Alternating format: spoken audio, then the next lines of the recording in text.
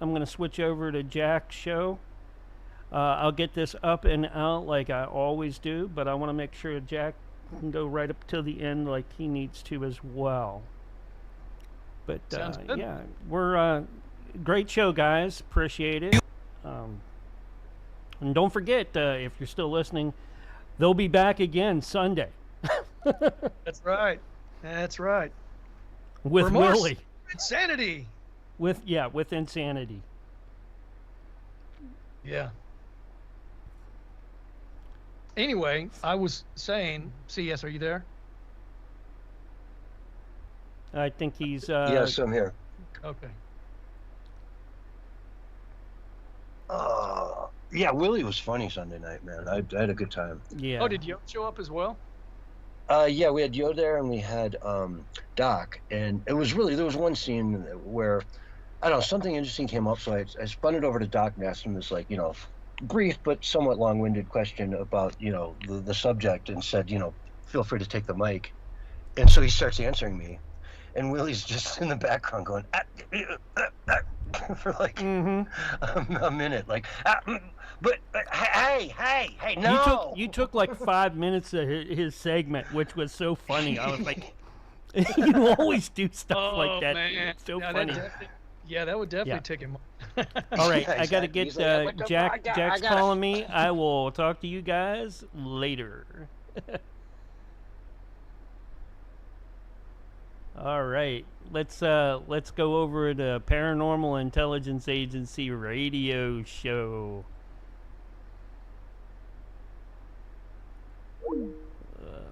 Let me try calling them up. Uh-oh.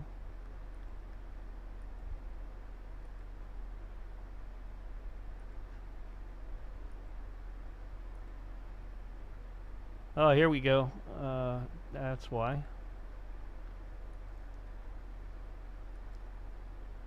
Let me get Jack up and rolling.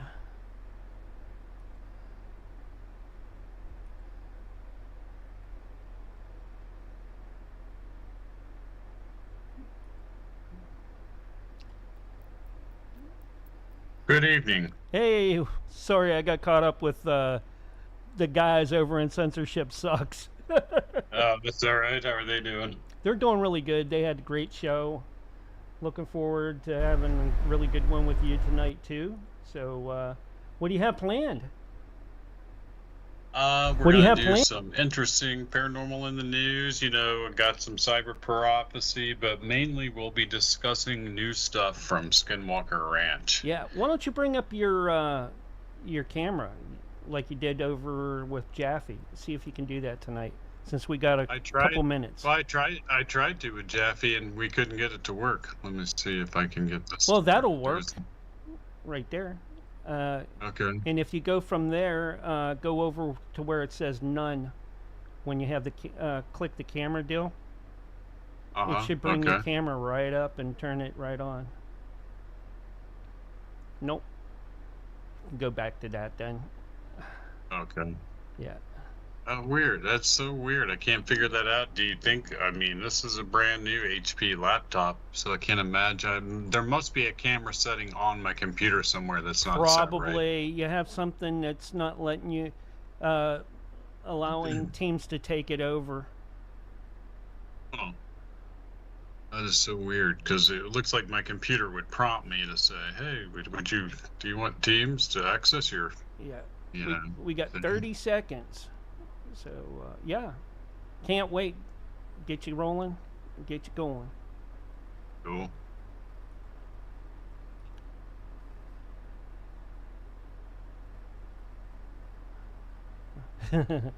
Look out, How's your cats, dogs, weekend? and kids. Here it comes. 5, 4, 3, 2, 1. Had a great weekend. And you're live and on the radio side right now, Jack.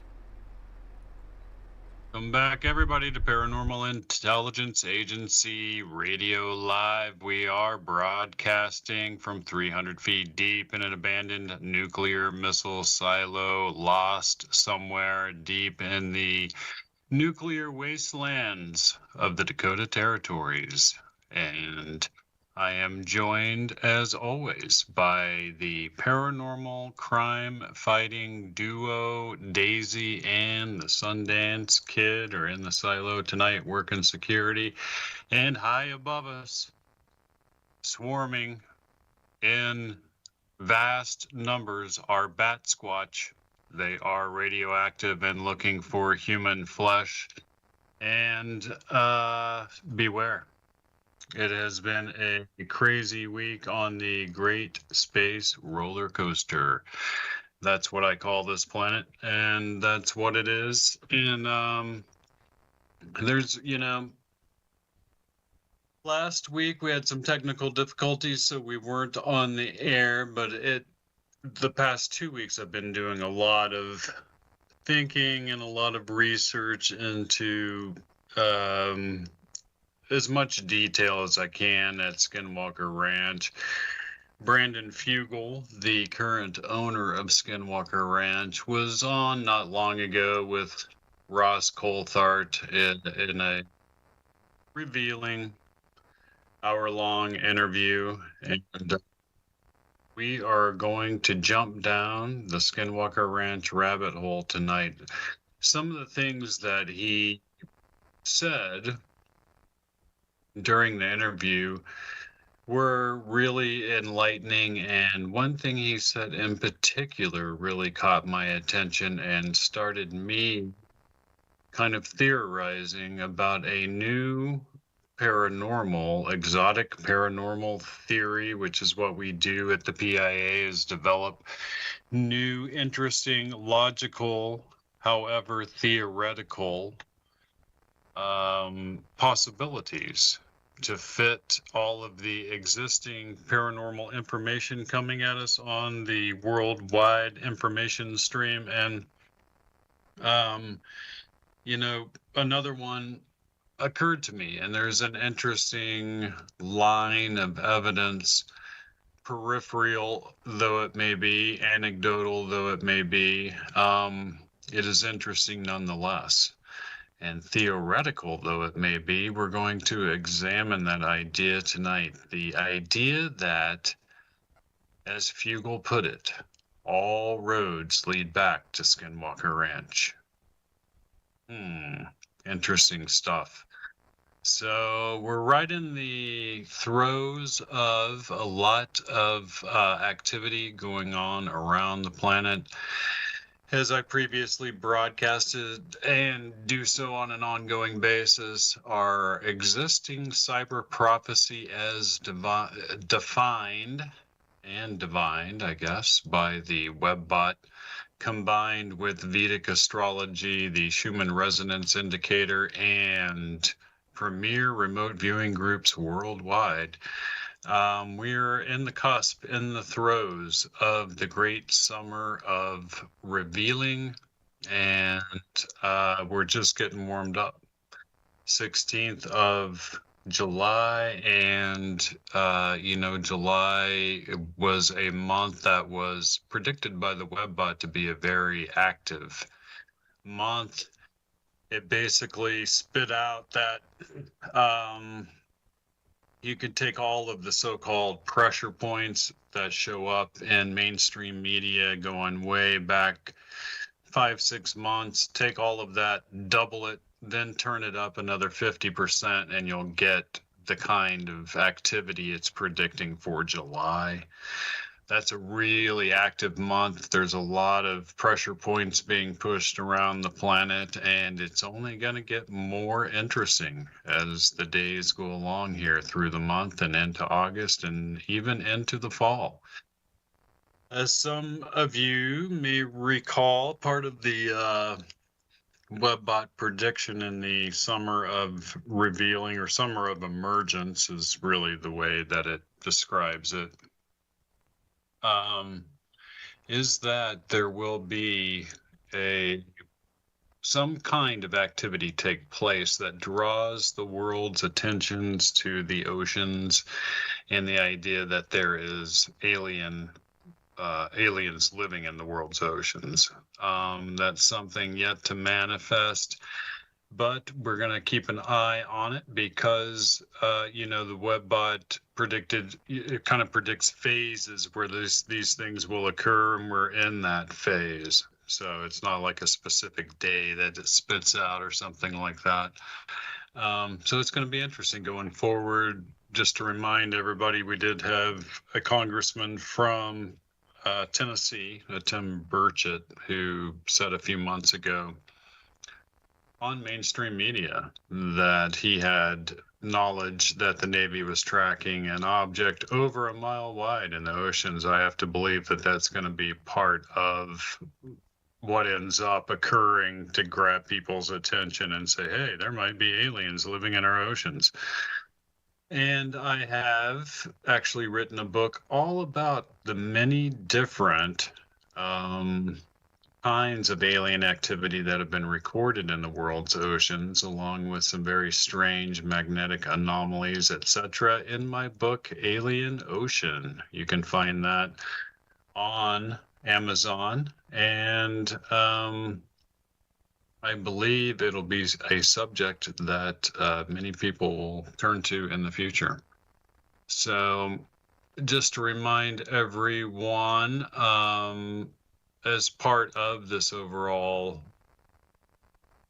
cyber prophecy that's sort of unfolding right now, this is all unfolding in a planetary periodically we go through this cycle. It's called the Kali Yuga, that goes way back into ancient knowledge and ancient mystery schools and their knowledge of how to actually measure mechanical movements in such a way that they can predict what types of cycles will take place here on this planet.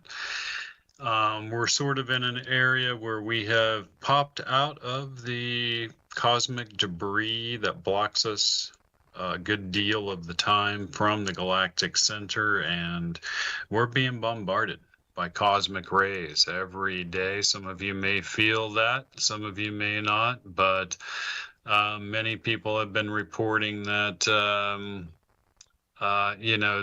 they're going through periods of like hyperactivity where they're getting massive amounts of things done in very short, what they would consider otherwise to be very short periods of time, followed by very strange periods of total tiredness, total lethargy, where you just basically crash for an hour or 2 hours, you get back up and you're like re-energized again, and you go through the cycle again and again. Many people are experiencing that, and that's part of this decoupling that we are said to be going through with our whole idea of what time is, how time operates, and how we measure time. All of that's about to change radically if we are to listen to WebBot predictions. And there will come a day within your lifetime. That's what's interesting. When there are actual devices that sort of are able to predict when an event is about to manifest in your event stream, otherwise known as your life, and you sort of time all of your efforts and energies around the manifestation of that event. It's a very different way of thinking about time and how time works. It's like it predicts that devices will be invented that detect so-called qualia. Qualia is, let's make it easy and call it unfolding probability. And as that unfolding probability begins to take shape and begins to merge into patterns, it can detect that. That's an easy way to describe the technology that's going to come out in the future as sci-fi world emerges, and it will emerge with the decoupling of secrecy from all of this recovered alien technology that we have recovered. And, all of this ties together in tonight's subject. It's a very,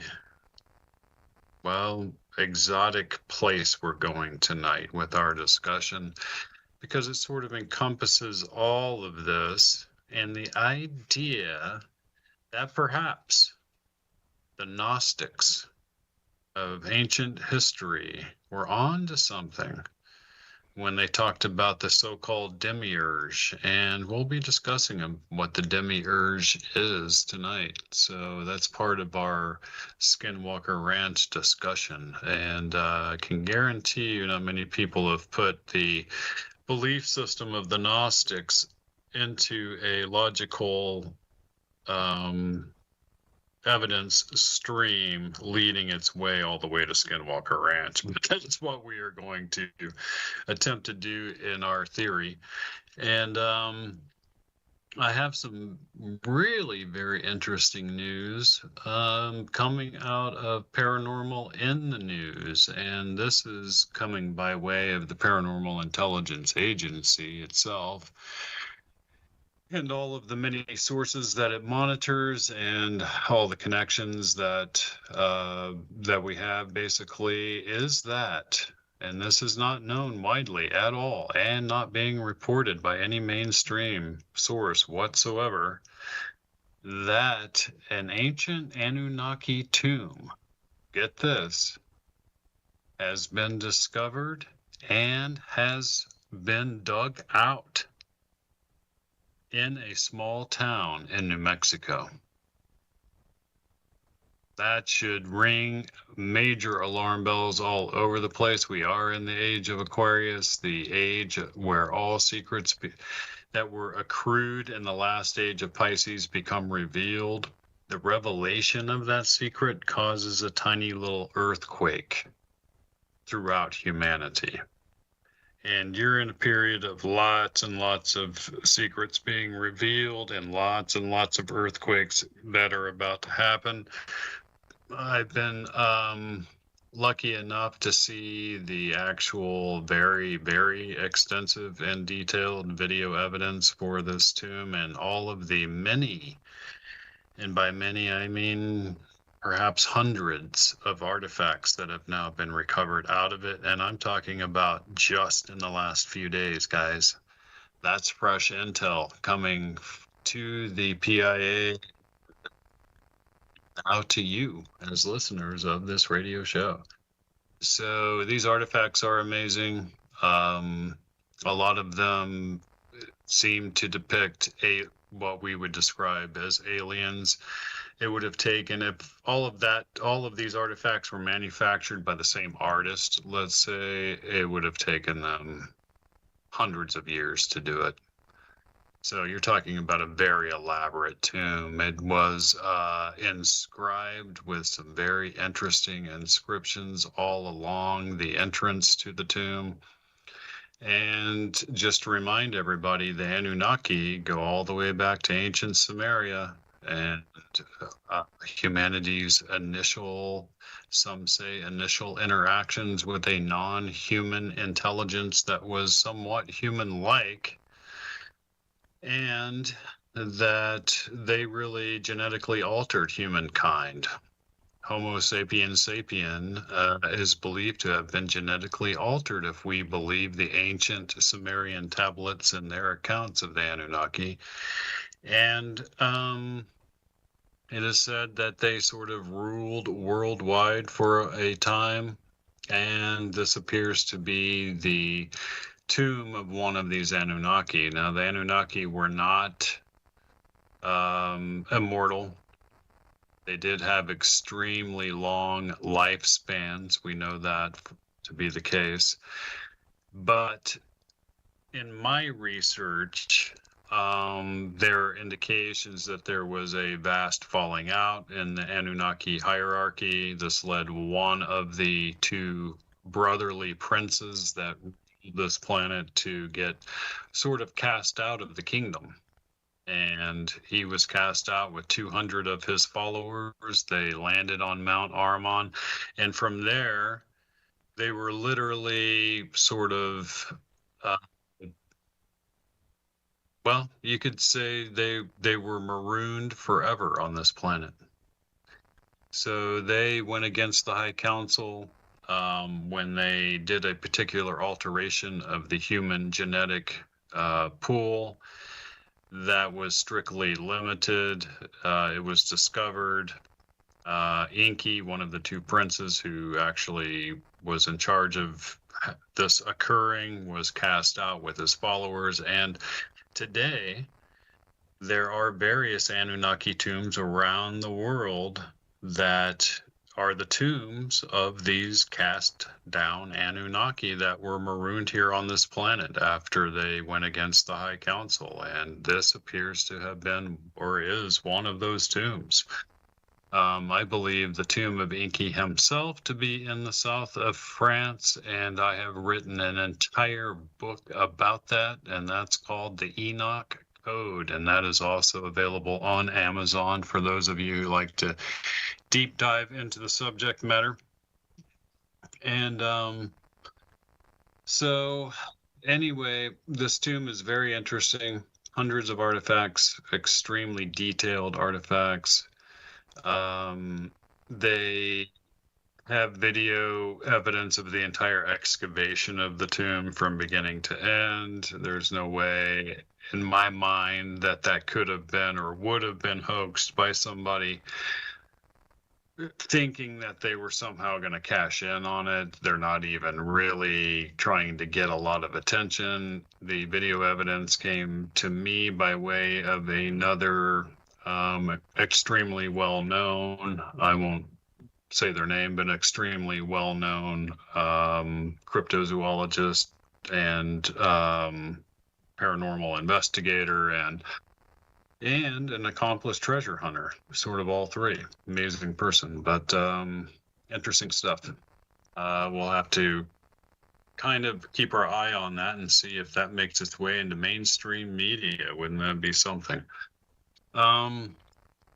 So, and tonight, in Cryptid Corner, I wanted to touch on, because it kind of touches on our main topic tonight, on the idea that cryptozoology, in a lot of ways and in a lot of cases, ends up sort of straddling the line between paranormal and what appears to be just zoological. And this very thing happened to me on a case I was undertaking with the late great J.C. Johnson. And all these many years later, after the writing of the Skinwalkers at the Pentagon by Dr. Colm Kelleher, George Knapp, the journalist out of Las Vegas,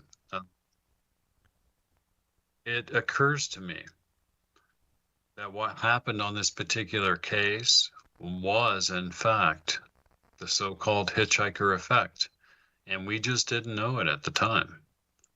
I think that's fascinating, because this occurred way before they wrote about the hitchhiker effect and how they were studying it, and the Pentagon's OSAP, top secret, black budget OSAP program.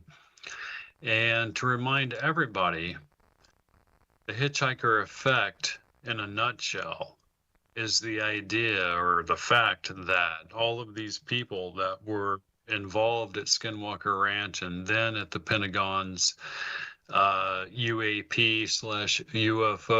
study in its various forms, from ARROW or ATIP to now ARROW, the OSAP program in between, all of them would study the UAP phenomenon in the daytime and go home at night to experience a wide array of what we would describe as completely unrelated types of paranormal phenomenon. In other words, these people will go home and there's poltergeist activity, there's cryptid animal activity, there's objects manifesting out of thin air and then bloop, going right back out of the matrix again. There's shadow entities walking across their rooms. There's disincarnate voices. There are light orbs that apparently emit an ionizing radiation that causes exotic forms of cancer. And we're going to get into that tonight because that's a big part of all of this is the overall health effects that are now being studied by the Pentagon on human subjects who have experienced these very things. So the hitchhiker effect basically somehow attached itself to these people, went home with them, began to manifest itself in all these other kinds of paranormal activity, and then from there spread out like a virus, began to affect their spouses and then their children and then their neighbors and their neighbors' children and their neighbors' children's friends, right? Like concentric circles, like a virus. In fact, some of them even called it the paranormal virus. So a prime example coming from my case files is the fact that J.C. Johnson and I were on a case, and when this is known, was known worldwide after its occurrence in our publication of the case, as the ultra-terrestrial case, where we went to investigate what appears to have been, and this was an area where there were lots of so-called Yaetso sightings. These are Bigfoot sightings in the Navajo Nation. This was on reservation land, way out in the middle of nowhere, with people that didn't have very many means, and who experienced an extremely distressing event whereby they were in the family's hogan. This is a traditional hut structure that's 8-sided. It has a mud and grass roof. Typically, these mud and grass roofs crack over time, allowing like sunlight will bleed through it even onto the floor sometimes, that kind of a thing.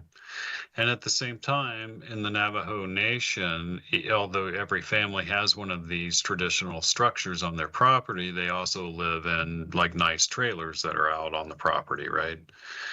But they were all assembled in the hogan one night. They hear gunfire way off in the distance that they describe as being machine gun fire, lots and lots of it. They get really quiet, and all of a sudden everything starts rumbling, and then the rumbling turns into little rays of light bleeding through the cracked mud hut roof onto the floor, and this was in pitch black nighttime.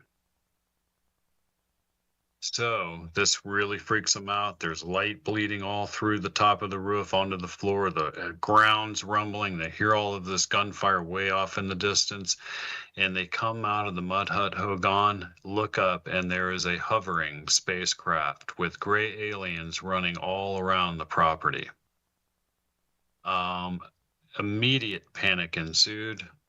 They ran to one of their trailers, barricaded themselves inside, and called the police department. They grabbed weapons that they had on scene. One of the family members, an uncle, who lived on the same property but in a separate trailer some 200 yards off, apparently ran into one of these gray aliens and strangled it to death. The couple that we interviewed described the sounds coming out of the creature as being truly horrific. These people were in shambles. It was a crazy case. The very next day, after us interviewing them, staking out the property overnight, we decided to take a trip out to the edge of the property to see where the machine gun fire may have been coming from. And way down a little side gravel road, we see a figure. And this is in the middle of reservation land out in nowhere, guys. We see a figure walking down the side of the road. And we get closer and closer, and I suddenly realize this is a girl. And she's wearing like one of those 1980s style, like jean dresses. And I can tell that she's walking, not on the road, but just off the road, 3 or 4 feet. And you're talking about New Mexico scrub brush, cactus, thorns, all of that kind of stuff. We pull up to her, ask her if she needs help. Her head was down. She looked right up at us, opened her eyes. They were completely black. And she said, I've got everything I need. And as soon as she did, a wave of energy hit all of us in the car, and we began to projectile vomit. We barely made it out of there, we feel like, with our lives. We look back, and that girl was following us down the road, and we actually had to call a Navajo holy man to come and bless us that night. J.C. Johnson never truly recovered from that episode. And we'll be back with our examination of Skinwalker Ranch right after our break. Great job, Jack. Man, that just brings back memories. You know. Yeah, crazy. I'll never forget that's that. Crazy stuff. Yeah, at the time we thought it was a BEK because it was the closest thing to anything anybody had ever reported was a black-eyed kid, but it threw us off that it wasn't a kid. You know, it was a older teenage girl. So, but yeah, we tore off down the road like 2 miles. You know, and JC and I are throwing up, and the Navajos were like, "Pull over, we got to get out and get some air." And we get out of the car, and we're, you know, bent over on my knees, gasping for air. And I look up down the road, and here, sure enough, is that girl walking right towards the car. Impossible speed. Impossible. So. Yeah, that was a crazy, crazy story. I remember when JC told it, let alone, you know, you came in later on. Well, that was a while back. But, Yep. Yeah. Crazy. Yeah.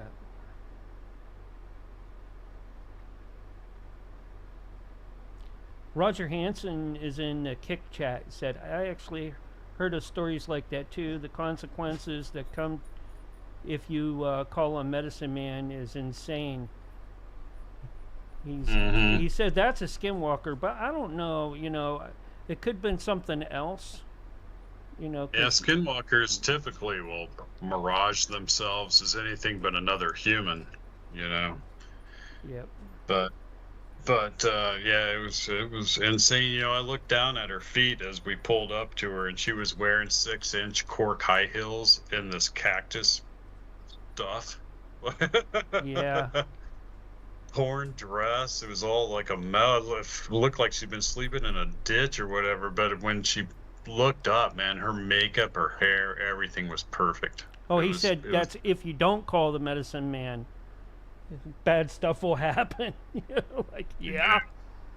Yeah. Oh no. By the time we went home, we both threw up a black liquid for over a week. Ew. It was so weak that I had to literally crawl from the bed to the bathroom. I thought I was gonna die.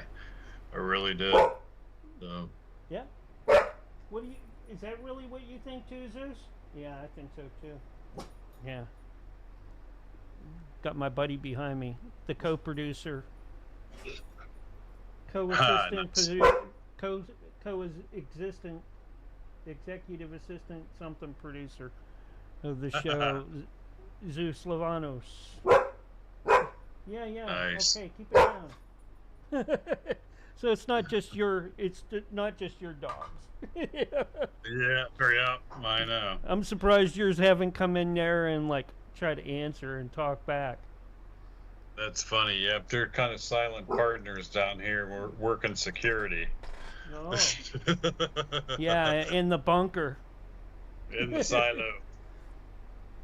I always wanted to buy one of those. You know that? An old missile silo. Yeah, there's a whole complex here in South Dakota that some billionaire dude bought, and there's like a couple hundred silos. And he bought them all and converted them all into the like really nice underground survival condos for millionaires. Well, I wanted to buy one and turn it into a radio station. Yeah, that'd be cool. Because, you know, it already has the helipad, and they have the tower set up so that you could put a big antenna or a microwave link up there to, you know, to broadcast out of. I think that would have been awesome. Yeah, that was way back cool. in the days. That was back when I was still in the service. I was looking at trying to do that. I'm like, when I was married to my first wife, and she goes, "No, I ain't living underground." I'm like, hey, I come from Pennsylvania, all right? I've been in coal mines, and the, I actually worked in coal mine for a little while as a kid. Well, not inside, but I've gone inside with my dad. My family owned mines when I was a kid.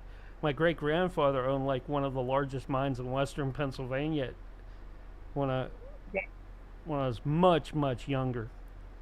Wow, that's fantastic. Yeah, That's cool. yeah. But that's a story in itself how he got the money to do that. Right, right. Yeah, that's a Bonnie and Clyde story. I'll tell you about it sometime. That's funny. It is My funny, grand- but it's my it's a grandfather true was story. Hey, you keep my it old- down. my grandfather was a bootlegger who became wanted by the feds and then changed his name to an alias. And I'm literally named after his alias, not his real name. Really? Yep. Yep. Okay, we're under 30 seconds now, Jack. Okay. And don't worry, when we come back on air, you won't hear Zeus. Wow, is he vocal tonight? Here's your countdown: 5, 4, 3, 2, 1, and you're live and on the radio side right now.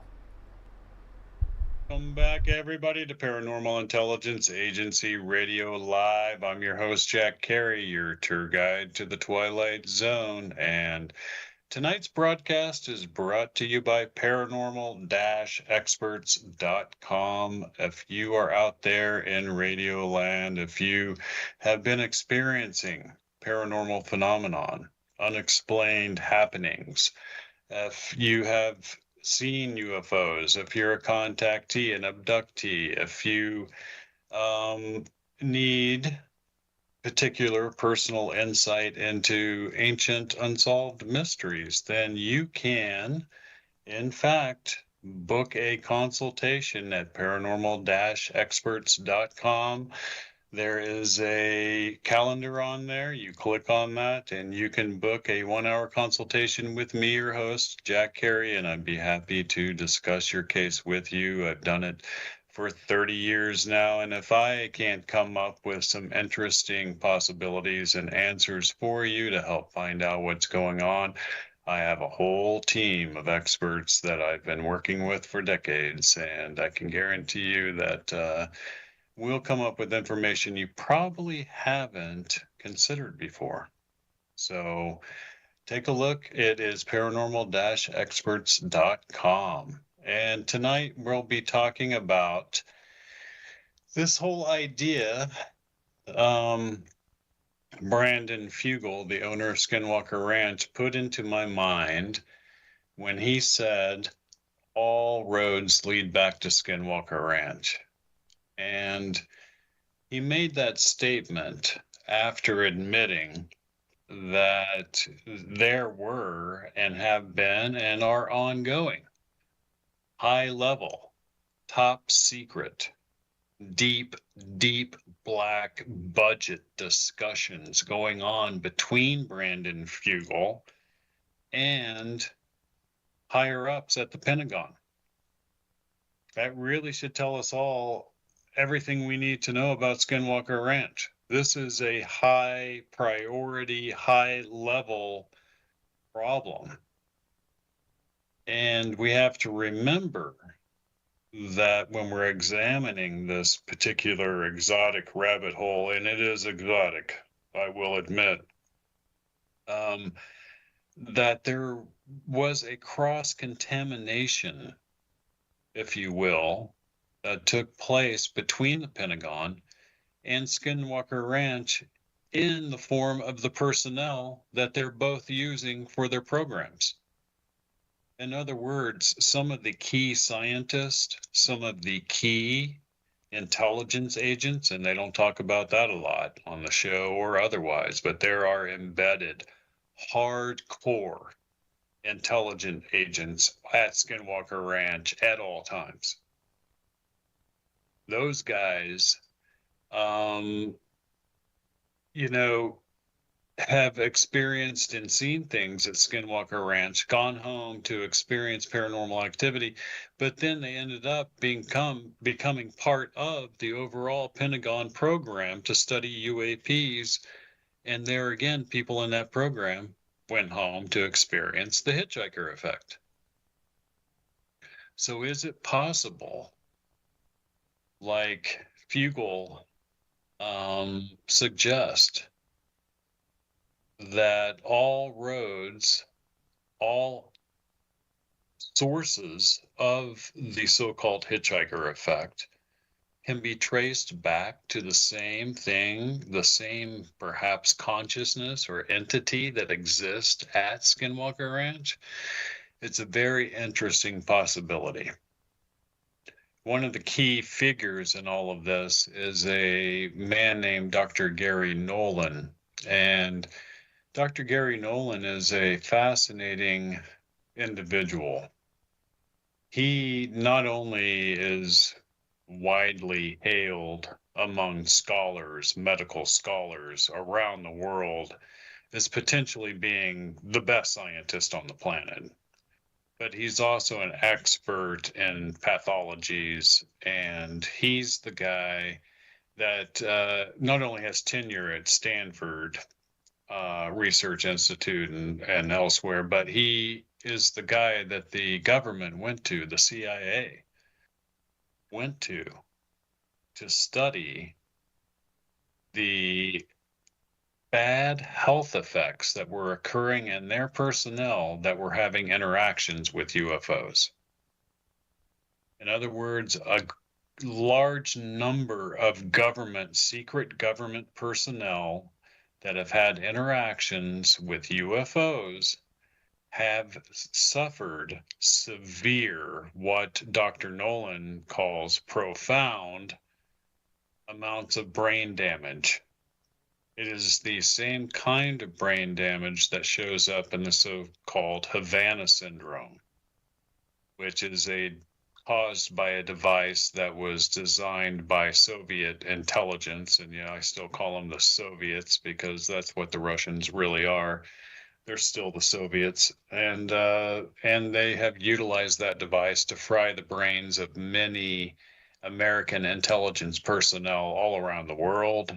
It is a major problem. And so that same kind of brain damage is occurring in people involved in these deep black budget Pentagon programs studying UFOs. And they get Dr. Nolan to study it, right? Well, Dr. Nolan is a pretty wide open guy. If you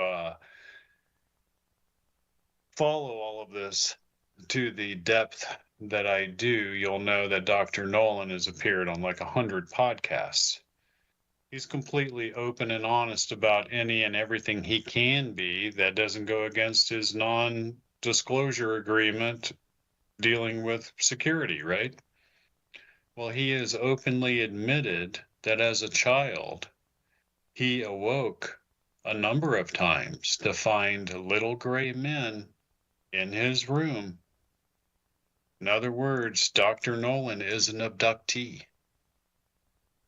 When he was a little boy and first got his very first paper route, he was delivering papers in the wintertime when it's still dark outside, early in the morning, and he had to go through this little forested area to get from one side of the neighborhood to the other. And he was traveling down this little forested area, and he began to see his shadow in front of him. And he looks up, and this huge spacecraft with a light on it slowly floats overhead. These are all experiences that he remembers completely in complete detail, right? My question is, what are the odds then that somebody who the phenomenon has embraced in that way ends up not only becoming one of the, or if not the top scientist on the planet, but the go-to guy to then study the ill health effects being caused on humans by the alien craft? You see what I'm getting at? Is that not in and of itself a type of social engineering taking place right in front of our eyes? And how does that fit with this idea of the hitchhiker effect? Because Dr. Nolan has a witness that he talks about often, a person that was sitting in a car full of family members, and it was one of those station wagons with the see-through top. And the family has a UFO event. A craft hovers, approaches the car from way down the road, then slowly floats over the top of the car. As it does, it causes all kinds of apotheum effects, like the radio station changing and the time on the clock changing spontaneously, things like that. Well, everybody in the car saw a huge craft fly over, except for one of the witnesses. And what one of the witnesses reported wasn't seeing a large craft at all. It reported seeing a tiny little orb. In other words, Dr. Nolan suspects, as he states, that the true phenomenon was this tiny little orb, and it was projecting the image of this large craft flying over. And that kind of leads us into what I wanted to discuss as far as Skinwalker Ranch goes, right? This idea, is it possible that at Skinwalker Ranch, existing within the substrata of the actual property itself, within the mesa, if you will, where they're drilling really as we speak, pulling up all kinds of weird magnetic rocks and metal and all kinds of stuff. But is it possible that an entity lives within the substrate of not only Skinwalker Ranch, but of the entire planet? An entity that the Gnostics once referred to as the so-called demiurge. And this is where I'll kind of explain really from a macro viewpoint this idea. The Gnostics, a religious group that lived in ancient history and who were eradicated by the Catholic Church. If you look up the Cathars and the Cathari and the Cathari massacre and all of that, you'll see what I'm talking about. But they held this belief that the earth was actually inhabited by a false god. And this false god was able to manipulate reality as we perceive it to be, right? It's the idea that imprisoned within the planetary structure is this consciousness that can control or alter our perception of reality. What are we seeing at Skinwalker Ranch? Potentially an entity that is conscious, that can take many different forms, that can disguise itself even as an alien orb, or an alien craft, or an alien being, or potentially even a dogman. What if I told you that the highest ranking intelligence agent at Skinwalker Ranch had a run-in with an entity, a non-corporal energy of some kind on Skinwalker Ranch in the presence of other intelligence agents? They all felt it, they all felt the energy, and then an overwhelming fear just poured over them, right? Instantaneous as this was occurring. Over 1,000 miles away in Langley, Virginia, not far outside of CIA headquarters, a housewife who is the wife of the intelligence agent, who, by the way, goes by the codename Axelrod, goes to the kitchen to pour herself a glass of water at approximately 3 a.m. in the morning, the same time this is going on at Skinwalker Ranch. She doesn't know what her husband's going through or what he's experiencing. Nothing, right? She looks out the window And directly across the property, standing right next to a tree and staring at her, is an upright, 8-foot-tall, canine-headed creature that the rest of us in paranormal land would call a dogman. Piercing, glowing eyes, staring right at her. She thinks she's going out of her mind. She goes back to bed petrified, but doesn't say anything. This was on a Wednesday night. The following Saturday morning, 2 teenagers that are Axelrod's kids are in the game room of the home. Mid-morning, 10 a.m., they notice movement at the window. They look over, and here is that dogman creature staring in at them. You would think the natural indication would be to run out of the room, but no, they ran towards the window because they were so shocked by what they were seeing. The creature bolted off, and as it bolted off, their testimony is that they saw leaves being kicked up underneath its feet.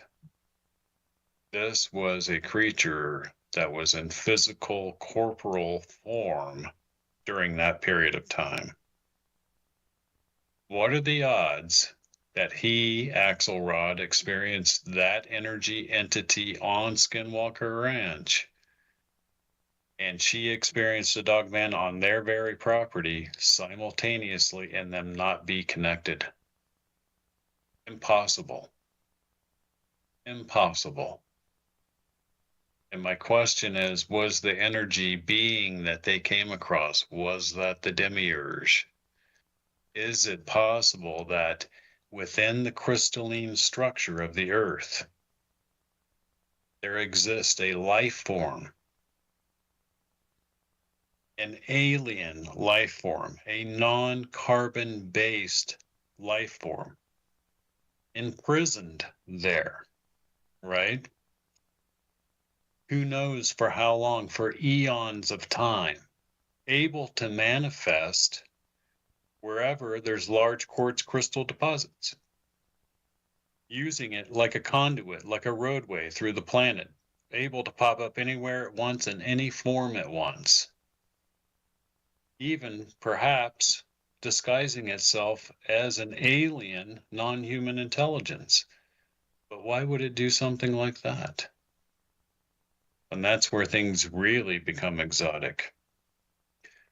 Let's entertain the notion that that's true, that there is an entity. It's intelligent, it's conscious, and it's evil, and it's living within the substrata of our planet in the quartz crystal deposits. It's able to manifest at will in any form it wants to, in any paranormal activity within given geographic areas. That matches what we're seeing around the planet, strangely enough. And let's entertain the notion that this was an entity that was somehow imprisoned on this planet a very, very long time ago. Now look at things like what it did with Dr. Gary Nolan. Let's say that it was pretending to be the little gray men and all of that during Nolan's childhood, slowly developing him over time into a scientist that was going to do what?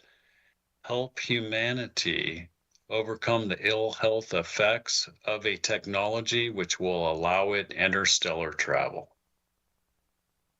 Could it be, as strange as it sounds, as exotic as it sounds, and these rabbit holes are like that, that what we're seeing is a alien intelligence that is somehow living within the quartz crystal substrata, imprisoned there, but is now and has for eons been slowly using this ability it has to sort of mold humanity into a star traveling species for it to come along.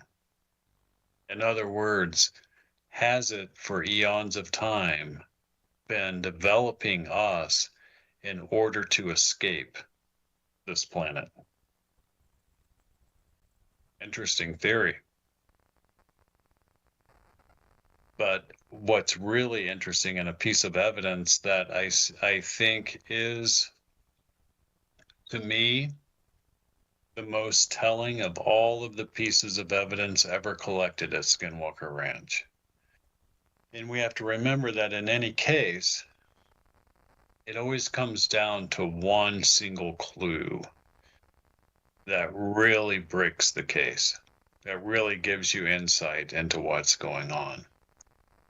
Well, a little known fact is that, well, everybody knows Skinwalker Ranch is literally riddled with security cameras. They are everywhere, right? This includes their so-called computer lab. There are security cameras in that room, and they have them in every room and every structure on the ranch because paranormal activity occurs all over the place. A wide array of it, same kind, poltergeist type stuff, haunting type stuff, right? Well, one night, very late at night, the security cameras were rolling in that computer lab, and one of those computers begins to flicker. And it was turned off, but it begins to flicker, and the screen comes on, right? And slowly, two words begin to form onto the screen. And you look real close, and it gets real clear. And the message is, I live. Tell me that's not the ultimate clue at Skinwalker Ranch. That what we are dealing with is some sort of disincarnate alien intelligence. And I might add, this same disincarnate alien intelligence has seemingly been responsible for a number of cryptid animal encounters on that ranch, a number of UFO encounters on that ranch, a number of cattle mutilations on that ranch. The list goes on, and it all traces back to the same source. And that brings me to another very interesting point that Brandon Fugel laid on all of us, and that is the fact that they were recently investigating part of the ranch they don't normally go to, called Dry Gulch Creek, right? A number of times wolf-like creatures have been reported on the ranch. In fact, one of them grabbed a calf, tried to drag it through the bars of its, holding area, and they shot it repeatedly with high-powered weapons, only to see it unaffected, trot off. They traced it into the forest, and the prints just stopped in mid-stride, like the thing vanished into thin air. Well, what if I told you not long ago they were down in that creek on the ranch, and they recovered a full, real, fleshy, maggot-ridden body of a wolf-like creature that has now been examined by an on-site biologist that is there at all times and who has access to a full dire wolf body that was recovered in the ice. And what if I told you that it was a spot-on match? A species that went extinct 135,000 years ago was just found at Skinwalker Ranch. The jaw structure is identical. They did DNA testing, only 11% of it was identifiable. The rest of it came back completely unknown. That body is in their possession. It is completely inexplicable and goes against all laws of known science. When they asked wilderness experts, they told them there hadn't been a wolf in the Uinta Basin for 500 years. So on goes the saga of Skinwalker Ranch, and I ask this question: is it possible that Skinwalker Ranch is the home of what the Gnostics called the Demiurge? Only time will tell. And next week, join us Wednesday night, 7 p.m. Central. We will examine another crazy, exotic, paranormal theory of some kind. I'll see you guys then. Great job, Jack. Great job. Thank you. Yeah. So I'm working on getting Tom Dongo on the show. Tom Dongo was the principal investigator of Bradshaw Ranch outside of Sedona. Mm-hmm. And Sedona is another skinwalker. Cool. Identical happenings on that ranch. So, but I tell you, the crazy thing about that was that Dongo and Linda Bradshaw, the lady that owned that ranch, saw an orb form, Mm-hmm. and it got bigger and bigger and bigger, and all of a sudden, through the orb, off through the distance, they saw an entirely different landscape form. Like you could just walk off into another dimension. Wow. Yeah, crazy. I'm going to hang with you for just a minute or two more and then switch over to get Nancy up and rolling. Sounds so good. Are you coming over with us? I can for just a little bit. Yep. Yep, sounds good. All right, because I know that she has some stuff planned for tonight for disclosure. She's going to talk disclosure tonight. Oh, cool. All right. Very good, sir. All right, I'll see you over there then. All right. Let me find Teams and bring that up. All right. Yeah, we should be good now. All right, I'll see you over there. All right.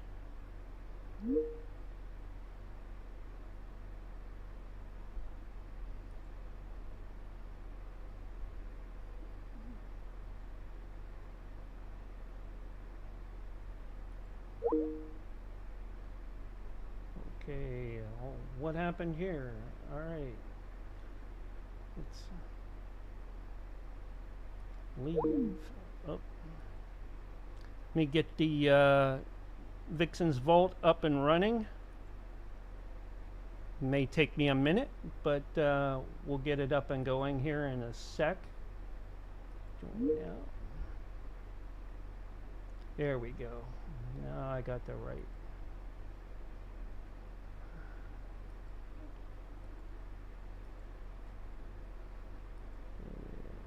Jack.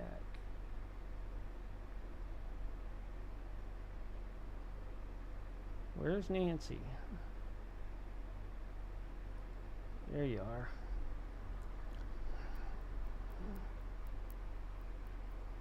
We'll get this up and rolling here in just a few seconds or minutes. Hey, Jack, are you there? Yep. All right. Waiting for the rest of the folks to join in.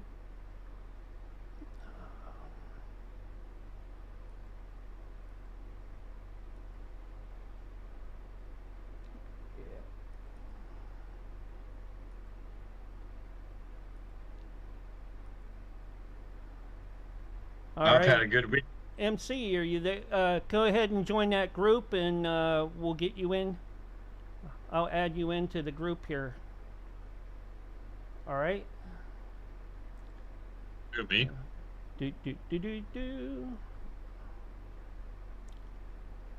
Don't know where Nancy's at. It's calling her.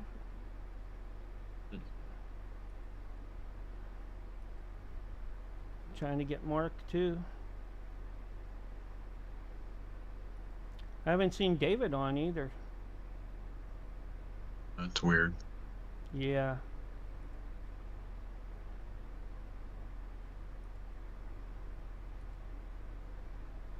Uh-oh.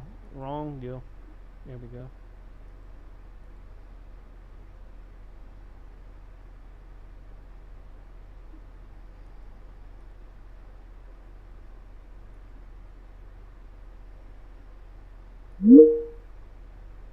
Let me go over, try to get MC in here with us too. I'm waiting for Nancy to come in. I don't know where Nancy, oh, there she is. And here comes Sonia.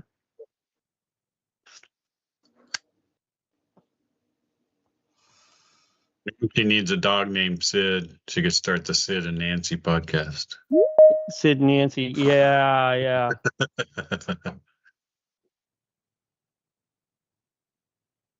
Hey, MC, how you doing? Hey, what's happening?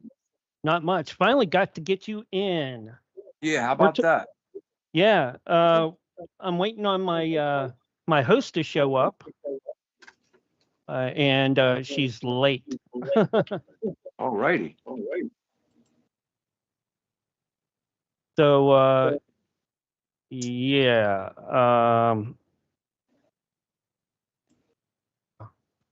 Well, let's just get the show started without her then, and I'll get her going. And let me slide that back in there.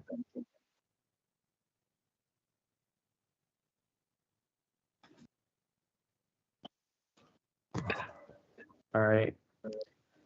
Now, we can't say F-bombs or anything like that in here. I'm going to bring us in, and I'll get us going.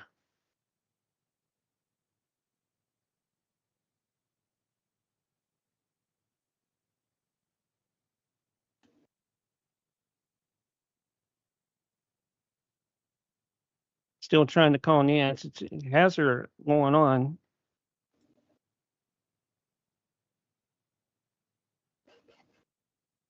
I'll get us going.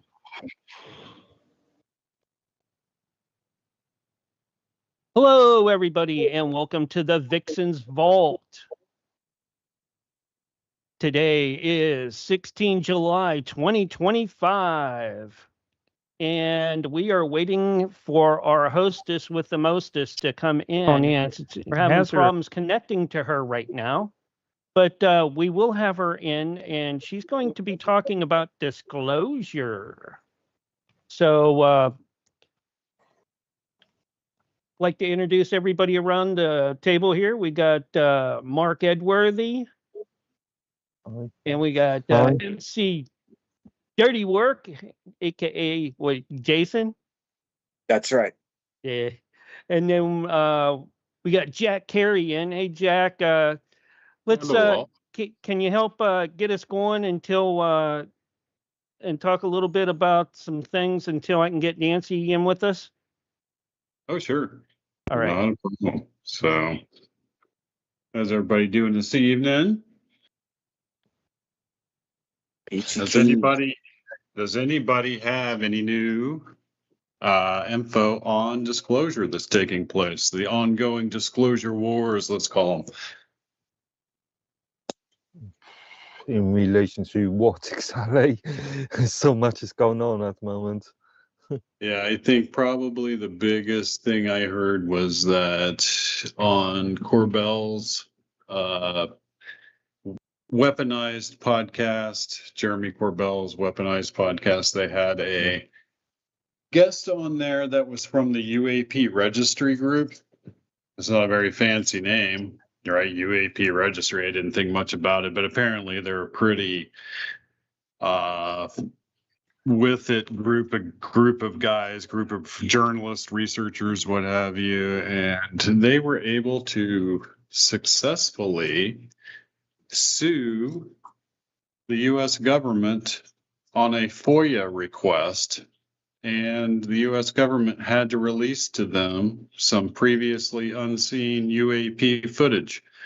That's a huge thing. It's the first time in history that somebody has ever successfully sued and gotten the government to say, sure, here's a UFO video. So just reading up who the UAP is. Unidentified anomalous phenomena organized registry. Yeah. So we're going to see a lot more public documents, or a lot more documentation coming out to the public in the next couple of months, presumably. Yeah, it's going to be interesting because we've had 2 Wall Street Journal articles and the New York Times article all claiming that it's all hogwash. all made up. Intelligence agents just fooled everybody for 80 years, and none of the mountains of evidence that ufologists have collected for 80 years amounts to anything. It's all just hocus pocus, and there's nothing to see here, and don't mind the man behind the curtain, that whole thing. And that might be their last effort, Okay. Who knows? Maybe. But what do you think? What do you think changes will come if the public ever actually accepts the idea that there really are under the control of a non-human intelligence? I have got a very good movie on my Minds account. Dates back to the 1950s. I can't remember. I think it's Red. No. Was it that? I can't remember what it's called, but it's all about the world finding proof of aliens, and a question about what is mankind's role in the world, religions and various other aspects, all during the time of the Cold War. I'm just trying to find the name of it. I can't. But yeah, people. Well, you love people panic. You'll people question their religious views. So who knows?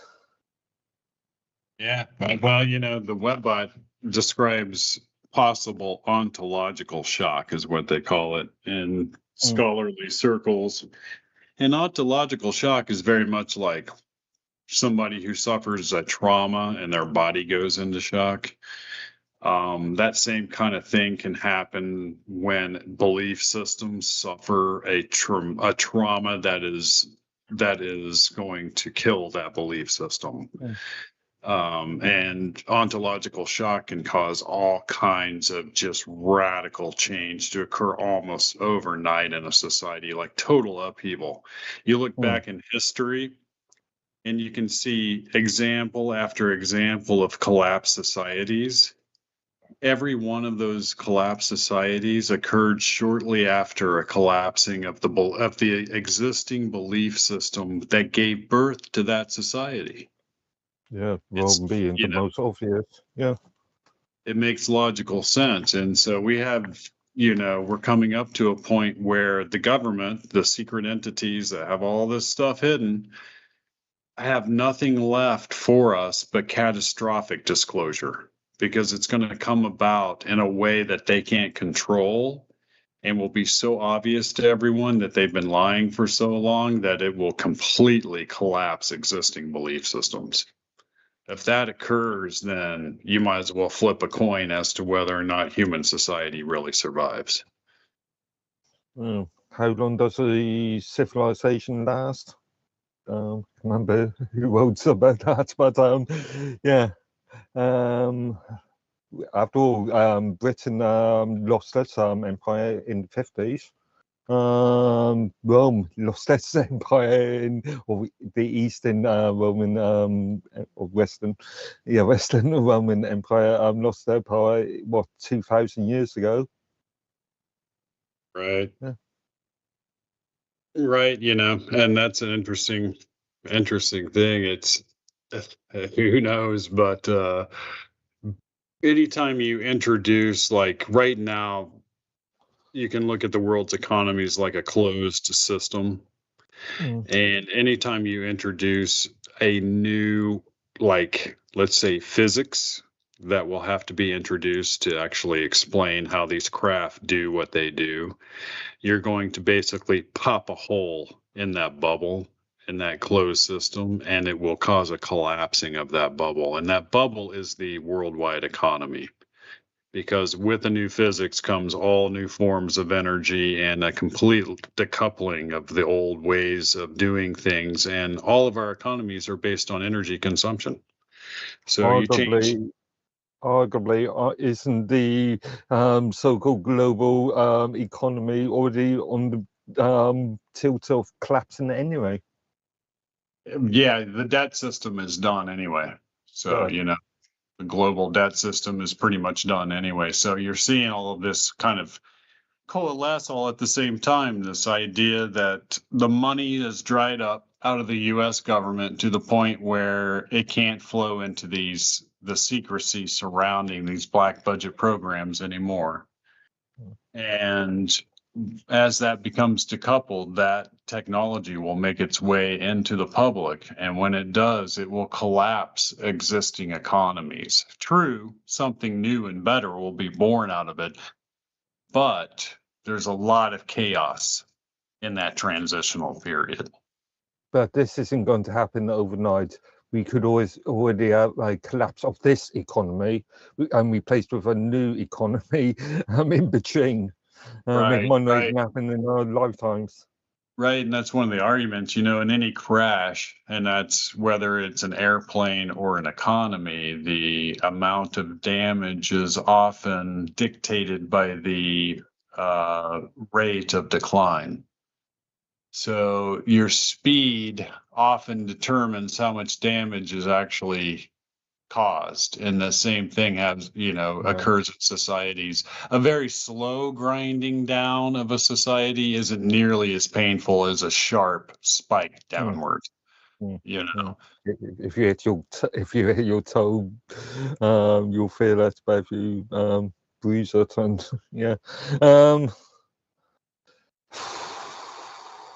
I don't know.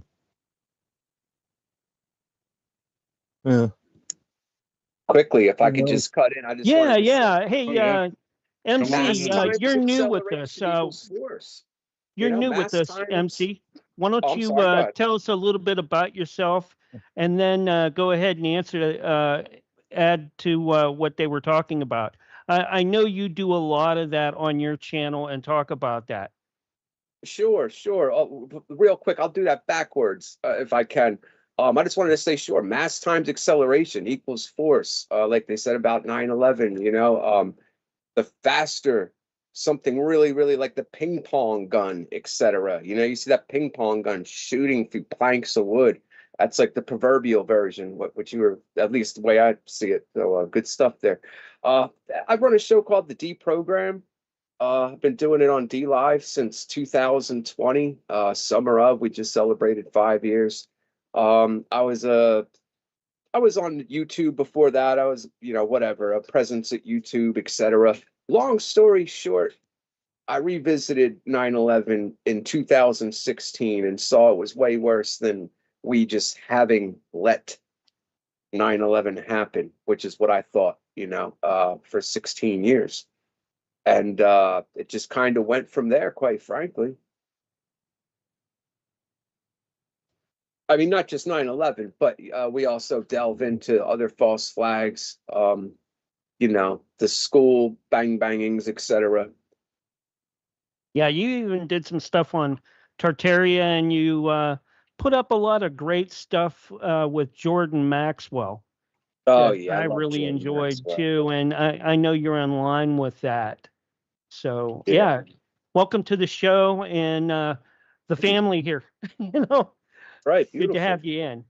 Nice to meet you. Finally, I've been trying to get you in here for quite a while. I tell you what, this is my first panel, brother. I've I've been invited on a couple other panels, but they were more just talking, chatting, and I don't know, what I mean? That's cool, but not so much for me, But this made sense for me. Yeah. Now we're talking about a little bit about the economy part of all this.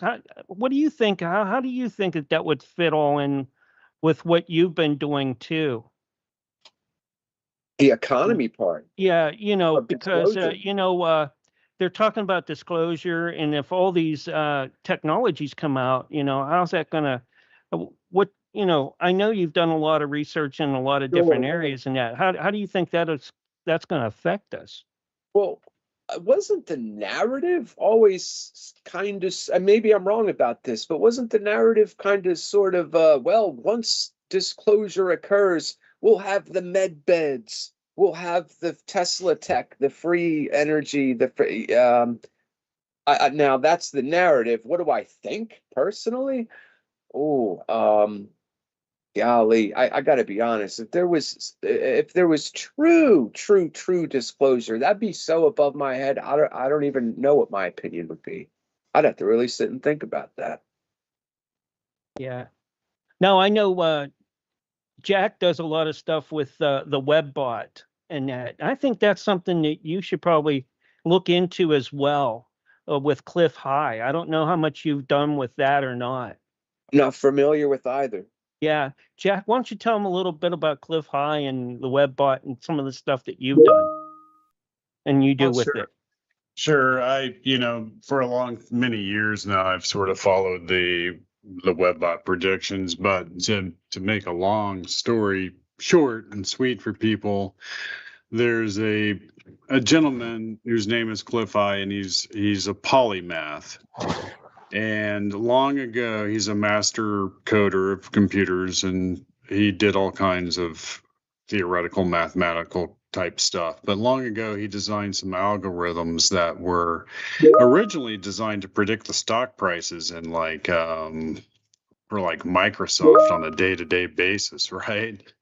And what they figured out using these algorithms was that worldwide, going on in conversations all around the world, right, there are certain words and indications that sort of point to events taking place that haven't occurred yet. In other words, their algorithms picked up that the human species was collectively psychic on a certain level, that psychic ability shows up in our speech patterns between each other subconsciously on a worldwide basis.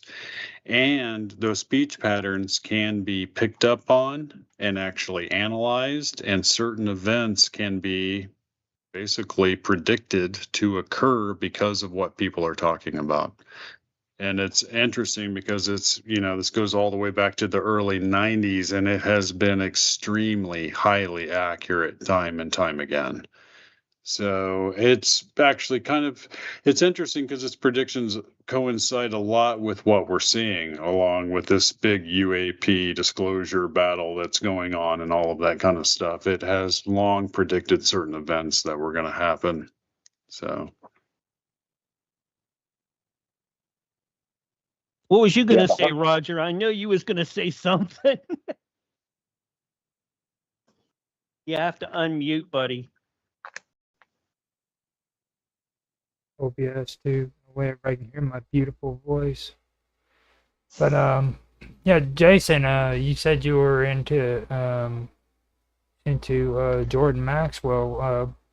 What's one of the most or what's the biggest aspect of him that you really enjoy the most? Oh my goodness. And this is really hard to say, but secret societies, his work on secret societies, I mean, it just goes back beyond, it goes back before it was cool, It goes back further than that. The man's been doing the work since 1959, since he was 19 years old.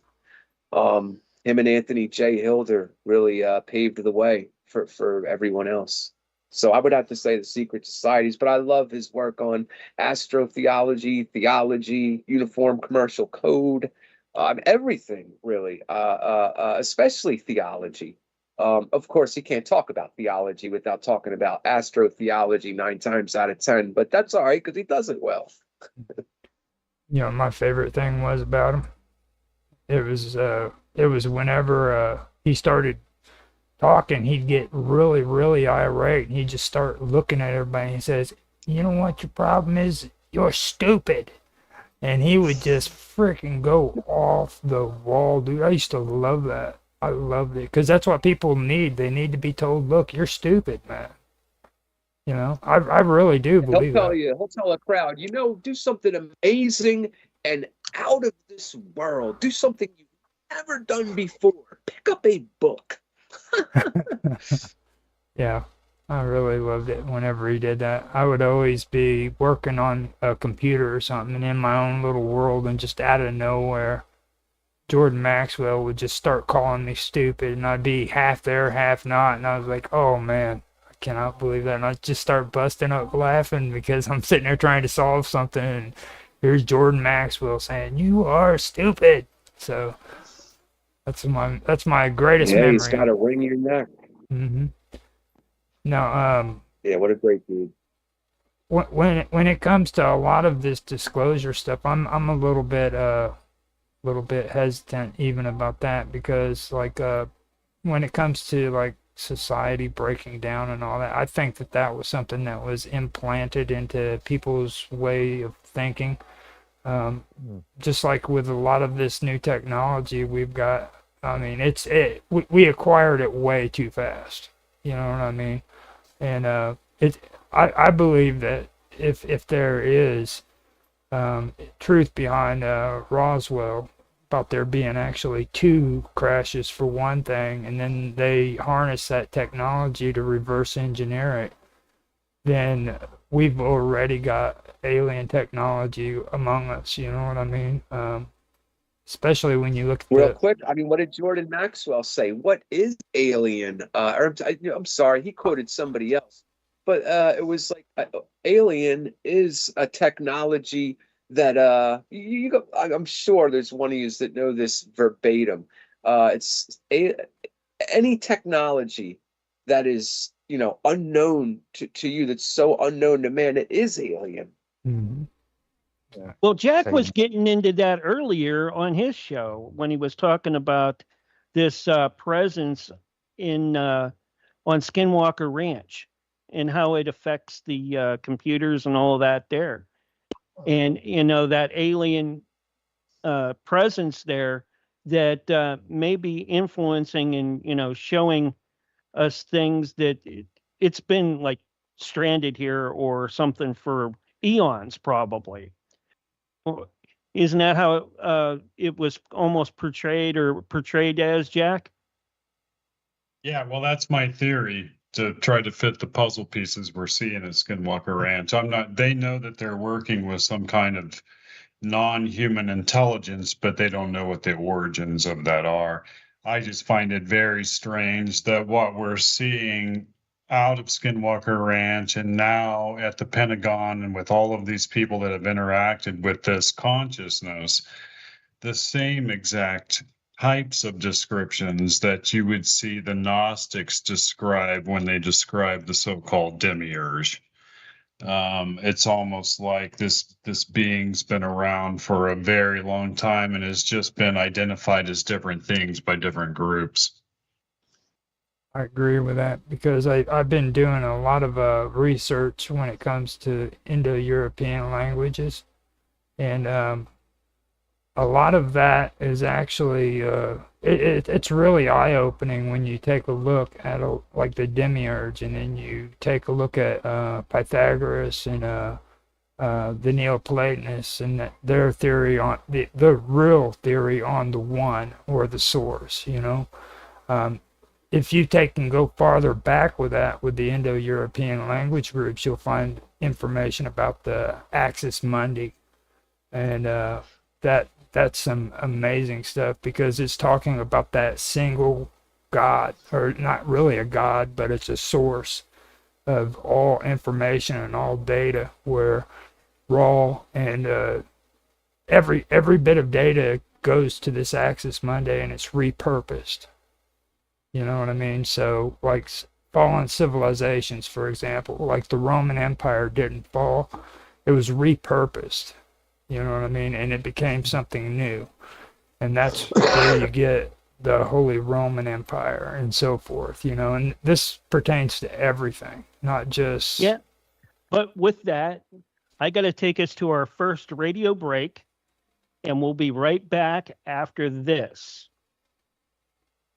All right, we're on radio break now. We can kind of relax. Sorry about breaking in there. I knew you were going to go down a It's big fine. rabbit hole there, It's Roger. fine. I think I've already Yeah. said that. I think that when we come back, let's try to connect some of that with like the Watchers and that were don't have or the Giants that don't have bodies and things like that. Oh, that's And easy. maybe they're connected with this too, Have as you part ever of the heard of the alien intelligence, part of the disclosure stuff. Have you ever heard of the Um, shiny ones? What's that? Have you ever heard of the shiny ones? The shiny ones. Yeah, Yeah, I've heard about that, but that's exactly. wasn't that like not where they were coming out of what was it? Sodom and Gomorrah?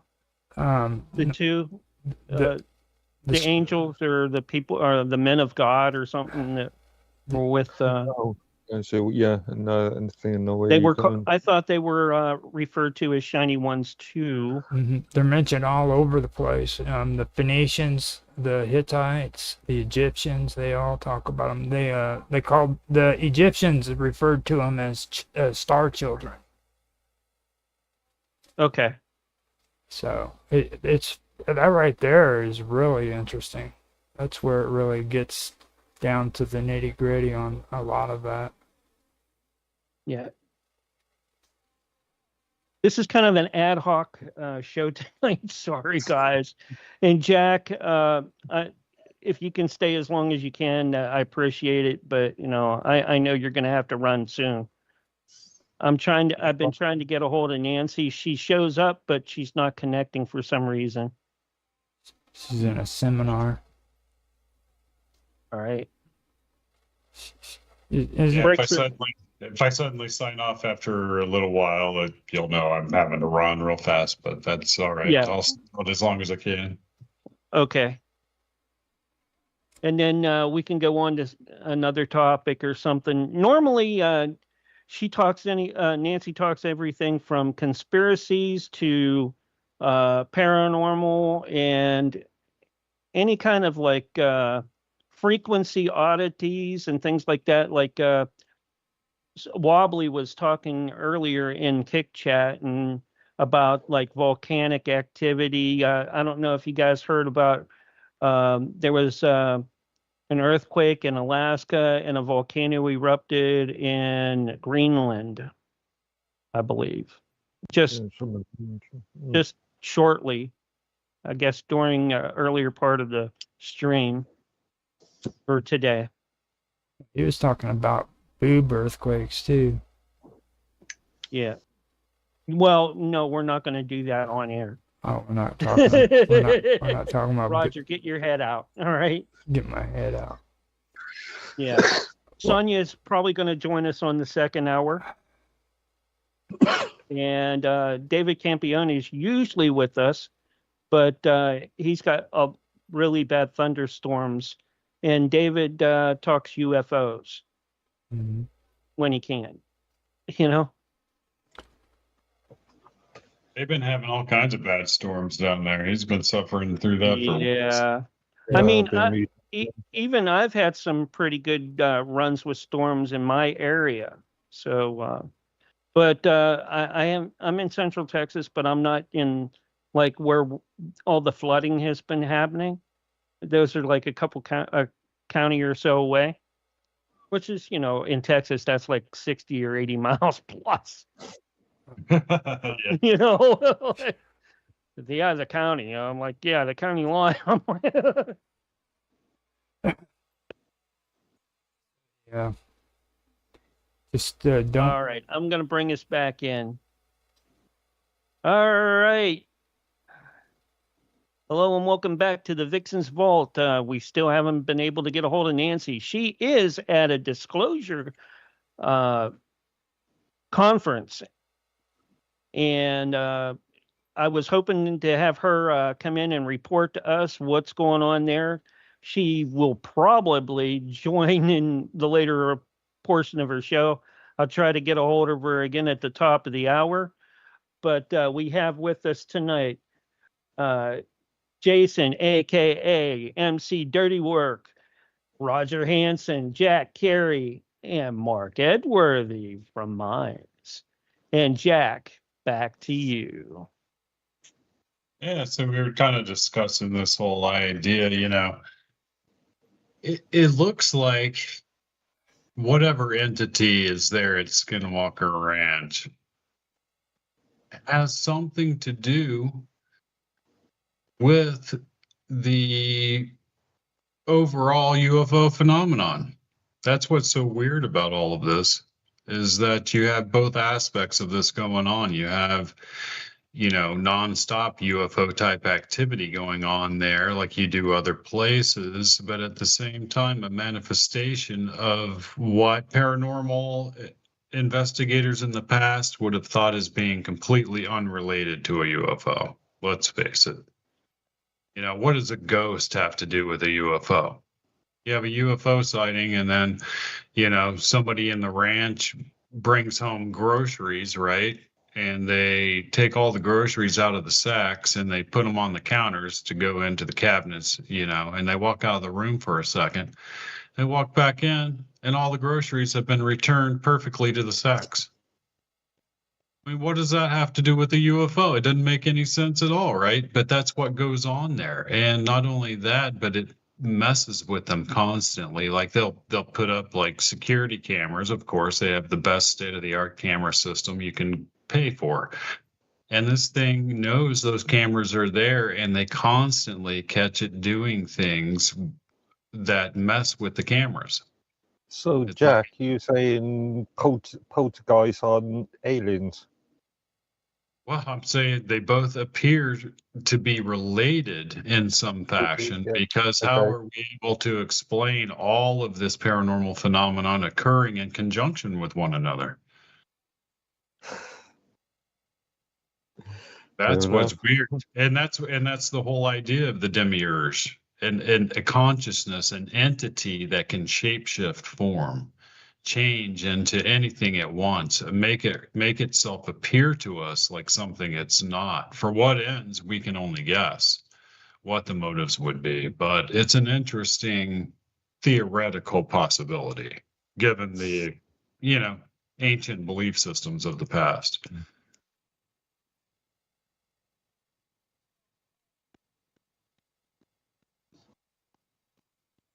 Yeah, that's something else, that because whatever has been connected with the past still has to do with this today, because everything goes in a cycle.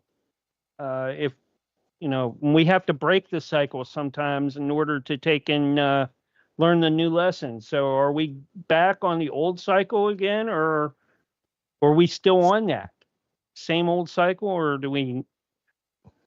is this Yeah. entity, you think, trying to push us out of that cycle Mm. for Well, its own means or whatever? yeah. And it's like with the demiurge, the whole thing about the Gnostics is when they talk about that, that's kind of what they're talking about. And when you relate it to stuff that's going on with at Skinwalker Ranch, I find it amazing that like this is like Jack says, it doesn't just extend to UFOs. It doesn't extend to just supernatural, paranormal, or normal. It's kind of a blending. They're even talking about other realities. You know what I mean? Where something's coming out of portals and falling onto the ground and things of that nature. There's amazing stories that come out of there, and I've yet heard any. Well, I remember back in the beginning they were talking about skinwalkers, kind of, but I've never heard a story that actually talks about skinwalkers when it comes to not skinwalkers. And I find that interesting as well. That's pretty good. I'm gonna use that one. Every but skinwalkers at Skinwalker Ranch. Mm-hmm. I mean, I've heard. Well, there's 3 ranches that are involved with this too. A lot of folks don't know. Skinwalker Ranch is just kind of like a pinnacle of it all. I guess it's where most of it happens, and I guess Jack had to ditch out, but I can't remember the names of all the ranches.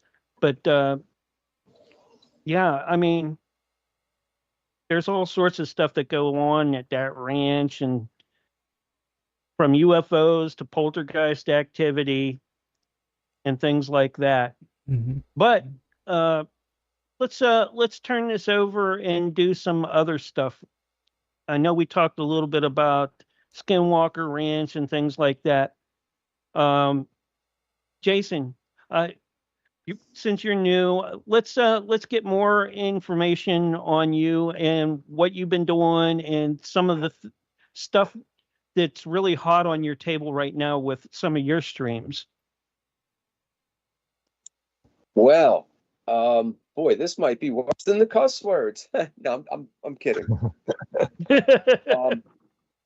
Let's see. Well, obviously, Palestine's been a huge thing in the news since October. I mean, a lot of people on either side didn't even know what a quote unquote Palestine was until the 7th of October, 2023. But because of, let's say possible involvement from another country on 9/11 that's not an Arab country, I started that became a big part of my studies or whatever in 2016, 2017, and 9/11 truth and the Palestinian people's plight became one and the same, if you will. So exposing both of them was number one, and number one like tied up, not even one and two, but together, like a duality, togetherness, whatever. So there's always that going on. Obviously, the Epstein stuff, my goodness. I mean, talk about the most in your face, just obviousness. And just, hey, we get a freebie here, wow. All I can say is anybody that's even know it takes weeks to turn into months, months turn into years. You're busy with the kids, the dog, the wife. We talked about this all the time. How it was designed to keep you on that wheel so you don't find out what's going on. I was in a real bad accident in 2010 where I was hit on a bike on the boulevard in Philadelphia. And I mean, I was life flighted. I almost died. And that left me not working for a long time, you see, in my 30s. And that gave me a lot of extra time to find stuff like this out. And there's just not enough. I mean, like somebody was saying on the panel, we got a lot of technology real quick. And yeah, I totally agree with that. It's to the point where we almost have to do a text message to set up an appointment for ear time with a loved one. I mean, I just find that rough. That's just not good, I don't think. But on the other hand, 20 years ago, this computer over here, what was barely a thing. And now we carry them in our pockets for $100 each. So as exposing them has sped up their nastiness and level of scumbaggery has sped up. And quite frankly, it's almost impossible, not hard, it's almost impossible to wrap your head around if if you have to deal with 40 hours of work a week and your wife and your kids and everything else. Yeah, we always say, a lot of us here say that the government and there's individuals and groups that have technology that are 50 to 100 years ahead of all of us. All right. But why can't we at least get, just catch us up at least another 15 or 20, You mean like give it to us, basically? Hook us up. I mean, it's there. I mean, what's it doing but becoming more and more if you go 100 years plus with technology and stuff like that, you know, who's to say, some of that stuff could even, look like magic to like people like us today, but even if, you know, anti-grav, come on. We know that anti-grav has been around for probably eons. There's been a few people that's known about, how to do it, Otherwise, look, Coral Castle could have never been built, right? In Florida, Indeed. I yeah, tell you what, that and there's a whole lot of other places, that are just, just out of place for technology. The pyramids, for one, right? It's out of place for technology. That's in your face. Come on.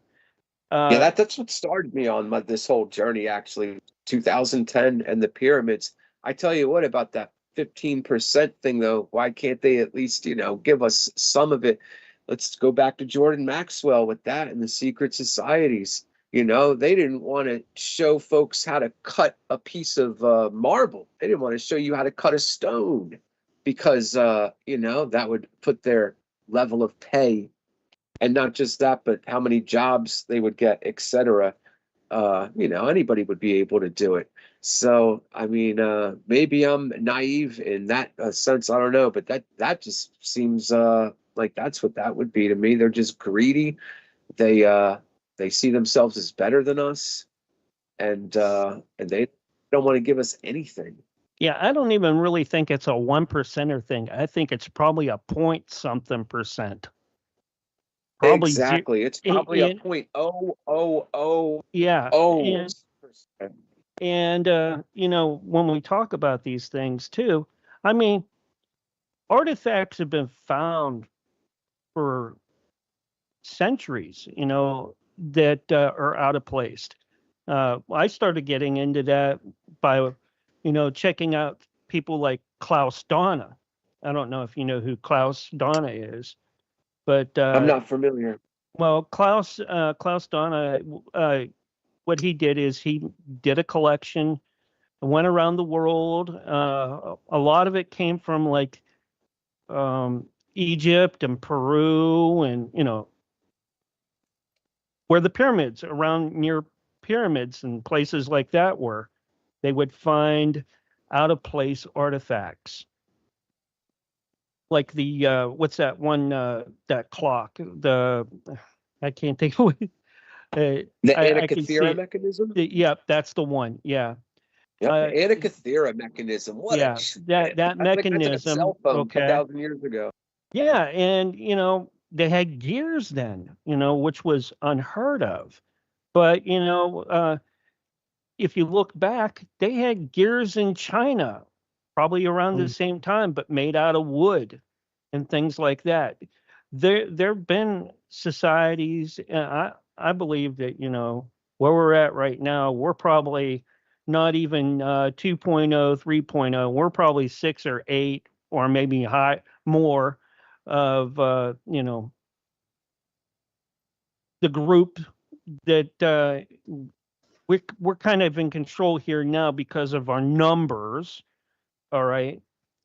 Not so much because of our intelligence, but I think at one time, and then if Jack was here, he'd probably tell you that has to do with the Kali Yuga. When you go up in the Kali Yuga, you get beamed with this cosmic energy, and you go through golden ages, and you get this intelligence, enlightenment, and that from the core of the universe, and or the galaxy, I should say, and probably the universe as well, because everything's spinning, just like atoms spin in us, and everything, it's just like, it's all mechanical mechanism, if you look at it, whether it's biological or mechanical. But blame it all on yeah. beer. But another person I started to follow too, along with Jordan Maxwell, is Paul Wallace, because both Jordan and Paul get into like real deep discussions about words and usage of words and how words change over time. And I think that a lot of that is what has kept uh, humanity in a state of unconsciousness, or or it sets us back because we forget, and then we hear that word and then we use it as something different. Like Elohim can be one or many, but the true meaning was many. And even Jordan got into that. What do you have to say about it, Roger? I know you're big with words and definitions and things like that too. Well, I kind of was interested in a lot of what Dirty Work was talking about. You know what I mean? Because the thing that both of you were actually talking about it when it comes to society. Okay, when you talk about the government, everybody has this crazy idea like the government is your friend and they're going to pat you on the back and they're going to make you all happy and feel good and everything. But the truth of the matter is the government, religious structures, all of these basic symbols that everybody thinks are important are nothing but institutions that are designed to keep you ignorant.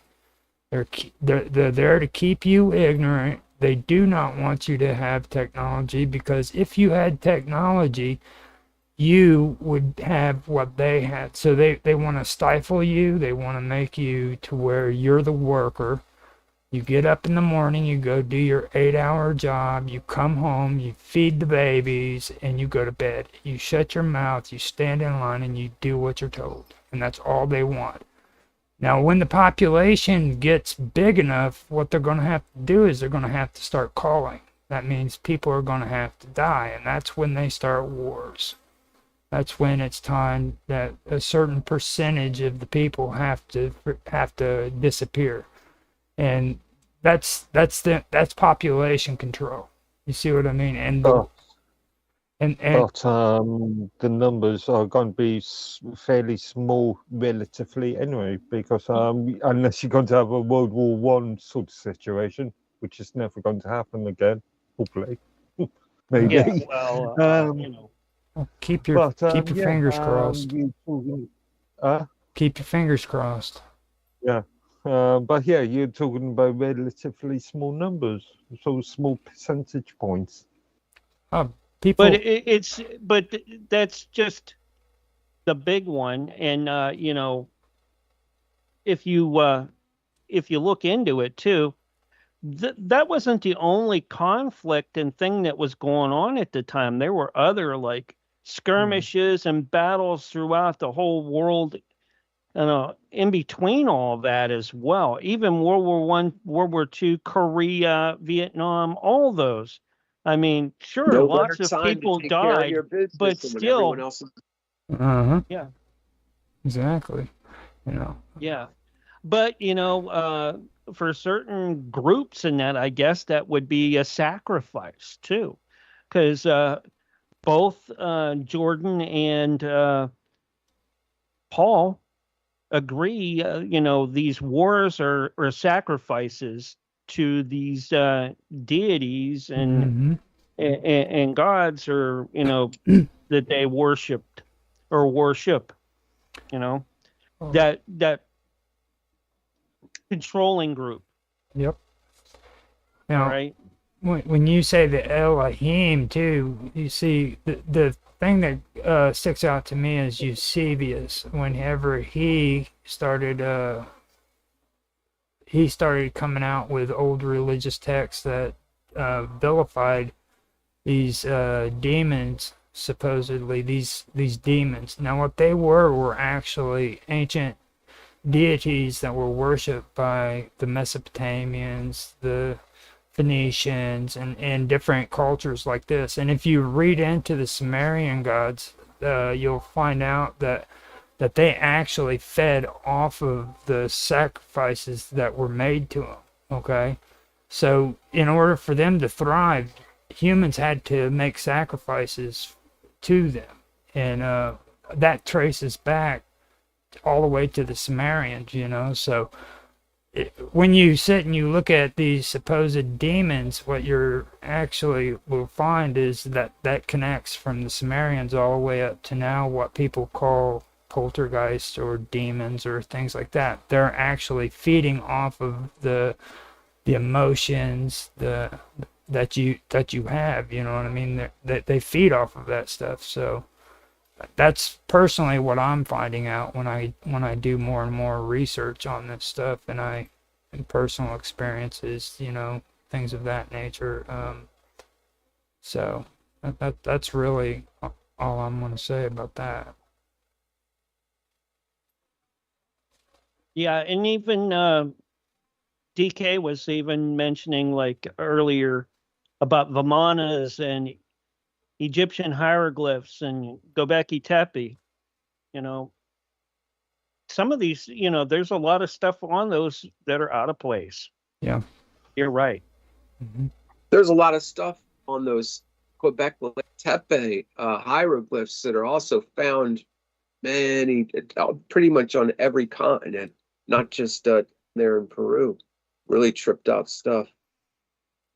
I know a researcher on YouTube that's from Romania, and he keeps talking about how the Turks are not allowing archaeologists from Romania into Göbekli Tepe because of political issues. And he point blank says that if you look at what's on there and you look at it from the ancient Urartu writings, which is Romanian in origin, you'll find out that it's not as much of a mystery as what they're making it out to be. Like, he point blank says that. Well, I think a lot of that has to do with a lot of these folks know that there's tunnels that will connect to every continent in this world. Some of them, may have collapsed over time with earthquakes and things like that. But, hey, we all know that, that there's a lot, even to this day, they're doing lots of stuff underground. And maybe once we come back from our midway break, we'll have Nancy back, and we can also, or we'll talk a little bit about that as well. So, but we got about a minute more before we need to take that break. Are we supposed to say flat Earth? No, no, that's the wrong show. Oh, okay. Sorry. I just heard that. But you know what? I'll take us to an early break. That's fine, and we'll just hang out here until this one ends and this meeting ends, and then I'll add everybody back into the new meeting that we're going to have coming up. All right. So everybody out there in Radio Land, stand by, and we'll be back right after this. All right. We're still going out on all the other platforms, just not on the radio side. Okay. We can talk freely now. Alrighty. Yeah. I don't know. How do you like it so far, Jason? You like I'm having a good time. Good. Mark Wozniak. I know that name from somewhere. Do we know each other? Maybe. You know what? No, not even. Or maybe, but I don't think so, man. Mark Wozniak. Yeah, I know I've heard your name before. Potashik. Yeah, that could be. That could be. Yeah, I've traveled all over, plus I drove truck for a while too, so you might know me from that. All right. Well, I know that Wozniak name. I know that name. Like I like from the conspiracy research game, whatever. Mm-hmm. I don't know. It rings such a bell. It's very. It's I don't know. Weird. Yeah. We got about a couple more minutes on this one, and then I'll switch us over to the next room so we don't go too short when we end. Well, I don't Yeah, know. they cut it at 45 minutes, right? No, James? they cut it right at 60. So Oh, I got you. yeah, Interesting. All right. yeah. And I'm gonna still try to get Nancy back in with us. I don't know. It No. this is a little different than we normally do. So right now it's pretty much a filler show, but I, Jack and I step up and help her out when she can. Sometimes she gets sick and we fill in for her, but we all help each other out, whether it's this show, other shows. And Nancy's filled in for many people for me in the past, my other hosts. So, things happen. No Dave or Good stuff. no Dave or Vicky. What? No Dave or Vicky. An old day for fishing. No Dave or Vicky. Oh. Not for me, but It's got fishing on the mind. yeah. All right, I'm gonna switch us over to the next room. Jason, I'll add you over there in just a sec once I take and get that one up. All right. Alrighty. And then once you're in, you'll be in with us from now on. All right. Sounds good. But It's got fishing on the mind. yeah. All right, I'm gonna switch us over to the next room. Jason, I'll add you over there in just a sec once I take and get that one up. All right. Alrighty. And then once you're in, you'll be in with us from now on. All right. Sounds good.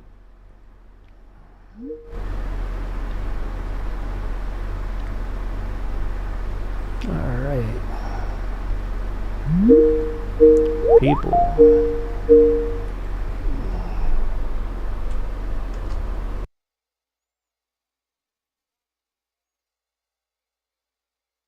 Some Quigley.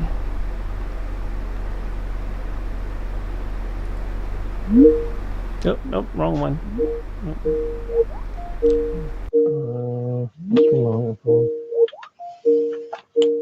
Uh-oh, I hear somebody's bell ringing. What's Jason's name again? Jason.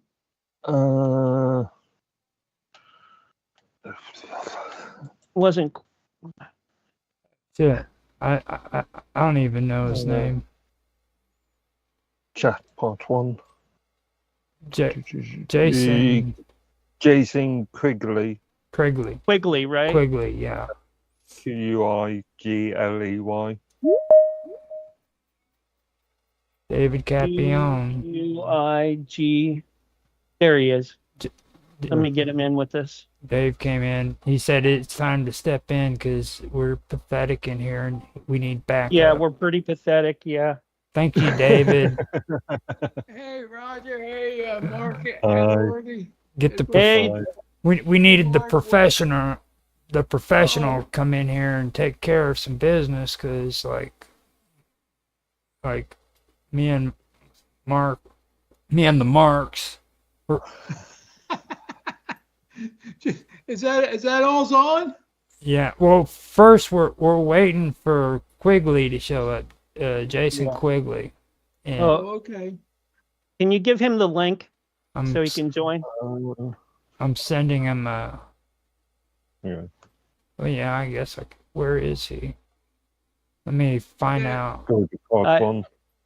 If I lose you guys, the storms have passed, I think, and my lights were flickering there on and off for about half hour. So I don't know what's going to happen. Okay. Yeah. How bad is it down there? No, it's not. It's not bad. We're just getting thunder and lightning storms, but it's going to the Gulf, and God knows what's going to happen to Louisiana, the Panhandle of Florida, and then Louisiana, and then also Alabama is going to get flooded. Hold on, let me give Jason the link. Yeah, they won't let me send a link. It doesn't have a share option on here. I've never. Usually they give you a share Yeah, option. I know. Oh, I got a share option up here. What's his name? Oh, you got him, Don't Mark? worry, I got it. Okay. Right.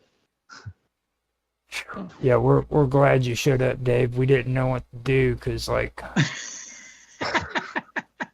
Yeah. Mark started talking about the economy and shit, and I was like, oh, I freaking. You mean we have an economy? I didn't know that. Well, you know that it's just going downhill when you start talking about the economy, man. That No, we were talking about economy plus aliens. well, There he is. Welcome back, Jason. you're talking about Alrighty. Finally got it. You can call me Mark. All right. Very good, Mark. there you go. We were I'm worried. doing pretty good. Jason, above is David Campione. Hey, he's our Jason. resident. He's our Nice to meet resident you. UFO guy, and also he's a Vietnam vet. Very Coast good. Guard? Thank you for your service. Yeah, and welcome. Mark Edworthy and Roger from before. Very good, Mark. So, what do you guys want to talk about when we come back? We got another hour to kill. Oh, God. Well, we already discussed the weather, so that's over with. Yeah. Oh, weather modification. Yeah, that's over with. Yeah. Oh, Mark, are you okay out there in the temple? Yeah, I am. The problems are a couple counties away from me. Good. Yeah. If all else fails, I'll bring in TK. Oh, He'll have something to say. Oh, don't do that. Don't do that. Freaking, it's a lot better than what last night was. That's all I gotta say, dude. I mentioned one thing, man, on there, and all of a sudden, freaking, they bring in Robert, and Robert starts talking the crazy stuff, man. The stuff that sends Mark Edworthy freaking over the top, dude. Yeah. Terms of service type stuff. Well, no. And claiming And, historical things yeah. that didn't happen. anyways, I'm gonna bring us back in. Okay. We can talk about the Epstein file. Here we go. We already did. And we are back with the Vixen's Vault. And I still can't get a hold of Nancy. So looks like Nancy is taking the night off to be at the conference tonight. She's at a disclosure conference. Yeah, that's what it with is. Brian in Sang's Florida. group? With Brian Singh Okay. and his group. I was hoping to hear from her. She was mentioning to me earlier today and yesterday that they were going to try to do some live stream? stuff stream from the conference, but that didn't happen. So we'll get a report from her probably next week. So we have with us tonight Jason Quigley, David Campione, Mark Edworthy, Roger Hansen. Yay, Roger. An all-star cast. And That Mark I- Wachowski. Yeah, that guy. Wachowski. Yeah. Yeah. I'm normally the producer, not a host. I gave that up about 5, 6, 7, maybe 8 years. No, about 7 years long ago. I time gave up ago. hosting. Yeah.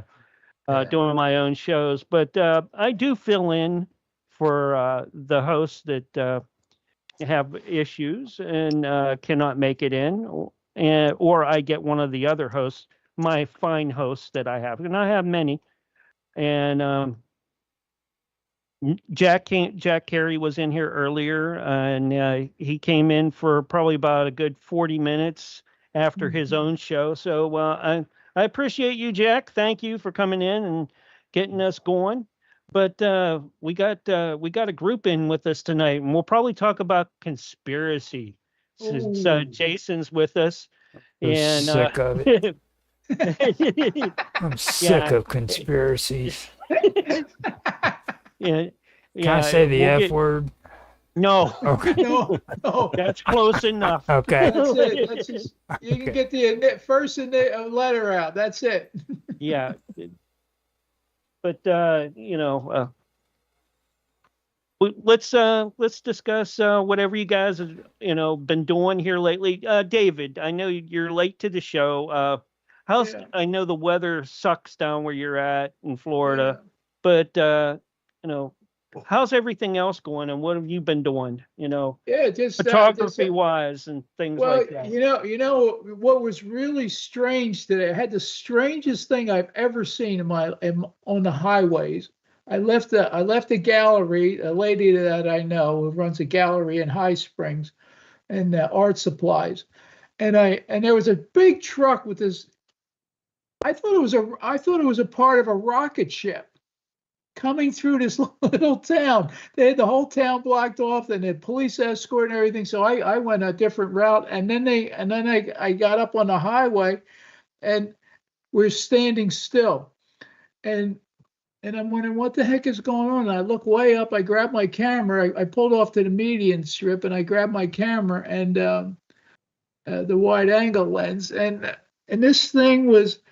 I thought, like I said, I thought it was part of a rocket ship. It was so huge. And then the guy backed in, like one of those cut throughs on the median strips. He was backing in with this tractor and trailer and flatbed. And I would say 100 feet long, at least 100 feet long, this thing. And it was just a section of it, and what I thought was part of a rocket. And I said, "Why is he back?" Well, he pulls it into this light. It's something to do with concrete. I thought he was going to a concrete company. I swear. I put Mark. You'll see it up on my Facebook if you look. And I posted the picture earlier today. And but other than that, I haven't been doing much. Some alligators, and I've been looking for them. The big guy, Goliath. Jason, I don't know if you know this. We have I live in near Gainesville, Florida, and there's a wildlife park out there. And I see him once a year. He's like 14 feet long and over 800 pounds. But nobody's really weighed him, and nobody's really measured him. We only guesstimate. Good Lord. I guess that's on Red Dead Redemption 2, what they call a legendary gator. That's interesting. I lived in Hollywood for a couple years. I also lived in Fort Ritchie for a little while. Yeah. Wow, that's a huge gator. 800 pounds. I watched the movie. At least. Yeah, minimum of 800. Yeah, that's what they're estimating at. And I still think he's 14 feet. The Rangers say he's only 13, but I don't. I said, well, you get the tape measure and I'll photograph you. I will tell you this. If you see, when you look at the stream in that and you see that big gator, that's the one he's talking about. You'll see it come up on the slideshow when we while we're streaming. It'll pop up randomly, but how long have they been aware of it? I mean, David says he'll get 50 feet from it. You couldn't get me 200 feet from it. I can't run that fast. I get within 30 feet of them. I don't get any closer than 30 feet. You're getting close to the jaws of death there. You know how fast them things run, don't you? No, they only run 12, 15 miles an hour. That's fast. But they go from sitting to 12 or 15 in 2 seconds. Yeah. See, you are Vietnam vet. You know what they say, stay in the boat. Drop and roll, buddy. Drop and roll. Yeah. My God. 30 feet, nothing. Oh God, yeah, yeah. But I've been out there in the prairie. There's a prairie just a little town north of Micanopy, and that's the name. It's in the Indian name, and Gainesville. And I don't know who owns it. The state owns it, but I don't know. I don't know who claims it. But I've been going out there in the evenings for for 5 weeks in the late afternoon and early evenings, and I've never seen this in my life, and let alone here. The areas there's a boardwalk like right in the middle of it's a mile in, and then there's a state highway. It's a 4-lane highway, and then there's a boardwalk that goes out about 175 feet. And when you look out, you can see maybe 4 miles, 6 miles to the east, and it's lotus flowers, the American lotus flowers by the square mile, 6 square miles. It's unbelievable. Wow.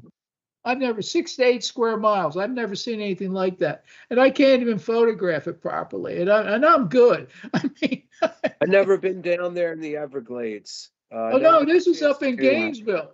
This is in Gainesville. Oh, up in Gainesville. Oh, yeah. I got you. Yeah, oh, wow.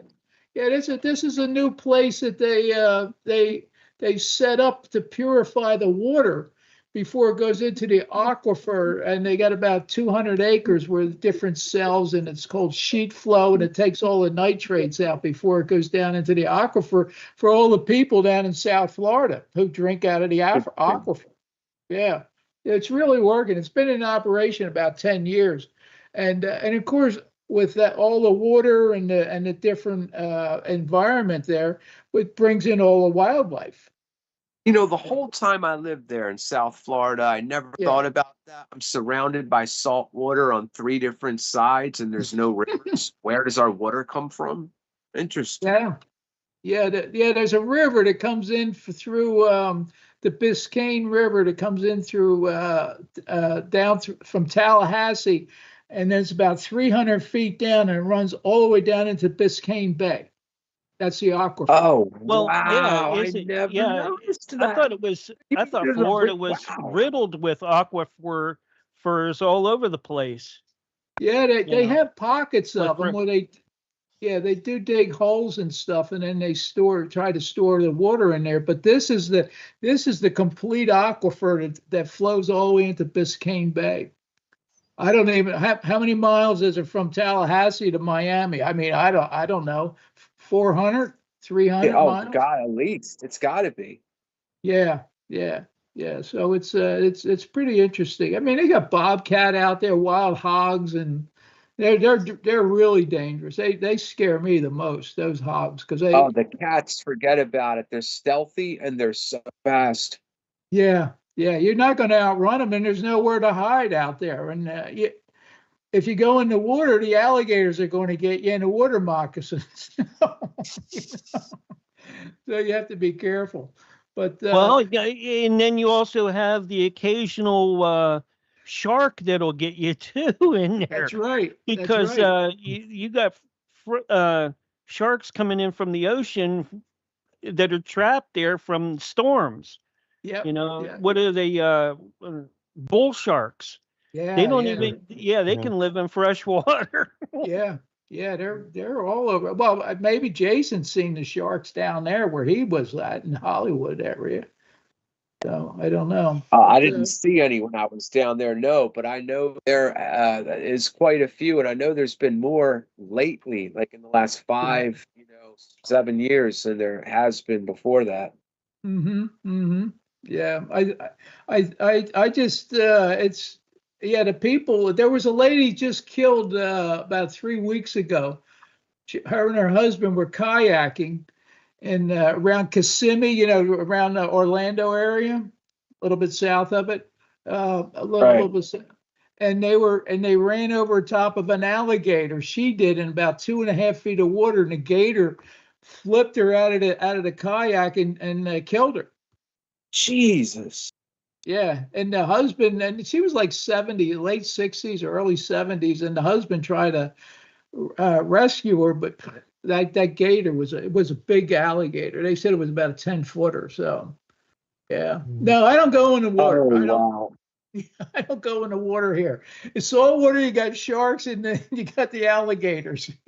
So. Well, David takes so many great pictures. All the wildlife pictures in the stream that I do, and even in my filler streams when I'm not doing actual live radio and that, you'll see David's pictures of all the wildlife photos of gators, all the great birds that he's taken. Birds, yeah. And if you get his book, you'll even see some of the UFOs that he probably took too.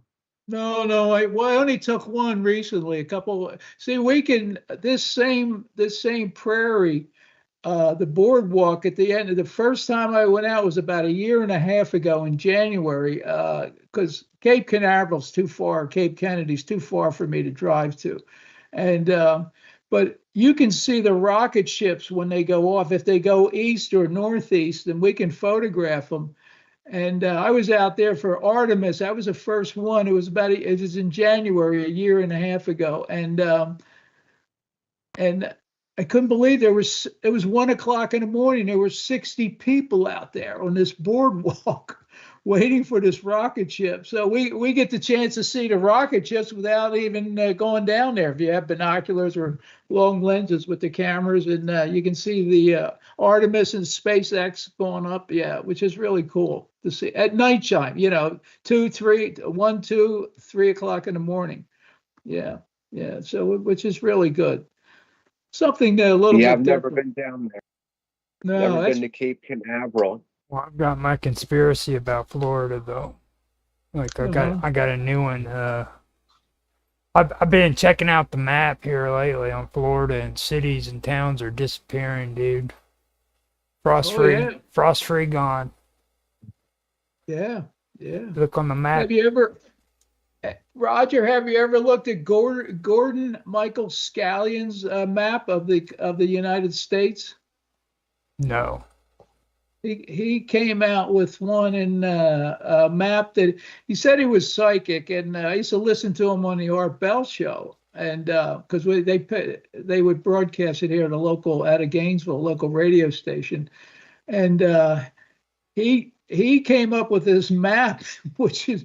He thought it was going to happen in 5 years, and he kind of got depressed because nothing happened, and he moved to where he was from, New Hampshire, because it was a safe area, and the Florida's supposed to disappear like a little bit below Orlando's down, and even the coastline will be in, and California's going to go, and Nevada, well, you won't even see Nevada. Mm-hmm. And that's going to be all in the water. It's going to go back to the water. The water's going to reclaim everything. So this is what he says. And then my sister told me there's another map out that basically the same thing. But I think I'll be safe where I am if I can endure the storms, because those hurricanes just keep eating this coastlines up. Yeah, it's just crazy. Where you're at too, you have enough. Lumber around, you could build yourself an ark. All right. Yeah. No. You get all the little fishies. No, I mean, it takes 10 miles, 20 miles of going through the jungle to get to David's house. I live in the woods. And then he has this enforcement with the government that they're not allowed to even fly over his house because that's his airspace. And he'll get out the anti-artillery air guns and start taking shots at them, and they can't do anything about it because it's David's airspace. I own my airspace up to 30,000 feet. That's very interesting. Yeah, I asked for it when we bought the property in 1988, and I just asked the guy. I says, he wouldn't negotiate on price at all. I made him 3 offers, and he said, and the realtor said, no, he's an old farmer. He's not going to negotiate. So I said, well, you tell him to get me all the property rights up to 30,000. all the surface rights and down to the center of the earth, all the minerals. And it took them a couple of months, and they got it for me. So and it works. It really works. And so I stopped the Navy from flying over my house. I sent them a bill. I sent the Navy a bill for 50 flyovers. Good for you. At 50,000 a flyover. And they didn't pay it, but Oh man, you but should they get them. stopped the planes. They stopped the flyovers. And I mean, my wife got really mad because it was in the early 90s, and we had the windows open. It was cool enough, and a jet went over about midnight, and the curtains moved. That's how low he was. He was like at 100 feet or something. And she says, Oh, "You better." wow. She says, "You better fix this." It took me a year and a half to stop them. Yeah.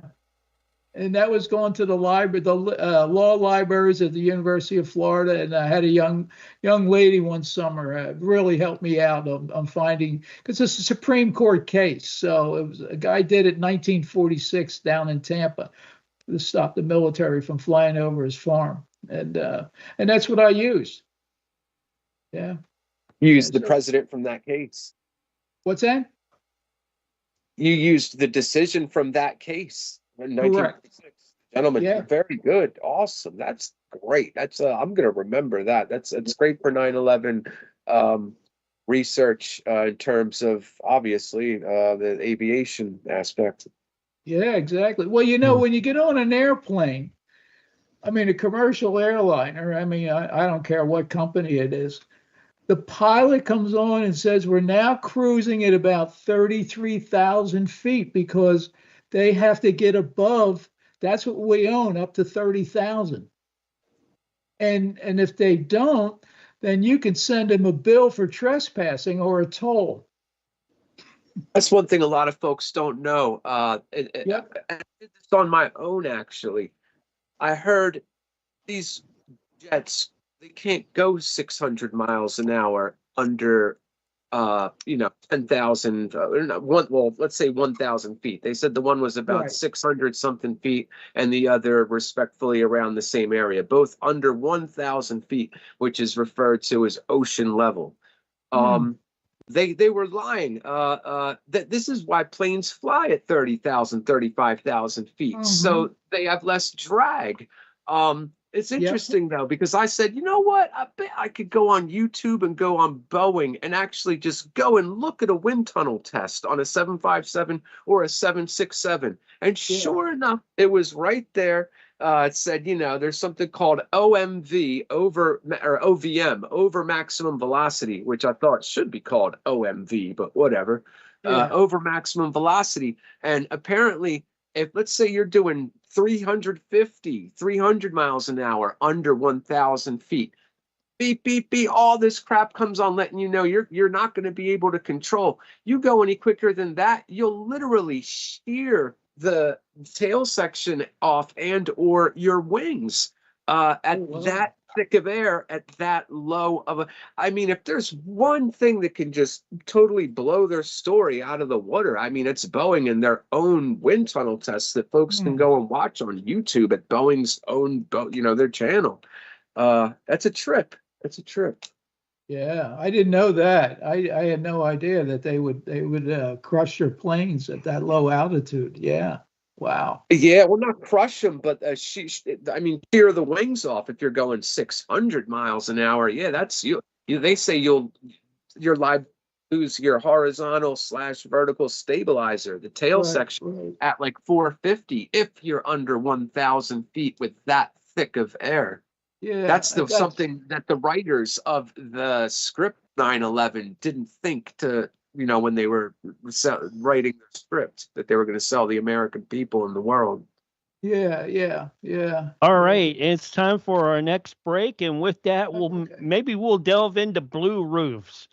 So we'll be right back after this. Okay, we're on radio break. What is blue roofs? That's something. that's all the houses in Good Hawaii. energy weapons. Yeah. Oh, I see what you Yeah. mean. Yeah. Okay. Every time I, every time Dave starts talking about Florida, I pop up freaking Google Maps and start freaking checking Florida out. I swear it's a curse, dude. Venice, That's exactly why I left. Venice You know- and Lake Placid, dude, are the two coolest places in Florida, dude. Like, Yeah. fish it. one thing that I have up in my OBS is a global satellite that shows, like the wind patterns. So, you can basically see where the storms are going to hit the coast and how it's going to affect me later, or, everywhere else, or, man, okay, yeah, you are getting dumped on over there in Florida. And I'm just on the edge of, if you look at the what I'm looking at, yeah, I'm on the edge of where some storms are coming up from the Gulf and sweeping up into the that's- Great Lakes. I'm Yeah. just on the edge of that, so it's just Hmm. yeah. Yeah, that's That must be gonna beautiful this time of year. Yeah, It's that's gonna be not too bad. bad. Yeah. Yeah. Yeah. But when we come back, you guys want to talk about weather modification or anything like that, or Want to Hey, talk Mark, about what women? about that? What about that guy in Texas who was seeding clouds? He has a company that seeds the clouds. We could well, talk there's about lots of companies that do that. Yeah. Insurance companies do that, don't you know? Oh, I didn't know. I think that. the one you're talking about is Rainmaker, if I'm correct. Oh yeah, that's right. You're right, Yeah. Jason. No, if you guys want to talk about that, we can talk about that, and that's probably why we're getting why we got so much at this time of year. Like I was telling everybody before, when I first got down to this part of Texas, we were in a drought for Hmm. it was about 11-year drought, and I came in about 4 or 5 years before it was over, and now we haven't seen that kind of dryness or been in too many what is it, water shortages and water watches for a while. Mhm. Though there have been times, and this is just because the nature of the area, brush fires and grass fires and that, because it where I'm at, it's not completely flat, but when the air and the winds blow, it travels. There's not a whole lot to stop it. Yeah. So but we Crazy do out get west that. this year, considering the winter. I mean, I've never seen it happen in winter like that, like these last 5 years or Yeah. at least 2 or Yeah. 3. Yeah. Yep. Yeah. It's been Okay, DC says Boeing is even crappier now with all the HB1 hires. Yep. Dew protection, blue roofs. Yeah, Rainmaker. 3 drones that spray a pound of agent, 40 million pounds of water will fall. Wow. Yeah, that's what he said. Yeah. That's what DK says over in D Live from the Oh, okay. chat. So and then I'm going to bring him in on the after show. What up, Get DK? some more folks in here. Yeah. And Yeah. Svet, everybody over there, wherever you're at, whatever platform you're on, we really appreciate each and every one of you for hanging out with us tonight. Even though your hostess, Nancy Planetta, is not with us, and you have me. All right. I'm not second best. I'm always in the pocket. So Well, that's what they said. What happened with that hurricane that went up over North Carolina last year, and Yeah. they said they see the all right. conspiracy. I'm going to bring us back in, Okay. David. All right. All right. Welcome back to the final segment of the Vixen's Vault. We have with us Dave Campione, Hey. Mark Medworthy, Roger Hansen, and Jason, aka MC Dirty Work from D Live.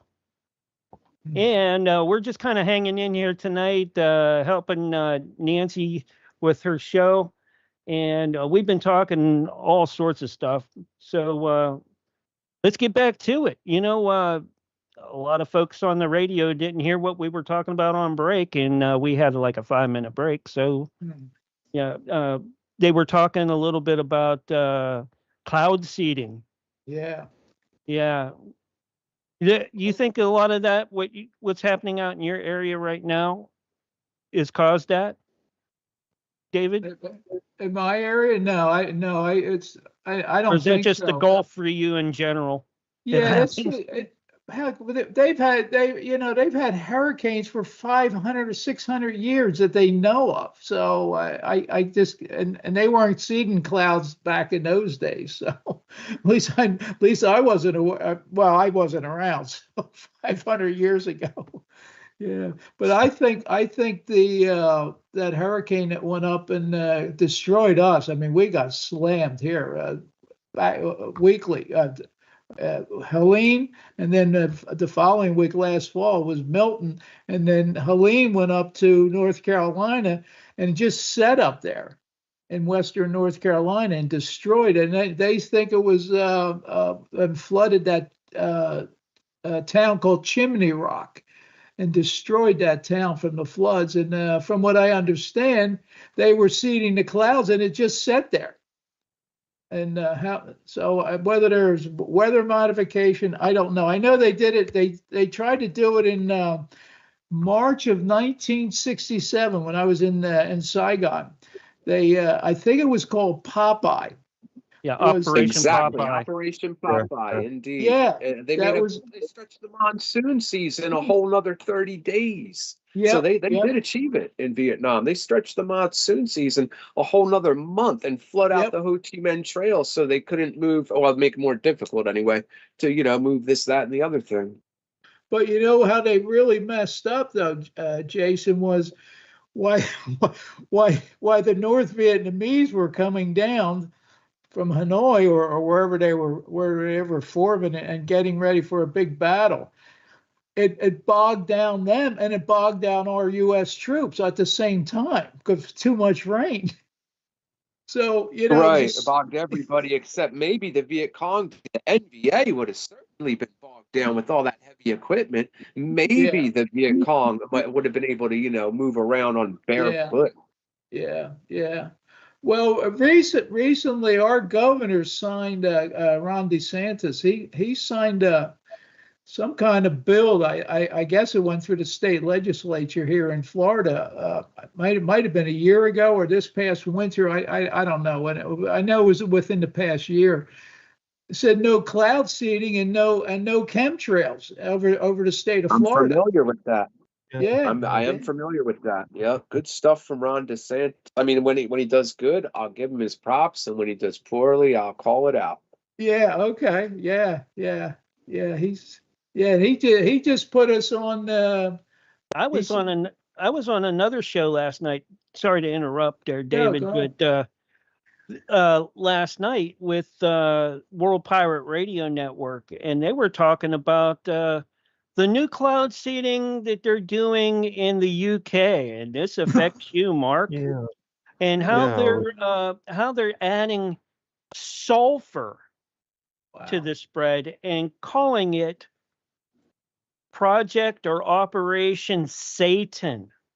Has anybody heard about that yet? Oh, Mark, have you heard about that? I didn't know it was called. There was an operation name for it, but I was just reading. I was just wondering what happened since the sort of sun darkening operation that they were planning to do, or they tried to legislate for a couple of months ago, and I was just looking at what's happening with all that at the moment.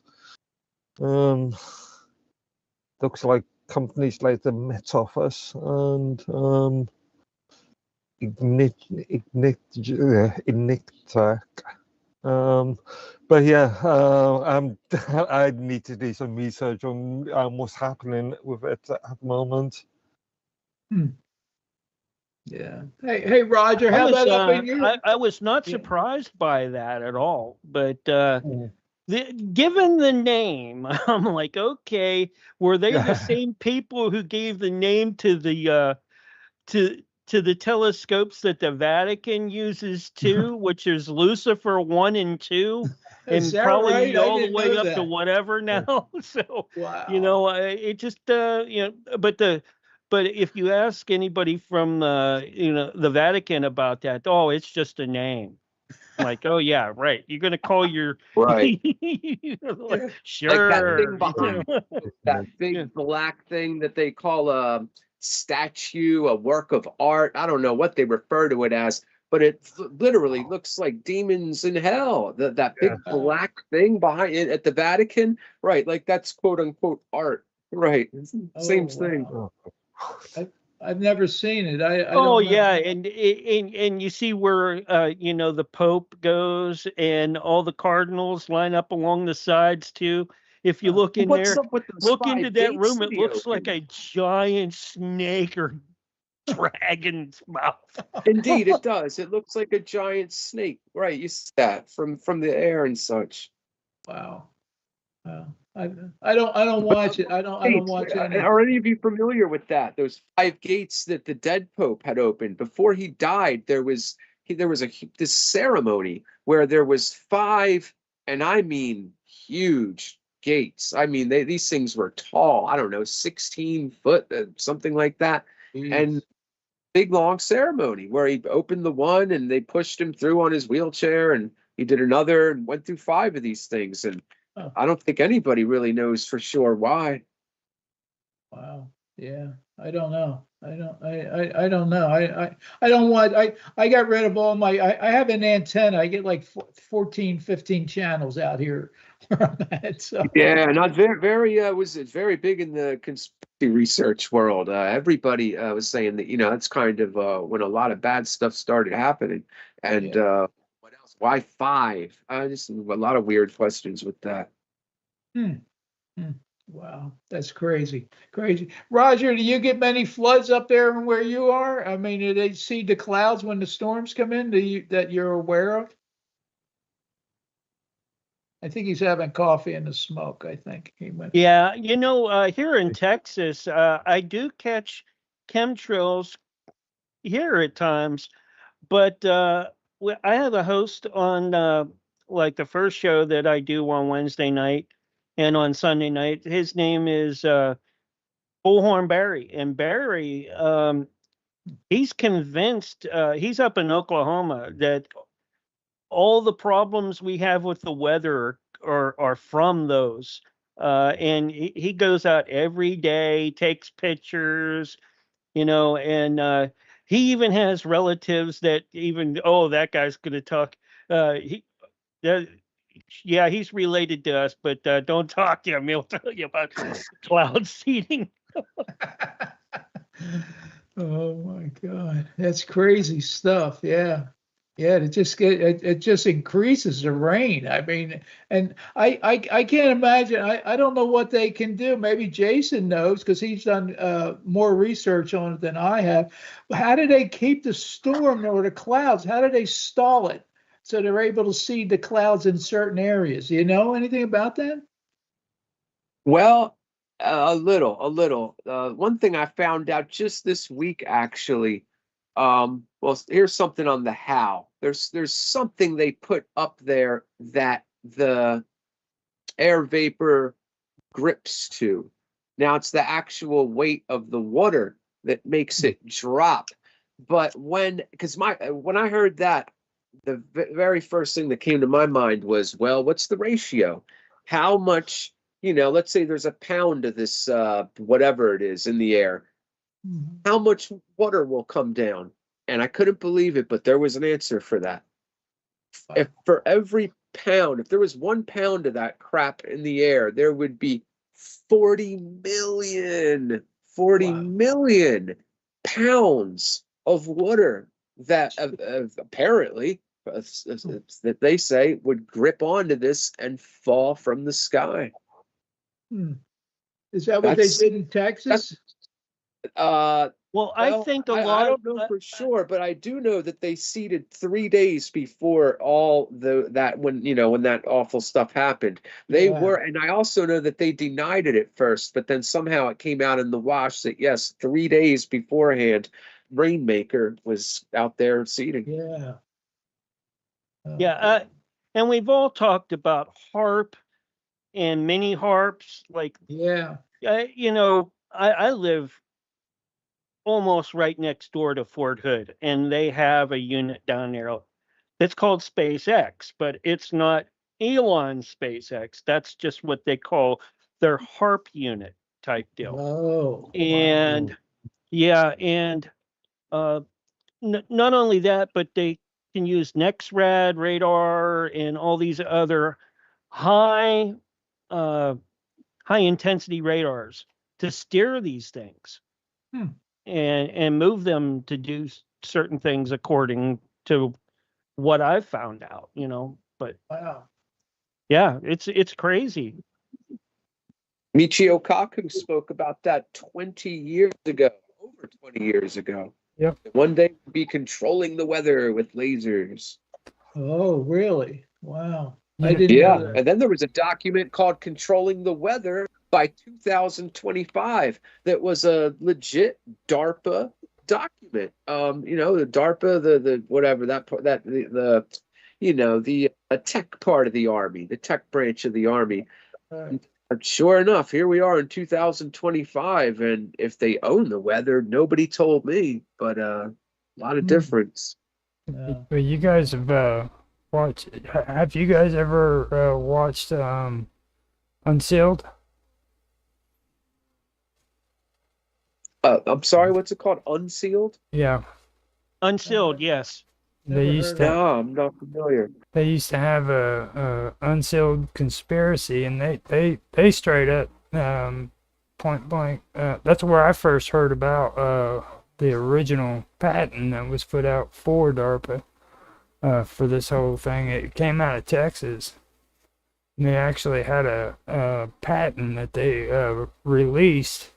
If you go in and you read the patent, the original patent, it point blank tells you everything that you're talking about right there, but they still deny it to this day.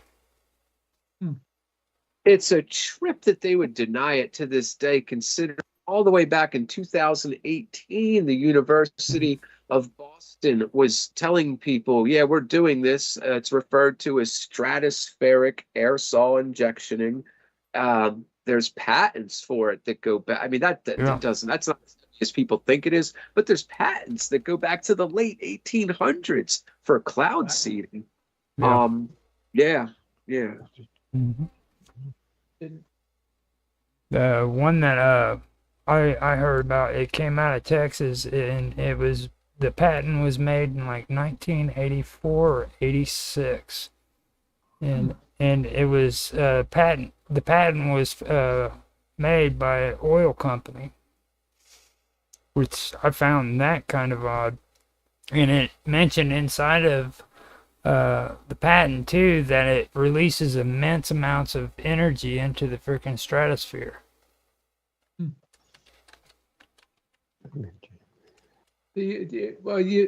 Roger, did they flood your area up there where you live? I mean, I know you get floods periodically. Now, the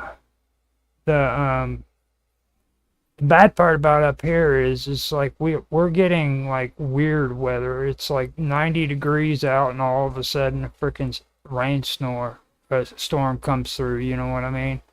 Mm-hmm. And It's exactly what happened today here in Trenton, New Jersey. like these weather patterns are just weird. You know what I'm saying? They're just weird, and like we shouldn't be having this kind of weather in the middle of July, like Mark said in Jack's. I think it was Jack's show, but we shouldn't be having this kind of weather this time of year. It should be scorching hot. Plants should be dying, and we should be begging for rain. But now it's all of a sudden we're getting these crazy rainstorms in the middle of hot weather, and that's weird. Yeah. So, Jason, are you affected by these storms up there in New Jersey then? Yeah, we were. I mean, the winds and the heat. Well, the winds taking out electricity. There was a huge trailer park out here that didn't have electricity for a week, and that was, some of the hottest days. That heat dome was out here, and for those folks in those trailers, my God, I mean, they're tin boxes. They're like ovens if you don't have your air on. And they went for, I think it was 9 days without electricity. Unbelievable. But today it was just absolutely nasty, like South Florida weather, quite frankly, really humid, really hot. And then for under 10 minutes, the worst rain you could ever imagine in your life. I mean, I ran out the moment I heard it just because I wanted to check my mail to make, so that didn't get all whatever. And there's nothing in there, thank goodness. But just in the very beginning, when I went out to check my mail, I mean, it was like Forrest Gump said, big old fat rain. I mean, getting hit in the head with that. I mean, you could tell it was big old fat rain, about the size of your thumb or whatever. Maybe not that big, but like the size of the tip of your index finger or something like this, tip of your finger. Huge rain. They like buckets. I mean, it's like, and this is apparently how I'm not saying that's what this was, but apparently that's how they design these things. They're literally referred to as rain bombs, and that's how they're designed to fall all at once, and it didn't cool nothing off. Stopped in 9 minutes. It was horrendous though while it was happening. I mean, I've lived in this place for 8 years, and I've never heard pounding on the roof like that I did today, actually. Wow. That's exactly what it's doing here too. And it's fast and it's hard. It comes and then it's gone in less than a half an hour. Yeah. It's crazy. Yeah. We've been getting a lot of that down in north central Florida where I'm at, and I've driven through them, and it's like driving through a waterfall. That's what it seems like. Mm-hmm. I found that hard. Yeah, you're just looking at the two red lights in front of you. Right. Yeah. I found that HARP patent number. It's U.S. patent number 4686605, and it's titled "Method of Apparatus for Altering a Region in the Earth's Atmosphere, Ionosphere, and/or Magnetic Field." It was filed on August the 4th, 1985, and the inventor was Bernard J. Eastland. APTI Inc. is a subsidiary of ARCO at the time. ARCO? Atlantic Richfield? ARCO.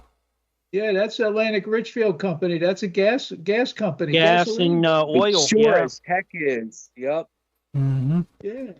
Yeah, you were saying that the oil companies. Yeah, here's one here, ARCO. Oh my God. Yeah. Wow. So you guys are being subverted by your oil company, dude. Go down there and tell them a mouthful. Say, look, dude, you need to stop this rain, and we're sick of it. Tell them from me. Here's some more oil company knowledge. The Exxon, that's the double X of Freemasonry in there. I learned that from Jordan Maxwell. Really? Wow. Yeah. How about this? Chevron's logo. That's the double square of Freemasonry. Mm-hmm. When you look at the red and the blue, what looks like two little lines at the bottom, you're actually looking at the imposed two squares that are, three-dimensionally drawn, and those are on top of one another, the two squares of Freemasonry. Even the shell logo, if you look at it, it looks like a shell, but also, if you look at it a different way, it looks like the sun The rising sun. Yeah. Right, the And rising sun. right. And If you're smart also, enough to figure this stuff out, most Freemasons will just come out and tell you. They'll let you know. Oh, I'll tell you Yeah. something that'll blow your mind even more. Have you ever watched the video for Tommy and the Who? Hmm. Yeah. No, I don't think I have. At the end, Tommy climbs to the top of the mountain and he lifts his hands up, and guess what? He has the sun between his arms. Oh. Very symbolic, and nobody ever picked up on that. I mean, to this date, I think I'm the only one that's picked up on that.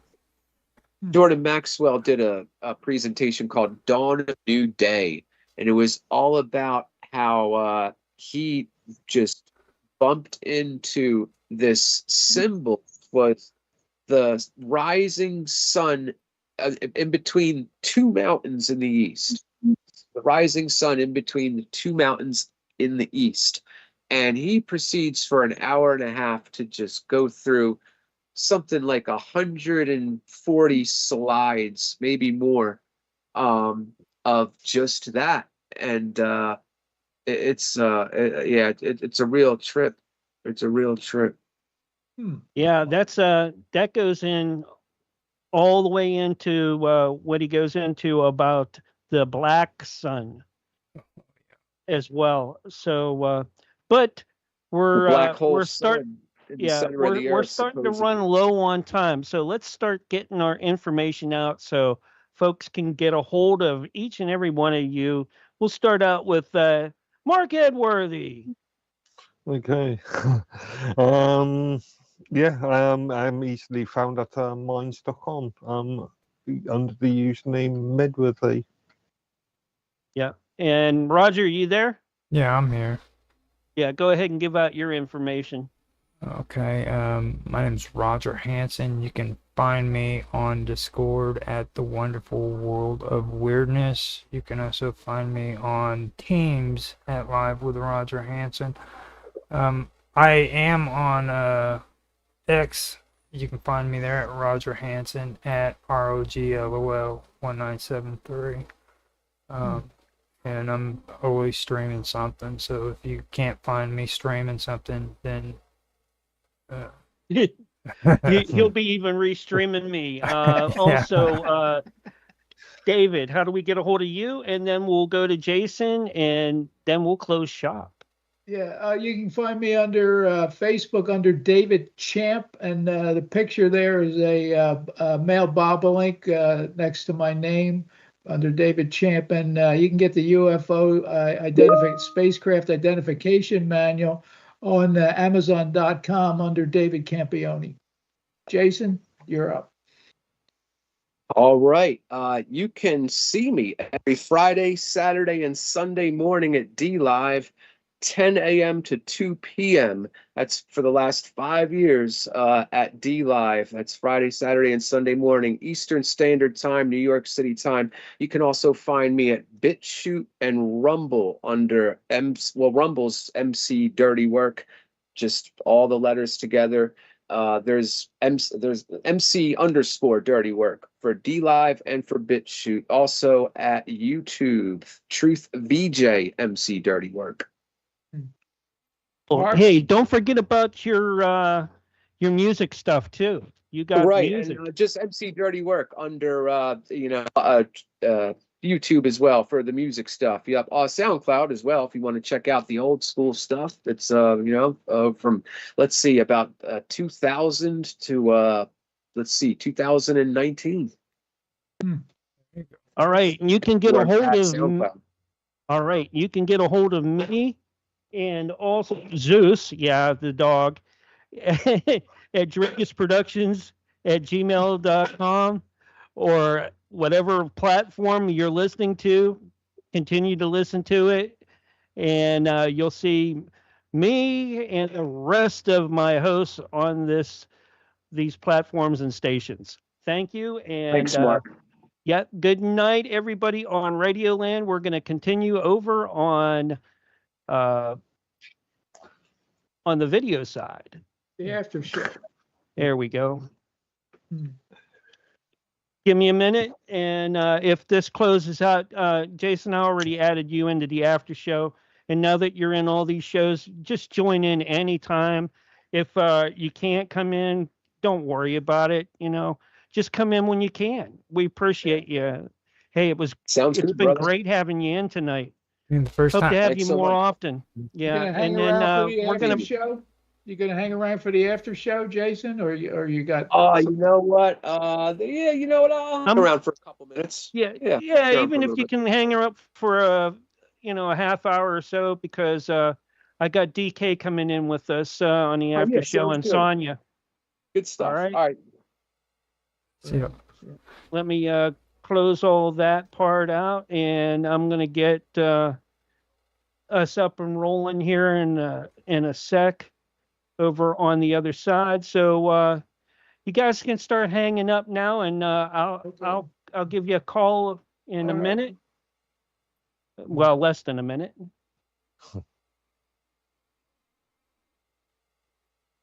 Yeah. See ya. Let me close all that part out, and I'm gonna get us up and rolling here in a sec over on the other side. So you guys can start hanging up now, and I'll give you a call in a minute. All right. Well, less than a minute.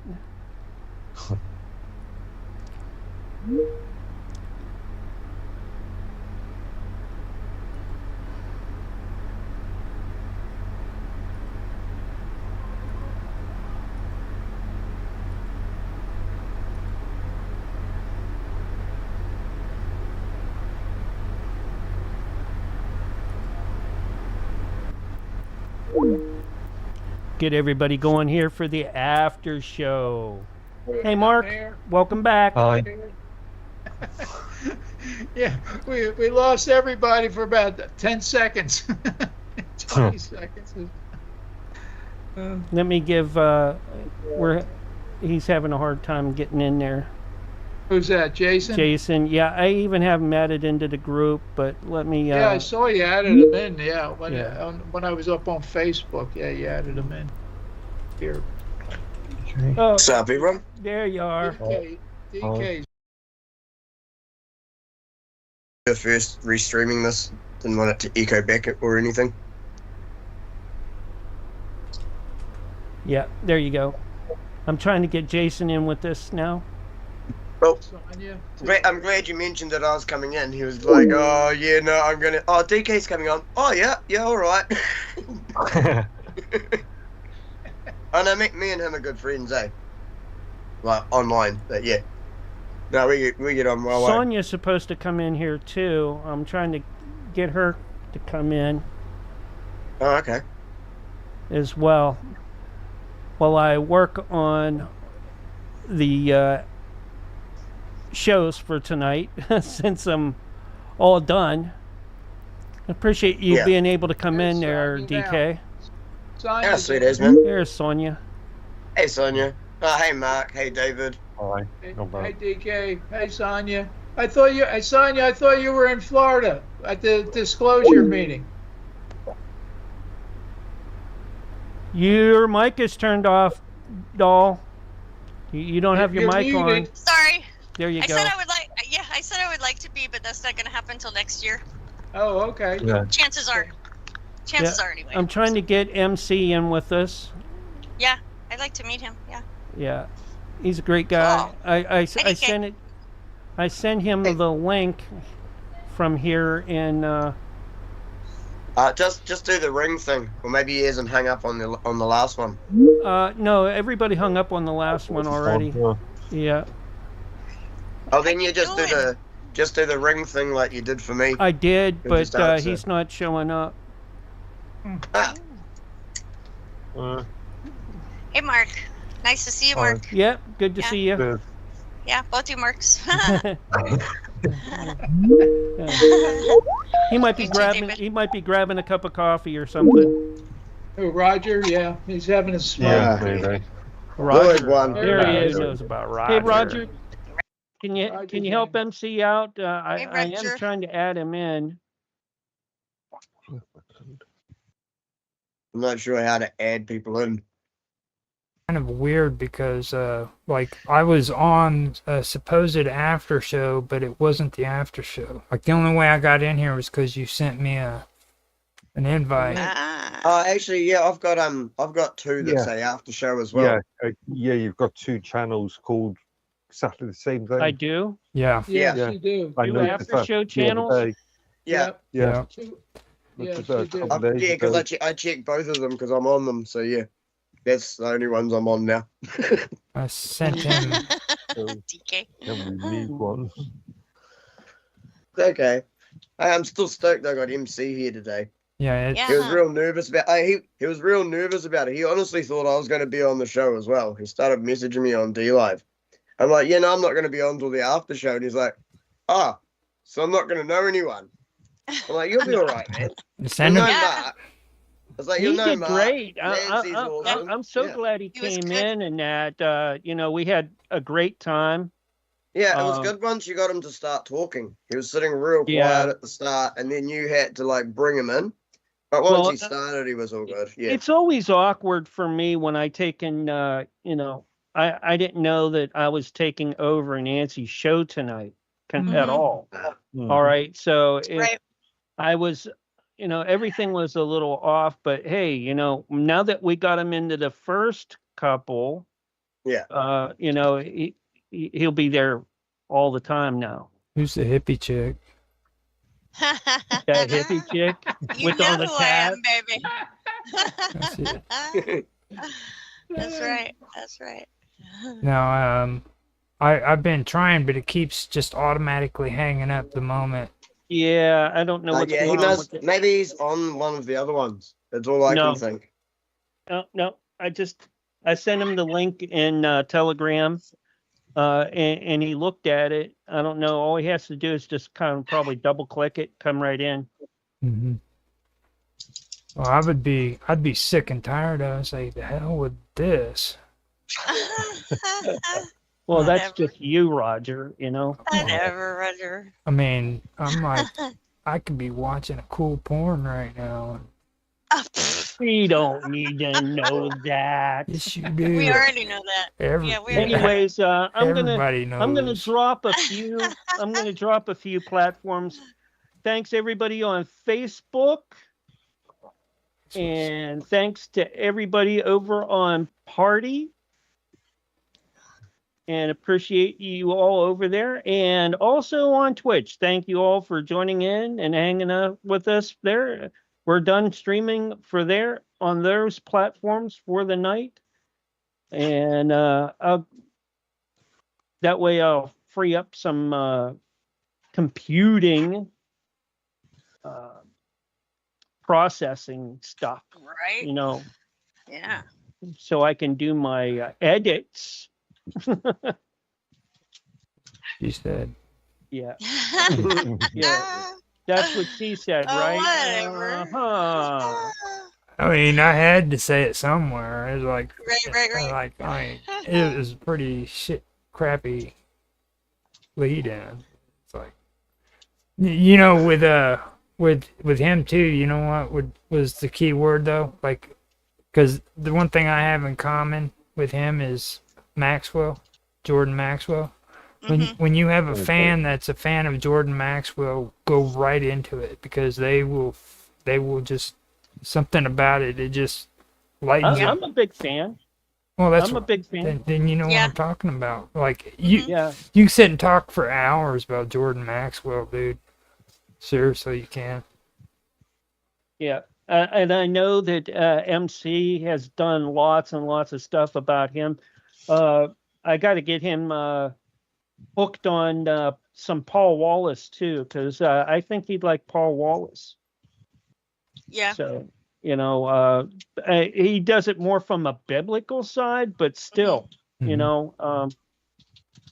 Paul would Wallace is really cool. I would have gotten more into him, but I mean, until here recently, I tried to stay away from biblical stuff, but then I started figuring out that like the Sumerian stuff has a lot to do with the Hittites. They're kind of intertwined with one another, and the Canaanites.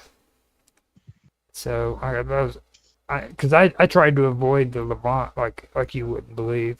I just did not want to learn about that stuff, and it took me a while. I finally did it. I must admit, I haven't looked into the Levant affair enough. I don't really know much about that one. Yeah, I know it's Yeah.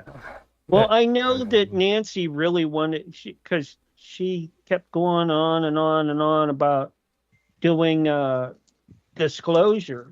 And I'm like, okay, well, that's probably not going to work out tonight. I don't have enough info on that, well, some, but most of the stuff I have is probably dated from last year compared to what she's going to be talking about with the people that where she's at. Mhm. So, Is I she got a one of the question. guest speakers down there? yeah, she's down there with Brian Seng right now, Yeah. Yeah, Yeah. I'm so excited about that. I'm totally gonna go next year. or over there, I should say over. Yeah, Yeah. over there. Yeah. It's not that far from you. Once I get to your house, Mark, it'll be halfway. He's gonna. Actually, if you There he took is. a ride, Hey, there's Jason. Hi, Jason. There he hey, is. Jason, There How's we it going? are. See, All how right, goes it, finally man? figured it out. There you I- go. Hey, I- what's up, DK? we all just figured that you had to go grab a cup of coffee and a smoke, and that's fine, Oh, heck no. I was trying to figure out how to get it on here.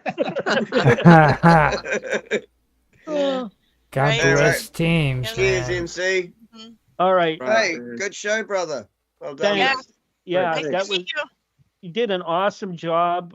Really appreciate it, and I really hope you come back next week and every chance you get, Yeah, I'll be here. to come in with us. Yeah, you're good. You're a good speaker. It was a good show. with Yeah. you on, for sure. And usually And you're there's very, Yeah, I look forward to being here. usually Yeah. there's vixens here too. By the way, like this is all Yeah. just like a meat locker. But, That's always good. it's like usually there's the chicks first in part, here. Mm. Yeah. yeah. Yeah, right. Usually. Well, I forgot to add Vicky tonight. Oh man, I can't Oh, believe I yeah. missed it. Oh my my God. Oh my goodness. god. Oh, my I have God, to apologize to her. She's But probably normally crying. she just comes in right away anyways. Maybe she's not feeling good. Vicky Vass is our resident biblical scholar. Basically, she's well, if it comes to the Bible, King James version and that, she's probably one of our top people in the group for that. And then her husband is on top is Arpad Vass. And Roger, you can talk more about Arpad. I think you actually interviewed him, didn't you? No, not yet. I'd love to. Freaking. Okay. Well, anyways, he has a contraption that he made for the government that can track down anybody by DNA through like a sniffer. It's freaking cool. It's amazing all the things that it can do. And but the government don't want to buy it, and they also, what is it? They kind of blackballed him, but Yeah. it works. It's it's technology that actually works. But Wow. I guess they're afraid that it'll put people out of business. Yeah, he's got a TED Talk too, huh? Yeah. Yeah, I he's gotta been check on that TED out. Talks. Yeah, I saw the TED Talk, the piece that he did. Yeah. Yeah. Cool. Yeah. No, a lot of the stuff he was discussing, the information is out there. Like I actually pulled up some information on that, and I just don't get how people don't understand how important the technology is. Like the actual devices that he's talking about using. You know what I mean? Like they can use chemical plumes to find out where a body is buried. Yeah. You know, that's amazing. And it could be that body could be buried for years at a time, and it could be under the ground or under the water, and it can still detect it and find out where it's at. Just Arpad's mind blowing. the stuff that Arpad does is amazing stuff. Mm-hmm. Yeah. That's, Yeah, that's truly crazy. That show where for the whole second half of the show, she pretty much just talked about what he did. That was awesome. Mm-hmm. Yeah, that was a show that we did as a filler too, because Nancy was actually in a vehicle accident not long ago and messed up her brain and neck and all sorts of other stuff. So yeah. They had to give her a brain transplant. No, they want to give her a spine transplant, I think. Holy crap. Hey. Well, I mean, Hey, all right. That wasn't me. I already got my ice creams ahead of time, but you're not on. That Thank wasn't God me. we're not on the air. All I right. didn't swear. It wasn't me. That was Sonia. Right. Did I swear I did, didn't I? Oh my God, I'm sorry, Mark. Okay. You Yeah, it owe wasn't me, me. like, I'm being I know, you right? owe Everybody me, looks you at owe you. me an ice cream on D Live. All right. He didn't even I'm do glad it. somebody said something. I wasn't sure if we were. I thought we were Yeah. off the air or something. Not that I Yeah, was we going are. to curse. We are. It's We're okay. off. We're off the Literally, air. no, but no. still, Yeah, but We're still, not but on the still radio doesn't work. side right now, I know. so we're kind of And the cool, but idea we're of just keeping a good habit, I'll still not curse. Yeah, it's a habit Yeah. thing for sure. Yeah, I didn't even exactly. realize I did And it. I have to prove that I can't swear before he starts letting me back I know, on anywhere. right? I think that's reasonable. who cussed? I did. Sonia. It was Sonia. Sonia. It was Sonia. It wasn't me. Sorry. Sorry. Yeah, Poor I thought it Sonia. was DK. I was gonna blame I DK. know, I'm right? like, hey, that's a diamond this time, not a. No, No. I was so gonna. funny. I was gonna tell you that's That a is diamond so this funny, time. dude. Oh my God, that's hilarious. I'm It's like that would have been it. It's over. I know, right. It's like it wasn't me. I know. Right. Like, sure, it wasn't me. Yeah, he's guilty before, first of all. Huh. Yeah, it wasn't me. Oh, yeah. Not this time. All Shut right. up. Well, You I know. got a question for you guys. It's kind of an important one. Does anyone know of any lie detector people or someone who runs a lie detector machine that can come on a show with Christian and do a lie detector thing live? Because we're looking you know for who someone. you know who I'm gonna say, don't you? No, who? Nancy. Nancy Does knows. she have? Yeah, because with Raph would probably have contacts Oh. for that as well. Yeah, I bet you he does. yeah. Oh yeah, we gotta Yeah. set that up. We're gonna do it. We're gonna do like a simulcast all over the whole like world. Whoever wants to, jump in the live and put it on their shows, like maybe you, Mark, maybe you, DK, maybe you, Roger. And we're gonna do like a question from each person, like with the book release, and he wants to do the lie detector live too at the same time. So Oh. yeah, Okay. so Well, exciting. MC, since you haven't been here before, and that this is kind of where everybody we do the after show. We, all the stuffiness is gone, and that because we don't have kind of an order anymore. Orgy. With the regulations of FCC and things like that I normally have to deal with on show. And someone say while orgy? everybody's Yes, chatting and orgy. I chime in from time to time, I edit all the shows It's an orgy. All right. at the same time. It's an So, orgy. Yeah. It's an orgy. Good. Oh, Roger, she's Sonia's the only chick in town too, baby. You leave my Sonia Yeah, alone. She really loves me. I'm really surprised Vicky. I'm really surprised Vicky, because Vicky would have got this call too, that she didn't chime in. Yeah. Well, she's too busy hanging out with the cool kids. You know what I'm saying? She ain't got, The real cool kids. She ain't got no ones- time for gadgets Right, and gadgets. Yeah. She. Did you just say gadgets? Yeah. Jeez. You always gotta go there, bro. Don't make me think that way. Gizmo. Get your I mind said out of the gutter, Sonia. Come on. You're in Dude, Roger public. did it first. Okay, he's the one who's asking. So Like, I heard gadgets, and I'm like, whoa, bunch of you follow just in gadgets.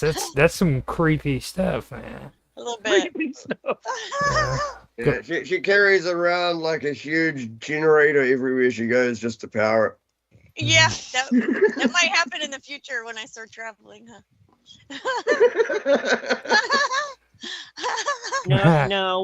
For my computers. Now, okay, John for my already computers. explained to you that the RV does not go over oceans and things like that unless you put it on a boat first. Wow. Just to put it on like one of those rubber dinghies and just like pedal He along. said- behind it. No. What we're planning He on said doing dinghy. This Oh my is god. Put it This on is- a dinghy. Well, this is see, what we she's got to swimming do. here anyway. This Yeah, is what it's we like got to Jackie, do. she's Boys. Yeah, swimming you put here. the stuff in a rubber dinghy. You know, that way I'm responsible. That's Yeah, right. no. Hold on here. What we'll do is Oh my we'll get gosh. Willie to bring you over in his rubber duck. There He- you go. oh, There rubber you go. duck Oh, balloon It's one of that those he went pedal over the ones ice that you wall. pedal with your feet.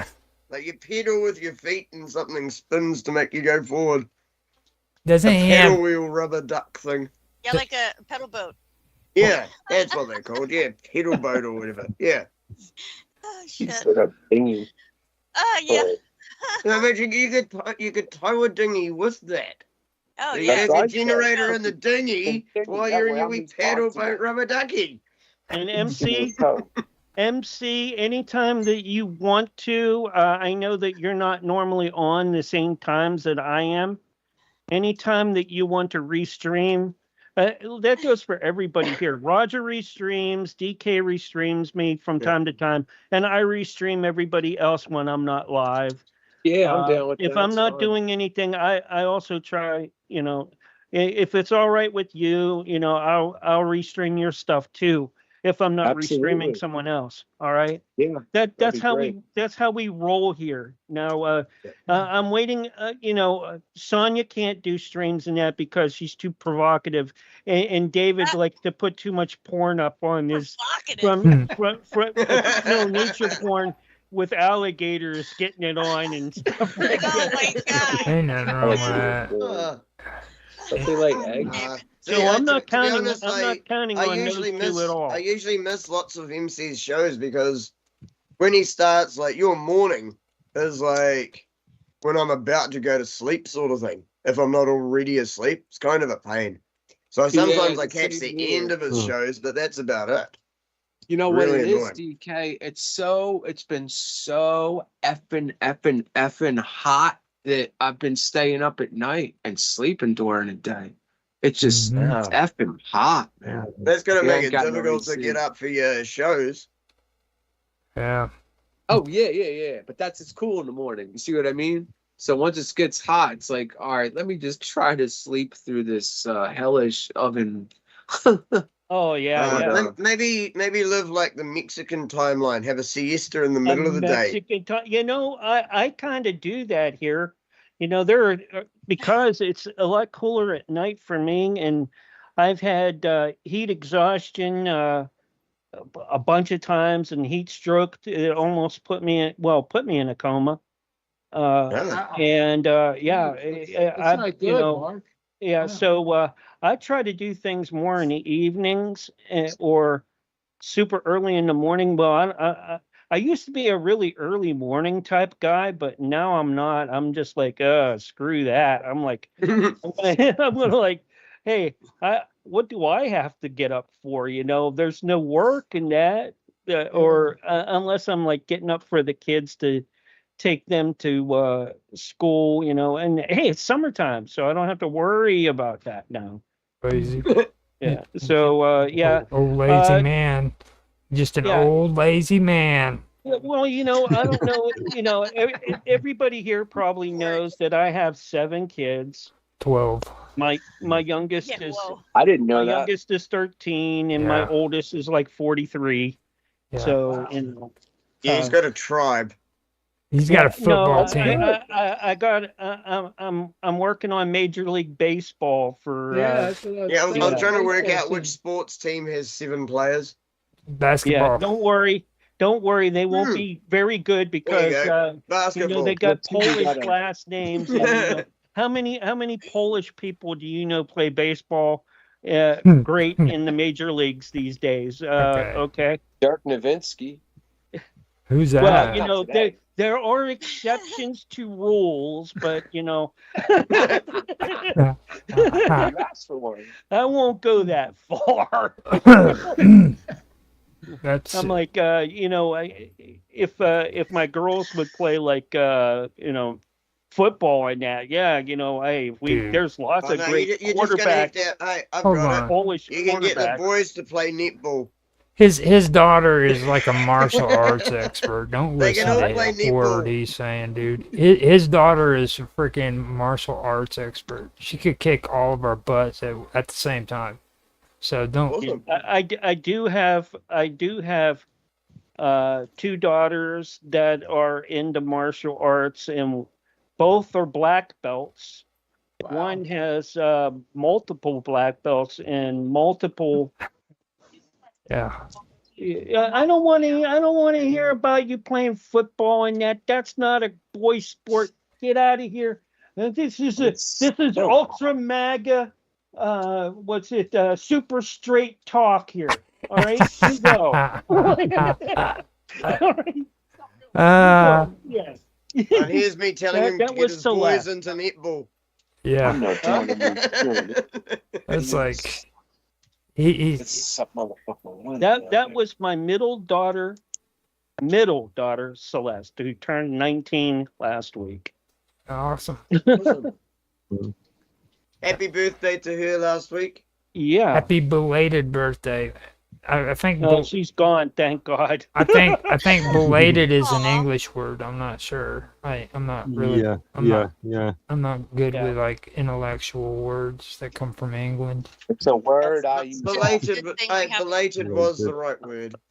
Yeah. An expert on that here, on the English. I'm an expert on that word. Yes. 'Cause I have no memory. On my Sunday show, I have a guy just a called cunning Willie who linguist. sells worms and crickets. All right. Don't forget And the Willie underwear. is a certified certifier. So he Mhm. certifies everything. It's true if I say it is. He is a trip. He is good. You guys gotta you all have to listen in sometime to the Sunday show. That's, you guys will die laughing for sure on It's the like, second that's- hour when he comes in. it's That's like the one I don't generally get to see. There's like Mondays. So I purposely take the day off work just to be here.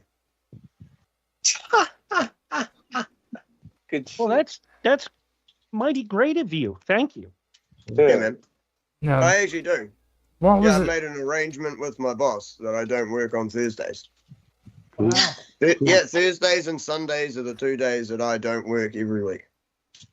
Did you tell him? Which that is you your have- your Wednesday did you- is my did- Thursday. Did you tell him that sorry you can't make it in because you have like a thing?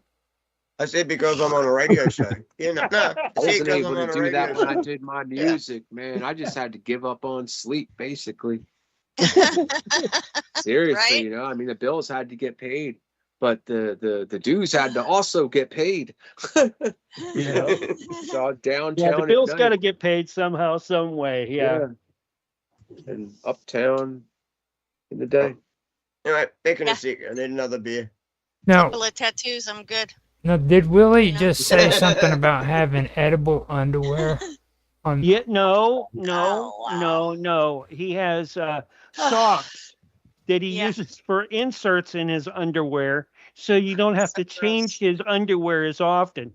He just Oh, takes so and flips the gross. sock upside down and then pulls it inside out. he's a Instead of genius. changing his underwear. He's a genius. Yeah. Genius move, huh?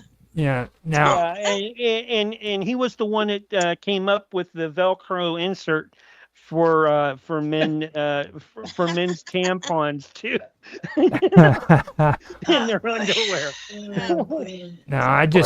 I want him to come up with an invention. I want him to figure out how a man can clean his balls without actually having to Oh, take no, a hold shower. on here. I'm not sure that we can be talking with stuff like that. We're still on YouTube. All right. We're on YouTube. Oh, wow. All right. I'm kidding. Hey, if we're gonna get killed, we're gonna get killed, I guess, right? I think Willie could figure that out, though. I don't know if Willie can figure that out. He'll probably have to ask the smartest guy on our panel, which is Barry, and Barry will stare him, because he thinks Barry's the smartest guy. You're done. But on top of that, he's always yelling flat Earth. Yeah. Yeah. Yeah. I'm like, no, it's not flat. It's hollow. Damn it! Come on, you guys know that. We all know that every sphere there's something hollow inside. You get a basketball. What's inside a basketball? Air. It's hollow. All right. I thought it was a no molten different than lava the core. moon. It's hollow. That's why when space junk hits it and and other things hit it, it rings. It's hollow. Come on now. Oh, are you talking about the moon when they crashed the satellite into it and it rang like a bell for an it's hour? hollow. That's actually listed on Wikipedia. In case you don't believe that one, Oh, that yeah. is actually listed on Wikipedia. will never, No, ever type in steer "did the you moon?" wrong. No, just type in "did the moon ring like a bell?" and it'll say yes. They crashed. Like to be discarded, like out of use, out of date sort of satellite. They just flew it straight towards the moon and it rang like a bell for over an hour. Yeah. This is on Wikipedia, man. Yeah. So now here's what I want to know. How could they hear it? Because With if, space if speakers. there's no air in space or anything like that in space, how would they hear the sound vibration from the moon? All right. No. Think about it's this. not in space. No, the moon is too in space. No, it's not. It's The moon right on isn't the in space, and neither firmament. is the sun. Yeah. And there is even Okay. historical text. No, there is even historical text. Come There on is now. historical text speaking of a time before the moon was there, and one day it just appeared. Okay. Yeah. I've got another Yeah, question. that's I've got right. another question now that we're getting into this topic. Do you guys think that there is a portal on the dark side of the moon that connects to the Bermuda Triangle? Oh, I haven't heard that one before. This I've is, heard that one. Yeah. No, but I do believe that there may be portals that go from here to Mars, because there's a lot of junk on Mars that look like old ships see, you think and space is cars real. and things like that. And if it So went through, disappointed. what? That's You're okay. disappointed. I think Oh, space yeah. is real. Yeah, I'm up in the air about it, Well, space is What's an funny is I illusion. don't know if DK is serious or not. yeah, Yeah. he's serious. Trust me, he is Yeah, man. serious. I Yeah, no, there's definitely I look a at it lot this of way. I've reasonable explained this questions that need to before. be answered You've got, no, concerning but flat you've got the globe Earth Yeah, theory. You got the Earth. flat Earth theory. Okay, Mhm. we'll just stick to the two main ones. We won't even go into the hollow Earth and all the No, other no, ones. no, no. No, I'm we'll just all stick to hollow those Earth. two. Mhm. The way you look at it is which is easier to disprove. You don't try and prove one. You try and disprove one. Right. There's a Right. lot of points. Which makes that you- Everyone who has Which tried to makes me right. disprove flat, no, Hollow almost Earth. everyone who has tried to disprove flat Earth has fallen flat on their face. Globe Earth is a lot easier to disprove by using their own methods of how you calculate anything. Yeah. You know what? Really, Yeah. Pythagoras' theorem doesn't work on a curve. It seems like it's kind I of a tell you psyop what, it's thing. pretty convenient that Polaris chills there with Mhm. all the other stuff going like it's a Exactly. turntable. Mhm. You know, like In a you're playing the circle Led A with Zeppelin one record. point in the middle. Mhm. Yep. Yeah. I mean, it's possible. Listen, it's But here's possible. Right. here's something. That's But here's Possible something that that'll really the blow your sun is a mind. though. million zillion times bigger than the moon, and it's just so it's exactly Mhm. far enough away that when we have a solar eclipse, Right. that they're literally the exact same size. It Right. is humanly possible. However, the chances The of chances. that shit Exactly. are so. I mean, Jesus, Astronomical. do math Yeah. like that. I'm so Yeah, turned exactly. on right now.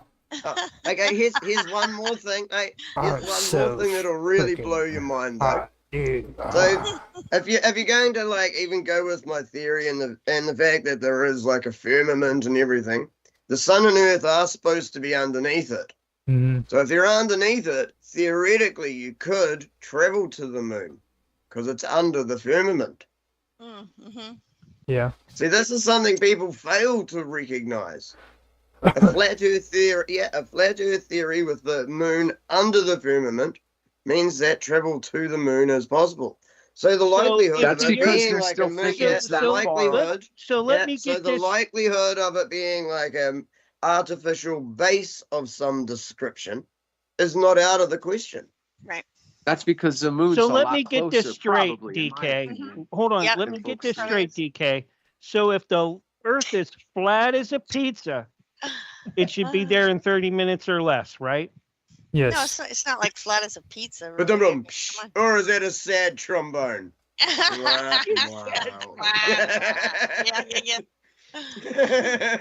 Now, it's supposed to be disc shaped, though, according to the ancients. It's supposed to Yeah. be actually a disc. It's not just Yes. flat. And then, like, the firmament is supposed to be like a dome over the top Yeah, of we're it. basically living in like a terrarium sort Yes, of thing. exactly. That's what he's describing to you guys. So, Yeah, that's exactly what I'm Well, saying. But doesn't there's the a dome- lot of variations on a lot of the maps and Doesn't the everything that dome I've go seen over as all well. the other Let's say land that we there's, haven't found there's yet? also a lot Yeah. of other domes out there as well, right. which would This explain the just term in from extraterrestrial. CDXX. No, which would explain the term extraterrestrial. It Because would. extraterrestrial means other land. Extra land. Uh-huh. Oh, Keep that in mind. It means, Yep. yep. Beyond the ice Okay, wall here we kind of go. thing. now This just in from the chat. Yeah, we didn't go to the moon. That came from CDXX. CDXX. Yeah, no, but that's what I mean. See, they could have faked the moon landing because they did actually go there, did actually find aliens or find something living there, realize it was a base, and went, shit. Quick, go make a movie that shows we went there, but it was completely not like that at all. Well, I think See, that, there's the other possibility. Maybe they did get alien tech from whatever race is on the moon. And that's why they had to fake it and make it so ambiguous about whether they went to the moon or not, because you're only arguing over the fake thing they made about them going to the moon. Right. Can I say something funny that I learned about this week? I didn't know. DK, maybe you heard of this. I bet you have. Somebody did an infrared test when the moon was, full moon, and were able to see that was a different, I don't know, degrees. You know what I'm talking about, DK? They No, I did actually haven't seen infrared- that one. And, No, and, I the, haven't and seen the that one. person Yeah. claims that All over the proves place. that it's its own light source because because of but that. it's a negative That's light true. source. But it's a negative light source. So that's why they No, think but it it's is plasma or something. Like maybe it sucks in heat from the sun and that's its energy, and then it like releases like negative energy or something. I don't know how it But works. yeah, it sets I'm off just putting that, forward a few crazy that- ass theories that I've thought of myself. Right.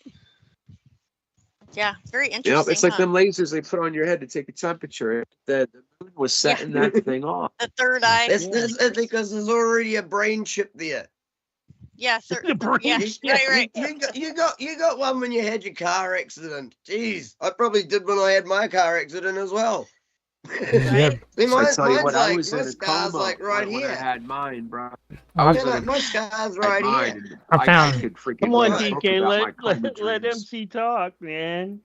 I was just gonna say I was in a coma for I don't know about a week or so when I was in my I was on a bike and I got hit by a vehicle, and man, them coma dreams were as real as I'm sitting here right now. I woke up, thought I was owed money for a movie and all kinds of fucking shit. Oh, cool. Yeah, like I thought I was financially set. I had tubes in me. I couldn't move. My lung was collapsed. I had a trach in me. I had a thing breathing for me. But I was like, well, at least I got that loot from the movie coming. Yeah, I didn't have a damn thing coming. That'll be the just more things thing I coming. don't know dream. what happened bring to that me in. because I don't No, remember serious. anything when I had that heat stroke at Kadena over in Japan, and I was in a coma for about 10 days. Wow. Wow. from Okay. heat stroke. All right. Oh, Wow. wow. Holy I don't crap. remember anything other 'Cause than Wow. it's what's called other than I it's what's remember, called blackness, like, all morphine my- dreams. other than blackness, and when I woke up, Wow. I seen a like, what am I doing here in this tub of ice water with Wow. IVs and everything on me? I'm like, Holy like shit. I didn't even Damn. know how I got there. Did you remember any time passing or anything? No, none. It was like I How missed weird. time. I had 10 days of where was I? Wow. Wow. So, That's MC, I See, have a I've, question I've for had you. I've had hypothermia. I haven't had like heat exhaustion. What I was hate the cold. What was the movie that you had in your coma? What movie was it? Do you remember? Well, first of all, let me see this in context. I Okay. was in the music, Philadelphia, whatever, music industry. So it wouldn't be so far out of the realm that I would have been doing movie type of work. You know what I mean? Because I was Sure. doing a lot of music work. But it was actually, it was a movie where I was, this is going to be, this, you're just going to trip you out. I was being pranked on, basically. And think of like Jackass the movie. If the whole 2 hours was a prank on just one of them, and that Okay. person was me, and I just at the end of it, it was like, it was called Philadelphia, not the fucking Tom Hanks AIDS thing. You know what I mean? Not that Philadelphia movie. Right. Because I'm from Philly. Right, right. Here's your Philadelphia first is a swear much word. greater place Hey, than there's here's shows your on first swear word, YouTube for the last MC. 15 years, but that's a whole nother story. But Yeah. hey, yeah, there was your it- first swear word. Yep, I'm he sorry? gets one pass, and we're Yeah. in. He gets a Oh pass my because good- we're in. Because I thought we're you in guys said we after could show. swear now. But Yeah, you can. yeah, he Yeah. can can. now. All right, but Oh, yeah. you can't because you're If you're practicing. developing a That's habit, right. then Good no. stuff. Yeah. Good stuff. But Indeed, indeed. but we're trying to get you, DK, so that you're not enabled. So, yeah, Neighbors. No. you That's develop a why habit I'm. of That's doing why it. I'm being We're quiet. Are you allowed to noticing tempt I'm you. not We're allowed to swearing tempt and you, I'm but pointing out that others are? He's, Come on. he's worse than a sex addict. and Yeah, it's like I just gave up before something, now I forget- hate everyone who does it. before I forget, all right, Mark, you were supposed to send him the terms of service about his language and what he can and can't say on Right. Yeah. on radio and Oh. after show. Through the All mail, right? too. I leave Also, that to You're, you. you're slipping. All right, Mark, leave you that- are slipping. Yeah. All right, slacking, bro. get on that and make sure that he gets a copy of that by the end of the week, please. Yes, by the end of the week, Actually, through the yeah, mail. and look, in chat, it's like the CD, UK postal line. CDXX You know what I mean? is thinking exactly what I was thinking for your movie, MC. The Truman Jackass. Truman Jackass movie. Did you say jack Yeah, off? I mean, it really was, man. And here's the other thing, like I was in the college town that I didn't really go to college in, but that I had my college years in, if you will. Just Right. put it like that. Right. Then I came back to Philly. But I needed to get back to Philly. The point being, it's about 150 miles. All right, I needed to get from Bloomsburg, Pennsylvania, to Philadelphia, and just everybody was effing me up. Have you ever seen The Sopranos and Tony Soprano when he was in his coma, and how he was just trying to get home from he was a patio furniture salesman, because if you remember, he used to always say, what he used to say, you're born into this shit. My father, my uncle, he said, he used to always say this one quote, why aren't I selling patio furniture in Phoenix? Like, why am I a mob guy? A maid guy in the mafia. Why aren't I selling patio furniture in Phoenix? Well, in his coma, he was selling he was at a convention he sold the most patio furniture. He did a really good job or whatever. Sure. So they sent him to this Wow. convention in Vegas, and he fell. First he slipped because he just slipped and he bumped his head. Then they told him, look, you're going to be all right from the bump on your head, but it's looking like you might have had dementia for a little while. And just all this shit. He keeps trying to get. He puts his not drops, but he puts his briefcase down next to a dude who looks strikingly like him, whose name is Kevin Finity. Kevin Finity, right? Like Infinity. But anyway, he takes his. So he's, he can't get nothing. He can't get on a plane because he's got the wrong ID. And I guess he could lie, but that wouldn't be good to do a plane like that. But everything just kept going wrong. And that's what happened with me, man.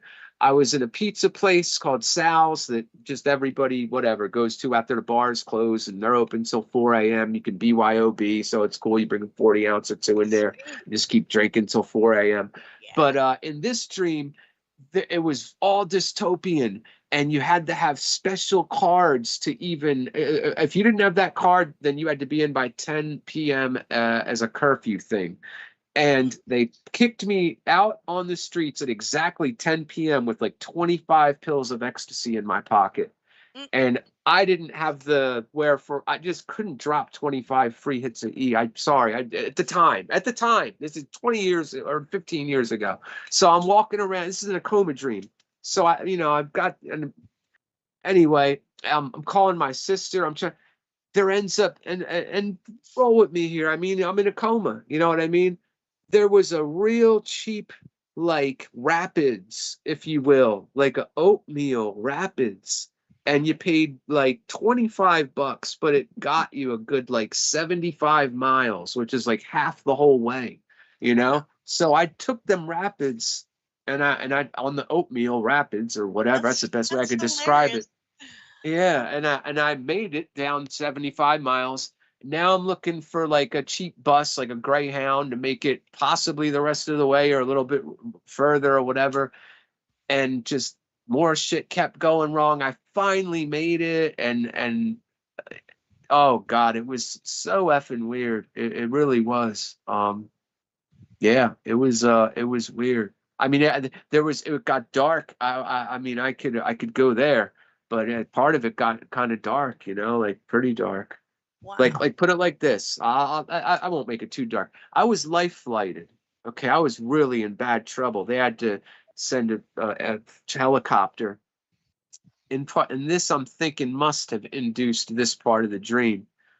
And I'm very ashamed of this, but I'm all about telling the truth. So I'm going to tell the truth. And it's only a dream. Hey, right. And it is. But long story short, me and a very, very, very, very close friend of mine who I'm still very close with. I was the best man at his wedding, blah, blah, blah. Known him since we were 16, 17 years old. We had taken, this is another ill part. There was a train you could take to Europe via, it left like Newfoundland, then it hit like Greenland, then it hit like Iceland, then it come in through like the north of Scotland down into England. And because it was all ice or whatever, it was really tripped out. Like all that shit had frozen over way up there. And there was an effing train. So I said, dude, let's take that train. There was a rave we wanted. We were ravers. I was DJ. I still am, whatever. And there was a huge party out there we wanted to get to. So point being, this is something we wanted to do. We did it. We took the train out there, having a time of our lives. I don't even know what happened, but something bad had happened to me. Like I had some kind of an accident, and I was in big trouble, and I can remember hearing people talking about grabbing tubes and, he needs, I could hear them saying he needs blood. He needs blood. But check this out. So when I'm in the chopper, moment. Yeah, here's the effed up part. Here's the air you go to. Here's the effed up part. So when I'm in the chopper, dude, they said, look, there's not enough fuel for us. So they said there's not enough fuel for us. They said it's got to be you or your buddy. You know what I mean? Someone's got to get out. Yeah. How about that, right? Oh, Yeah. that's crazy. I want to let you know what I was thinking, and I'm still. I mean, it's a little bit better than thinking I was going to live, but not much. I was thinking at least I won't. I was thinking I'm going to go ahead and say bye, Grant. And they will be so disgusted with me that they will kill me too. And at least Grant and myself will die together. So that's what I was thinking, which is horrible. I should have just went alone. But anyway, I was thinking, Throw out one of the Grant, I want you to pilots. die with me. Throw out So a medic. here's the thing. Hold on. It gets worse, brother. It gets worse, man. So they did just that. They said, "You fucking dirty mother." They said, "You dirty son of a gun." You know what I mean? They landed. They landed, you know? And they proceeded to cut me up. They cut my legs off. They did it. They kept cutting me. And every time they would chop me up, my legs would grow back on and they would do it again. And it hurt. Wow. And they kept doing it and doing it. That was Yeah. really strange. Wow. Well, I'll tell you what, guys. That's I some know that Donald we're getting, Marshall that we're cloning running stuff. low on time. Yeah, So what that's we'll heavy, do though, is, yeah. what I'll do is, since everybody's getting along and we got, you know, quite a few people still listening to us and watching us out there, I'll take in, when this goes off, I'm going to give it a second or so and recall the group again, Yeah, if man, that's all right okay. with you guys. Yep. Yeah, If I'm you all guys good with want to that. keep going. But yeah, Yeah. I didn't know that about you, Jay. Wow. Yeah, I man, knew I'm some. lucky I to knew be some here. of it, but I didn't know the dreams part. I That's would have some wild loved. stuff. I would have loved to have like a story go into like a zombie part where cannibals were eating your freaking legs and Oh shit. my You know what I'm God. saying? Like, Yeah, thank God. No, it's bad enough them chopping me Right. up, Right. man. But the thing is, yeah, if you have a real dream like that, you actually feel everything in it. Yeah. It's like as I'm if you've thinking they were really cutting me open, experienced doing all of that surgery on stuff. me at the time, hopefully. oh damn. You know, wait, right, DK? What, that makes sense to me. That would induce a dream like that, possibly. All the Could Yeah. drugs they are pumping through me, and Yeah, them that actually like cutting in me that open. I in that mean, state they're called morphine dreams. But I've had dreams like that myself, where like if I remember my dream, it's because it's been that realistic I that I 5 liter basically blood experienced transfusion. everything that happened in that dream. I got a question. Could you guys imagine being in a dream, like, you know how lucid dreaming, like when you can wake yourself up in a dream that's not going so good? What if you were like in a dream or a Yeah, I'm coma? pretty good at that. Yeah. Yeah, I And can't. you can't wake yourself up, dude. That Yeah, I would can't. fucking be crazy. And you're Yeah, lucid no, I like the whole can't. time. Oh my God. I- That would be Yeah, nuts. no, it's, yeah, no, I can't. I have to go through it till I just wake up. I can't That get myself sucks. out of those things. Yeah, I can't do the I can lucid wake myself dreaming. up usually. I can't control my dreams. I used to I think just end everybody up in lucid some dreamed. I crazy thought that was things, man. just a normal thing, Yeah, lucid yeah, dreaming. right? Yeah, I thought everybody can't do just it. did that. yeah, No. no, not so. No. It's No, good to no. be If I lucid. remember a dream, it's because I've basically experienced that whole thing all the way through to I however would it say ended. if a dream is nasty enough, I can wake myself up out of it about Yep. 65% of the time. Yeah, But yeah. it's rough the other parts. Oh, it's usually a being incarcerated or something like that. Yeah. I've never been lucid in a dream and not able to wake myself up. You know what I mean? Like if I chose to do that, then I'm waking myself up. Sometimes it took a minute, you know, but it happened. Yeah. That was years ago though. I haven't had a really super lucid Yeah. dream in a while. No, when I I'm would gonna lucid see dream, it the through last thing to I would do like is wake what myself however up. it I had ends. fun with them. Yeah. Oh God, I had fun with lucid dreams Yeah. It's in my pretty scary. 20s, my late 20s and early 30s in particular. I haven't had them in quite a while. F5G. You know. Someone's echoing. Yeah.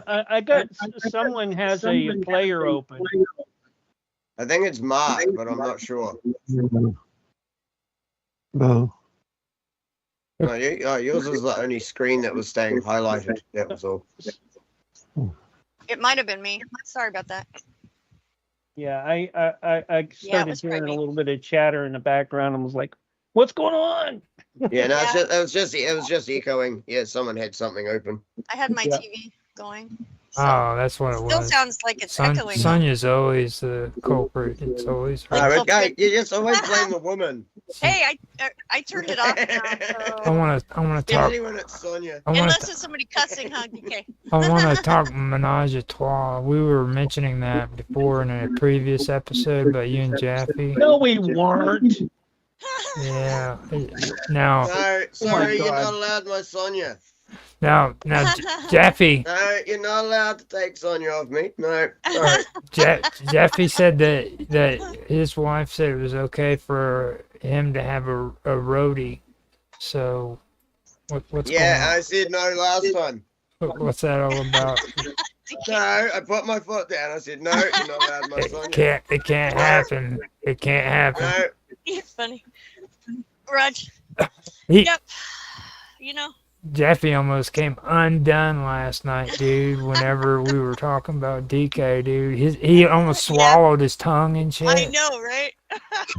That's like if. Oh, real? I missed that. Yeah, I know. It was so cool, and it was Mark's the one who caused it. Yeah, you know what was really funny last night? He asked me last night if you were going to be on. Who has? Somebody I has keep it. hearing. Yes, not me. I keep hearing DK, that I go, think, has you on. No. No? My bad. I'm all accusing No, DK. my I know, other right? computer's got my other computer's got headphones it's that plugged Mark in. guy, 'cause, There's no noise coming from anywhere here. he's all lit up real. Yeah, that's what I said. I'm pretty sure it's Mark, eh? Yeah. I don't know what you've got turned on or what suddenly turned on. You got some other volume, you got something echoing back through. The speaker, most likely a speaker next to your mouse or your mic. That's usually what that does. It could be it, yeah. The speaker could be too close to the. Yeah, it had his microphone had slipped down his jacket. It was too close to the speaker. Yeah, man. Oh yeah. Okay, tell him, Mark, what you're gonna say. We got 5 minutes.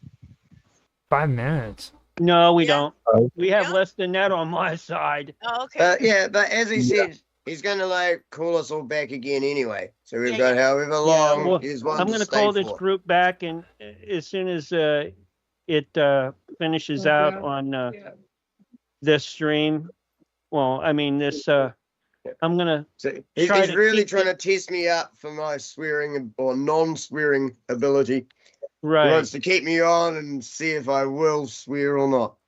Yeah, you're doing good. It's just a test, really. That's all it is. Just Yes, wait. practice. Just Yes. wait. Next comes the bikini Great way to look contest. at it. DK in a The bikini. Wet t-shirt. Let's do wet t-shirt. DK in a Right. freaking thong bikini, leopard skin. Sonia's winning. I'm coming second.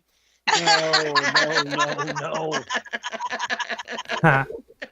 I don't do that kind of radio and shows. Yes, you do. You do that on your streams, all right? Actually, Not mine. you do. No, I don't. The red carpet, Hey, we can have DK and Sonia on the red carpet with freaking. Yeah. Oh my God, no. Debbie will not have that. But Debbie would love it. She'd be like, No, yes. she won't. I guarantee you, the only person I think who would disagree with that would be you. Debbie would love it, dude. Just- Yeah. Well, we really took this conversation sideways, didn't we? just went south. Yeah, You know it's good So when it we goes hit south. gutter level and kept digging. Yeah. Diverse, that's for And sure. kept digging, yeah. Oh shit, my jaws are laughing so hard. So, really, welcome to Let's start this I over. really appreciate you coming in tonight. I hope you're having as much fun as we are. Oh boy, that was great. Jeez. Yeah. Good stuff. Woo. Awesome. Yeah, this is not normally how our after shows go. Yes, it is. What are you? Impromptu comedy is always Sometimes. the best thing, man. Listen to this. He's just Impromptu comedy is always the best. Yeah, right. he keeps saying that like it doesn't happen. You know? What I Yeah, mean? no. It happens, but not as often as you guys are implying. Well, that's because Nancy's not here. Like if Nancy was here, it would be off the chain, dude. We would be like, Yeah, if she can dish it out and she can take it, mhm. all right? Yeah. Oh, she's put a lot of guests in their place. In between Yeah. and on air. Mm-hmm. That's right. Yeah, That's fantastic. that's why I love working with Nancy. I mean, Mhm. she's a no nonsense girl. She don't take no bull. No, No. BS. Uh-uh. And if you want to play around, well, she can, she'll throw it right back. F too. around and find out kind of thing, you know? Yeah, she's hmm but I hope you get to meet up with her real soon, Jason, because I think you're going to hit it off with her as well. You gotta taste the Jack earlier. Jack does the show before, and I don't know how much of the show that you got to hear of him. He caught a bit. Yeah, I he was heard all watching. that stuff. He Good was stuff from Jack. he was watching Yeah. on my show before he went over to your channel, so he did catch quite a bit of Jack's Yeah, I was show. watching from Yeah. about 8 p.m. my time. Yeah, 8 p.m. your time. He's on from 8 till 9 every Wednesday. Yeah. Jack So he has pretty all much caught sorts all of his show. really cool stuff, and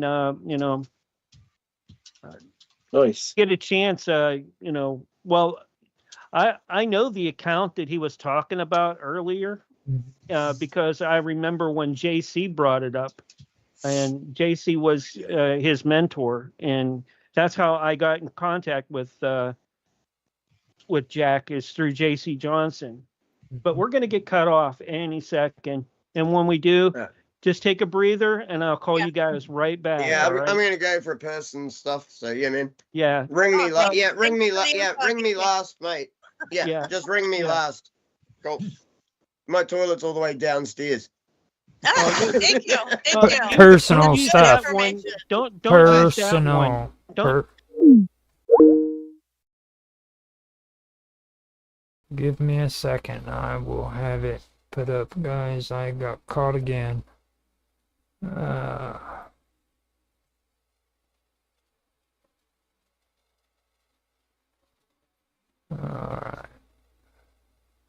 I don't know why I keep doing that, but I do.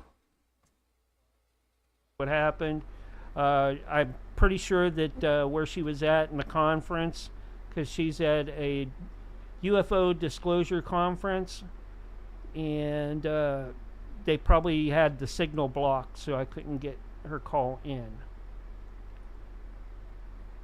So let me call those folks right back.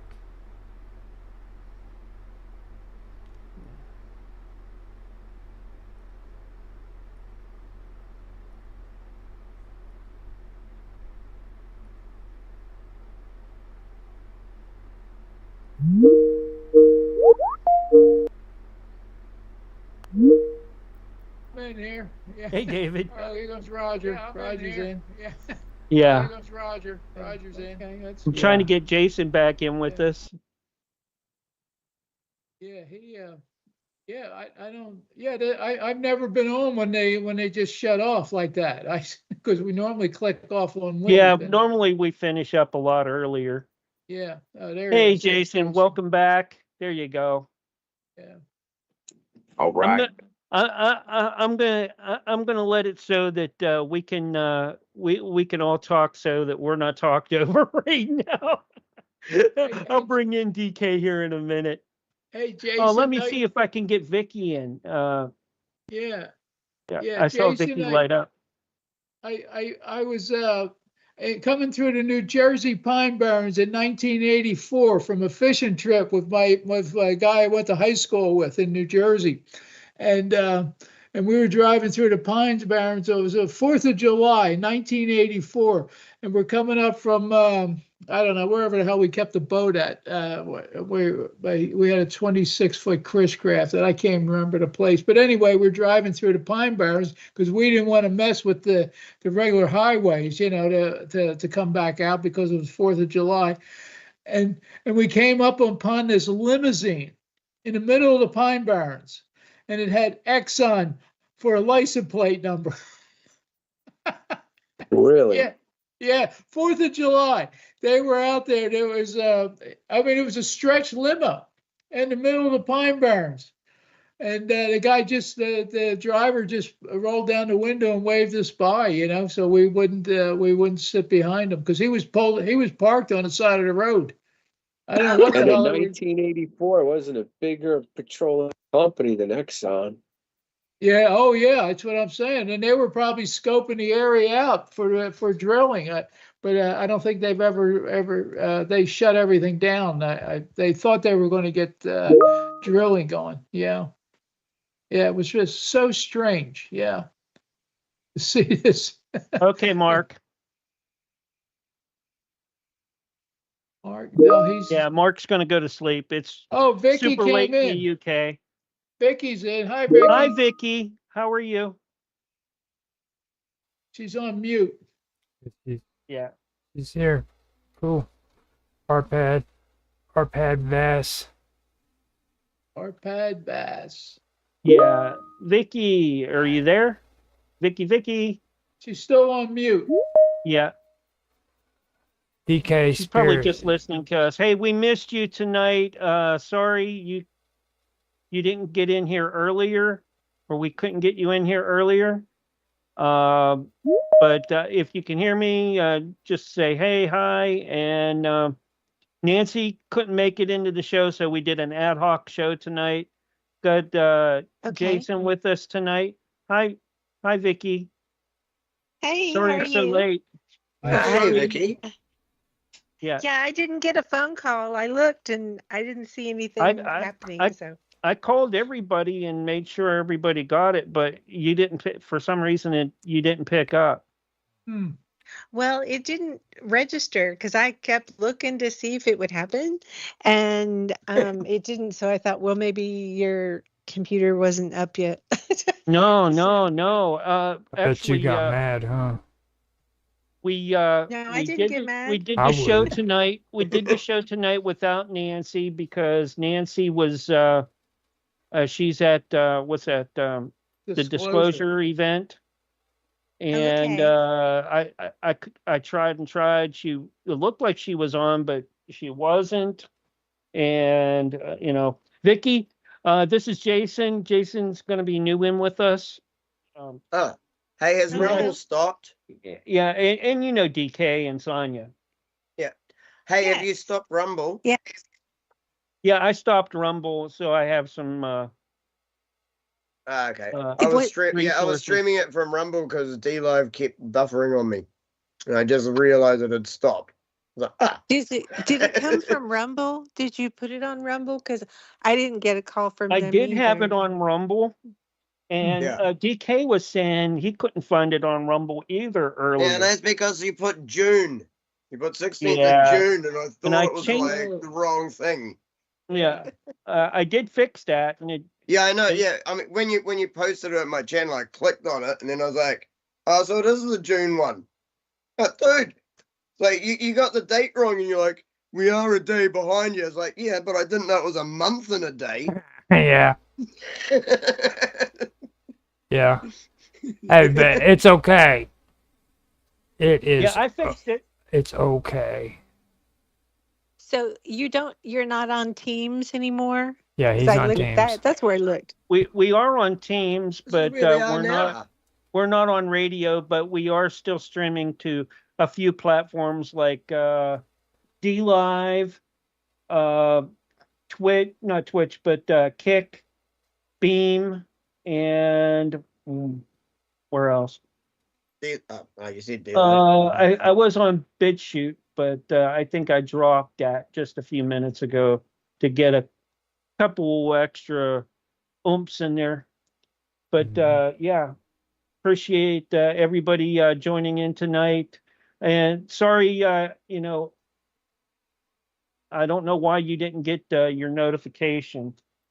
Yeah, well, I've been so that was mad. really weird because I think you were saying, were you at first saying Nancy didn't get hers either, but you thought it was because she was at the conference?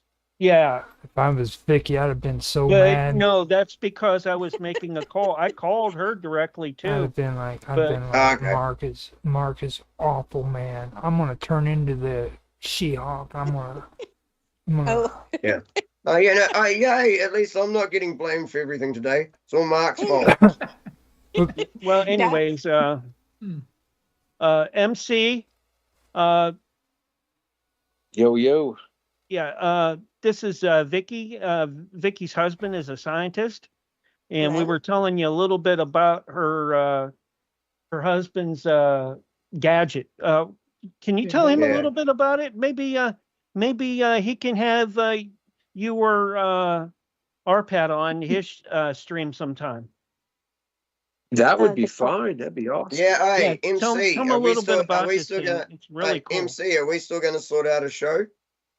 Yeah, Absolutely, man. yeah, Yeah. I'll work that out with the two of you. We'll do it at first where we're not on radio side. We'll do it like Oh, a yeah. podcast to all the, and then we'll start working into where we can take breaks, and I can get you up on some of the stations that I deal with. Okay, All right. but Sounds good. give me another month with that. I'm Take your working with time. Roger too to get Cafe Enigma back up too. So Oh, cool. and I believe Roger's going to take that over, right, Roger? Wow. And I'm working on a couple things myself, moving from exclusively D Live to we were at Rumble in 2024, but going back to Rumble, and I'm thinking Pilled, but it might not be Pilled. It might be a like BitChute or something like that. Well, I multicast. I'm all over the place. Dig it. Face- I'm just one or two. Yeah, I do like probably 5 internet stations plus how many terrestrial stations pick up from those, and then that sell the content. And then on top of that, I have Kick, Twitch, Facebook, Rumble, D Live, YouTube. Nice, Nemo TV. I got probably about 15 other platforms that I go through as well when I simulcast. So Yeah, I come through and I grab try mine. Nobody grabbed my I do the shotgun effect where, hey, I want to make it as easy as possible for anybody that wants to tune into these programs as possible. And I just recently, it's been maybe about a month, got not Facebook, but YouTube back up after many years. Yeah, that's Wonder a if lot I of can people use have been them giving again. their channels back recently. My theory on that is I think something is probably in the works, and they want to read NPCs' diaries, if you will. They want those comment sections. They want to do quote unquote market research, if you will. Tomorrow. Not me. I mean, they know what I'm thinking. They want to see what the people on the fence are thinking about, everything. Good night. Good night. No, Sorry, that was that was I know. Ah. I'm saying it to your daughter. sorry, I got a little distracted there. Like, Yeah. my roommate, all right? Oh, Your roommate. Oh, Yeah, I have a roommate. Yeah. I actually have a few roommates that include 2 of my kids that are roommates. Hmm. your flatmates. Yeah, so Housemates. Yeah. Well, flatmates, boarders, well, renters, Nina- whatever you Nina- want to use. well, Nina lives, Ah, well, we got like, okay, shit. there's 2 places on this property, all right? One has a garage. I'm in the big house, and then she's in the maid's quarters. So, listen to that shit. He's she has got a her- freaking she has maid, her own- man. Yeah, I'm not like Yotivation that have a mansion, but I got a big enough place here in Texas that I have 2 garages. One's a 1-car garage that's attached to the house, and the other one is a 2-car garage with an apartment in it that's Cool. non-attached, which is really nice.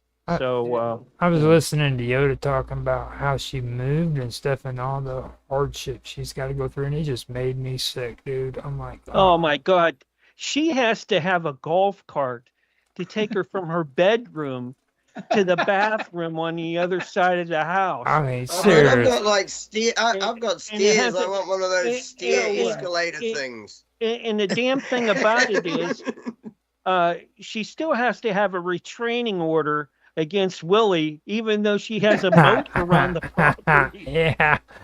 I love it. I love it. Gee.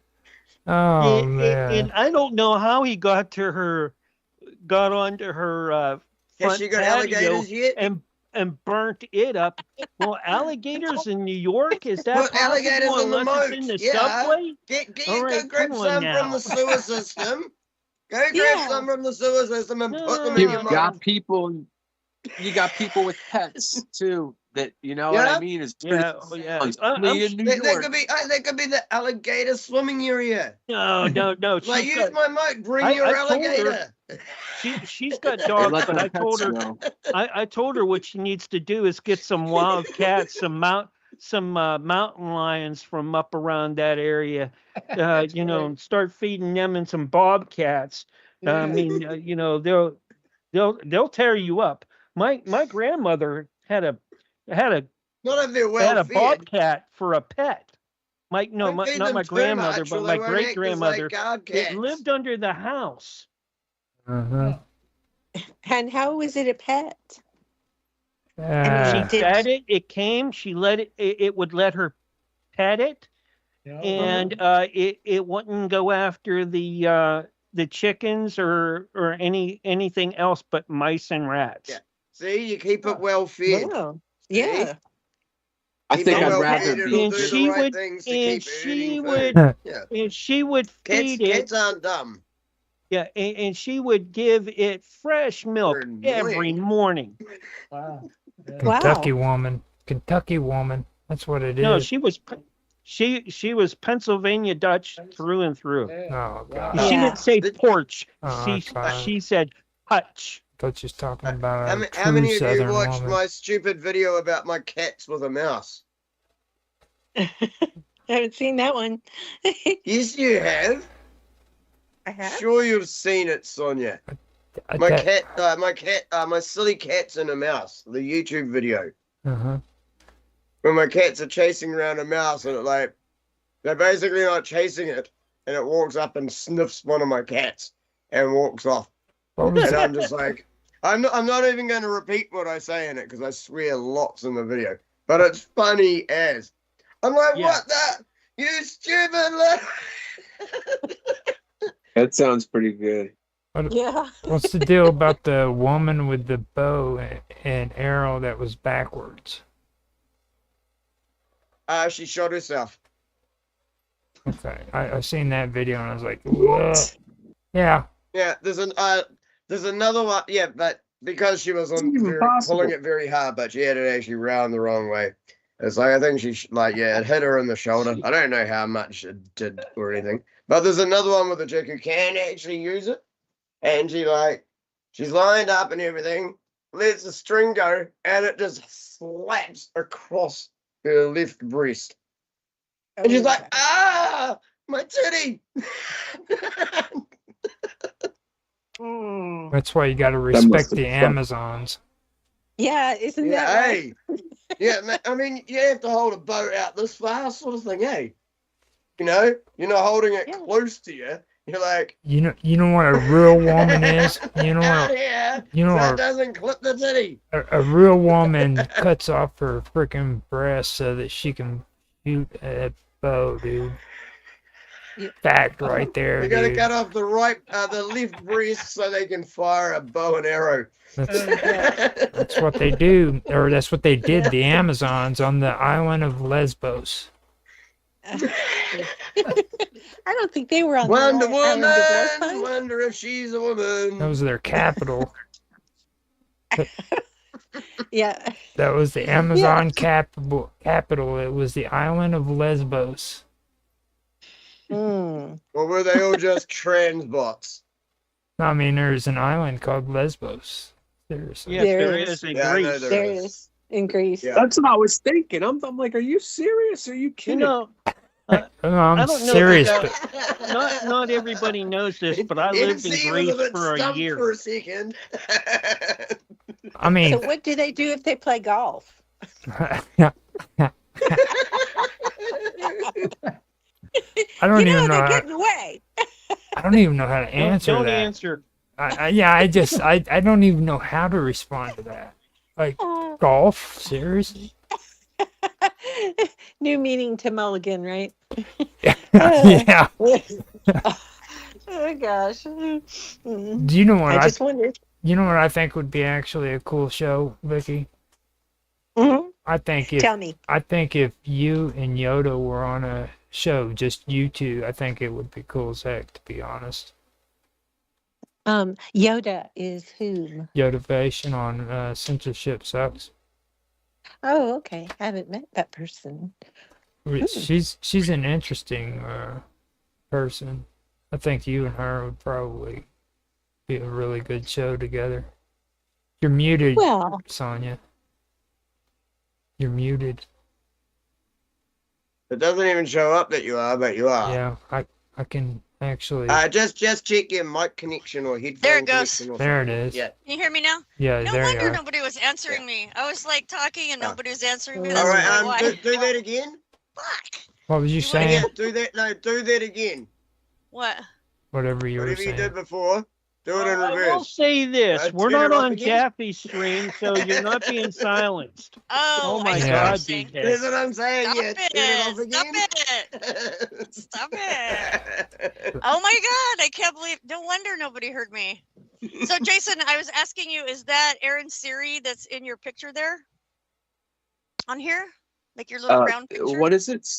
Aaron On Siri, that your, guy? on your avatar pic thing. Yeah, your avatar picture. If you turn your camera on. I got you. No, that's Richard Gage. That's the founder Oh, of okay. Architects and Engineers Yeah, for 9/11 Truth. Okay. Yeah, I know Yep, him. yep. Mhm. Cool. Right on. You said Richard Yeah, I Gere? met him last time in 2018 in New York. Actually, I'm going to give you a big shout out right now, MC. MC is one of only two people who brought up something that since they brought it up, I've been bringing it up. How many buildings were damaged or attacked on 9/11, people? I'm asking everyone on the panel right now, Yeah. how many There were was actually damaged? Like, how many do you know of? there was quite a few actually. I'll answer last. Was it 7, was it? Yeah, I know. Yes. Yeah, I want you to be last, MC, because I could say the same thing, but I want you to do it. Yeah. Yeah, wasn't there a couple that were really far away from the whole thing? Like building 7 went there was reported. Yeah, there was that one, and then there was like another couple small ones Yeah. somewhere. Sonia's listened to me, I think. I heard that just the other, like recently. I heard about Yeah, that. I think you watched it on one of my shows when I was talking about it one night. You're like, really? There's more? Right. Yeah. I Yeah. watched the, like anyone else? what- Roger, what how MC many do who you MC's know of? got? Well, there. Building Well, 7's kind of controversial name? because it's like the reporters actually said that the building was collapsing like two Yeah. 2 seconds Before before the it fact can't that you happen. know it while even it was fell still is a Yeah. good standing. thing. on the BBC or whatever Yeah. it was. Yeah. How many Uh, buildings? Is it How many 7? buildings? 7. I would More than 7? 7. I would No, say no, I are would you say saying there's 7 more. buildings or 3 buildings? Because there's obviously World Trade Center 1 and 2. Uh-huh. 7 came down that day. It's Yeah. disputed how that happened. But Mhm. there's 3 buildings. How many Yeah. buildings do you know of that were damaged? Sonia actually seems to have some idea. How about you, David? What's that? How many buildings? Yeah, all together. Yeah, I thought there were 3. I thought there Alright. were 3. The World Okay. Trade, the 2 World Trade Centers and number 7. Now I didn't see anything about the other ones. No, if Yeah, you they don't put that in the news. I- you know? I- if you hang count the on, now- Pentagon, now, if you Mark, count the how about Pentagon, you? yeah. Right. No, Yeah, wait, right. no. I'm just talking about in the World Trade Center. Yeah. Mhm. that How area. about you, Mark? I was in the Air Force at the time, and I was getting out, and I didn't care, and I Oh, wow. still don't about that. All right. My sister was in Shanksville teaching at the time, so I Oh, know about the plane that went down there, Yeah. and Oh, wow. and I knew that where I was at, it was high hang alert, on. and hang I on. really that this is a topic that I really I- don't like to talk Yeah, he about. doesn't- hang he on, doesn't like this one. See, hang on. Sidetracking it. What I said was, how many buildings at the World Trade Center. Now Yeah. the floor is yours, MC. Please away. elaborate on a lot of what people don't know. Hmm. Well, I think what you mean is if you're talking about how many buildings there were in the complex, there was 7 buildings. There was 3 Oh. towers, 3 skyscrapers that fell that day. And many people don't know that there was a 3rd skyscraper, a 3rd behemoth. I mean, all 7 buildings were destroyed. The Marriott was building 3 or whatever. And I think that was 3 or 4 stories or whatever. And if you want to talk about all of downtown, I mean, I got a picture of a 2.5 ton piece of rod that's ripped through 11 stories of the Amex building. I've got Yeah, and one. I've that's got just one better. one. I've got one better than But I that. think Wow. you meant just There the is a 7. there is a section of steel in my city that I have a video on YouTube of Mhm. that I see that. apparently fell from like the 102nd story, pierced all the way through the building and through to the subway underneath. And this is written on a plaque in front of it saying there's one bit in the middle. There's like about 3, I think there's 3 long bits and one that's suspended by wires. And they say that bit that's in the middle was the bit that fell from the 102nd story. But I was mainly trying to get you to bring up building number 6 then. Oh, 11 story or 11 floor, whatever, building 6. Yeah, the Exchange Commission's building that Mm. apparently emptied the safe out the night before. I don't know how they know that Yeah. or whatever, Oh, but it's in right. Christopher Bullen's book. That when they found that safe, it was empty. There's a record Mhm. of many either dump trucks or rubbish trucks leaving Yeah. By the way, I'll Twin give you my own. Towers and the I was World up there Trade 3 Center weeks buildings afterwards with cameras. in the week Yeah, they were before it. Yeah. 24/7 with trucks removing that Yeah. shite. Yep, Mhm. I It was, saw them it do was it with all my the own eyes. gold, They all the wouldn't let us get documents, any anything that was further important. south than Canal DK, Street. how can we hear him? Sorry. Just gonna say they wouldn't let us go any further south than Canal Street because I think about 6 blocks or 8 blocks or whatever. But it was me and my gal at the time, and her mother lived in Jersey, in Roselle Park, which is like 11 miles over the bridge. So we're like, oh, let's kill 2 birds in one stone. Let's go visit mother. And I want to go effing, look around. Right. This was it wasn't even October yet. It was the end of September. And we, hit a few bars on the way, but I mean, we're in Manhattan. I never took her out there before, so tried to show her a little bit of a good time. But after that, whatever. I got photos. Hey, check this out, DK. And I've begged her to find this effing photo because she has it somewhere. I've got. Not only did I see this, but I've got a photo of it. One of those trucks, at least one.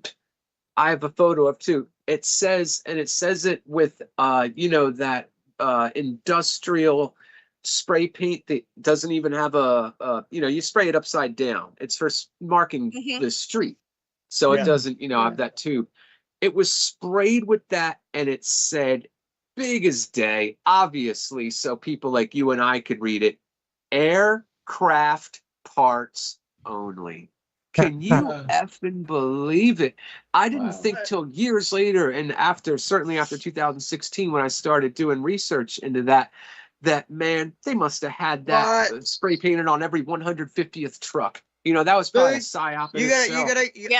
You gotta get those photos onto Telegram for me. I'm on a Discord. I'm on a 9/11 Discord channel. If you can get those photos onto Telegram for me, I'll take them to Discord and put them on a 9/11 channel. That's so cool. Yeah, bro. That is one of the most amazing how about things that, man? Aircraft I've hadn't parts. heard. That's Aircraft parts only. You got a picture of that, huh? I would see that shit. That must have been on every 50th truck or every 10th. But every, and so it sticks in people's minds as it's going past. Sure. Let me tell you something. This is all part of the Because I style. saw that. You have to make sure everyone sees that you're doing that God, thing. can't hear him. That was one of the reasons I didn't revisit it. I mean, one of many, but I said to myself, we have the best intelligence in the world. We must have let them do it. but Yeah. that we could have done it ourselves, let alone with outside help from what's supposed to be our best ally in the Middle East. I mean, I couldn't even imagine. But again, I couldn't even imagine us doing it ourselves. It was hard enough for me to imagine us having let it happen. And let me tell you, when I found out in 2016, 2017, what I had found out from 80 hours or whatever per week of looking into this and actually contacting the people that wrote the books and asking them, like, look, am I losing my mind? Or, do you, and contacting people on email. I mean, it really was a shock. I mean, that's the last time I used any hard drugs or nothing like that. I mean, whatever. I'm just saying. No, seriously, I used to have But it I'm wasn't the rooms of surely AA tripping. and NA that got me sober. It was freaking 9/11 shocking me sober. I'll be celebrating 8 years on the 22nd, in about 5 days, the 17th, 18, 19, 20, 22. So 5 days I'll be celebrating 8 years. Yeah. And it wasn't like I Congratulations. tried to get sober. It was, but it just happened that way. The more and more I researched, the more and more I just said to myself, God damn, man, they don't get to have an effing beer. Those 3,000 people. It sounds so gay, kind of. I get it. No, not But really. but yeah, I said, they don't whatever get to have a works drink. for you, man. Sure. Yeah. I'm never coming at you. You know what I mean? If you look, I mean, I drank like you. I went to work. You know what I mean? I never crashed the car. Seriously, it's called a functioning alcoholic. That's what I was, dude, for like 20 years or Unless however you're on a long. radio show. No. Oh God, oh wait, hold on. Can we? All right, so we are with the still.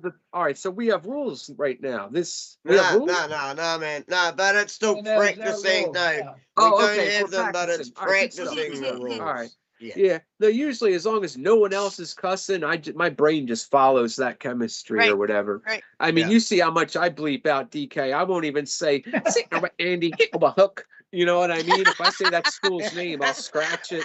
You know, Right, I've been, right. I've been bleeping cuss words out at certain, one venue might be a hip hop venue. I can cuss as much as I want there. Another venue might be a rave where there's drum and bass and it's people are tripping and I'm sorry, people are having fun, grooving. That's And great. they don't Right, want to right. hear so much curse words and Are stuff. you not allowed to So say I fall tripping? back on it, you know? I actually don't know all the terms of service. I do really want to be sent Very like a smart. list of what things you can't say on syndicated radio.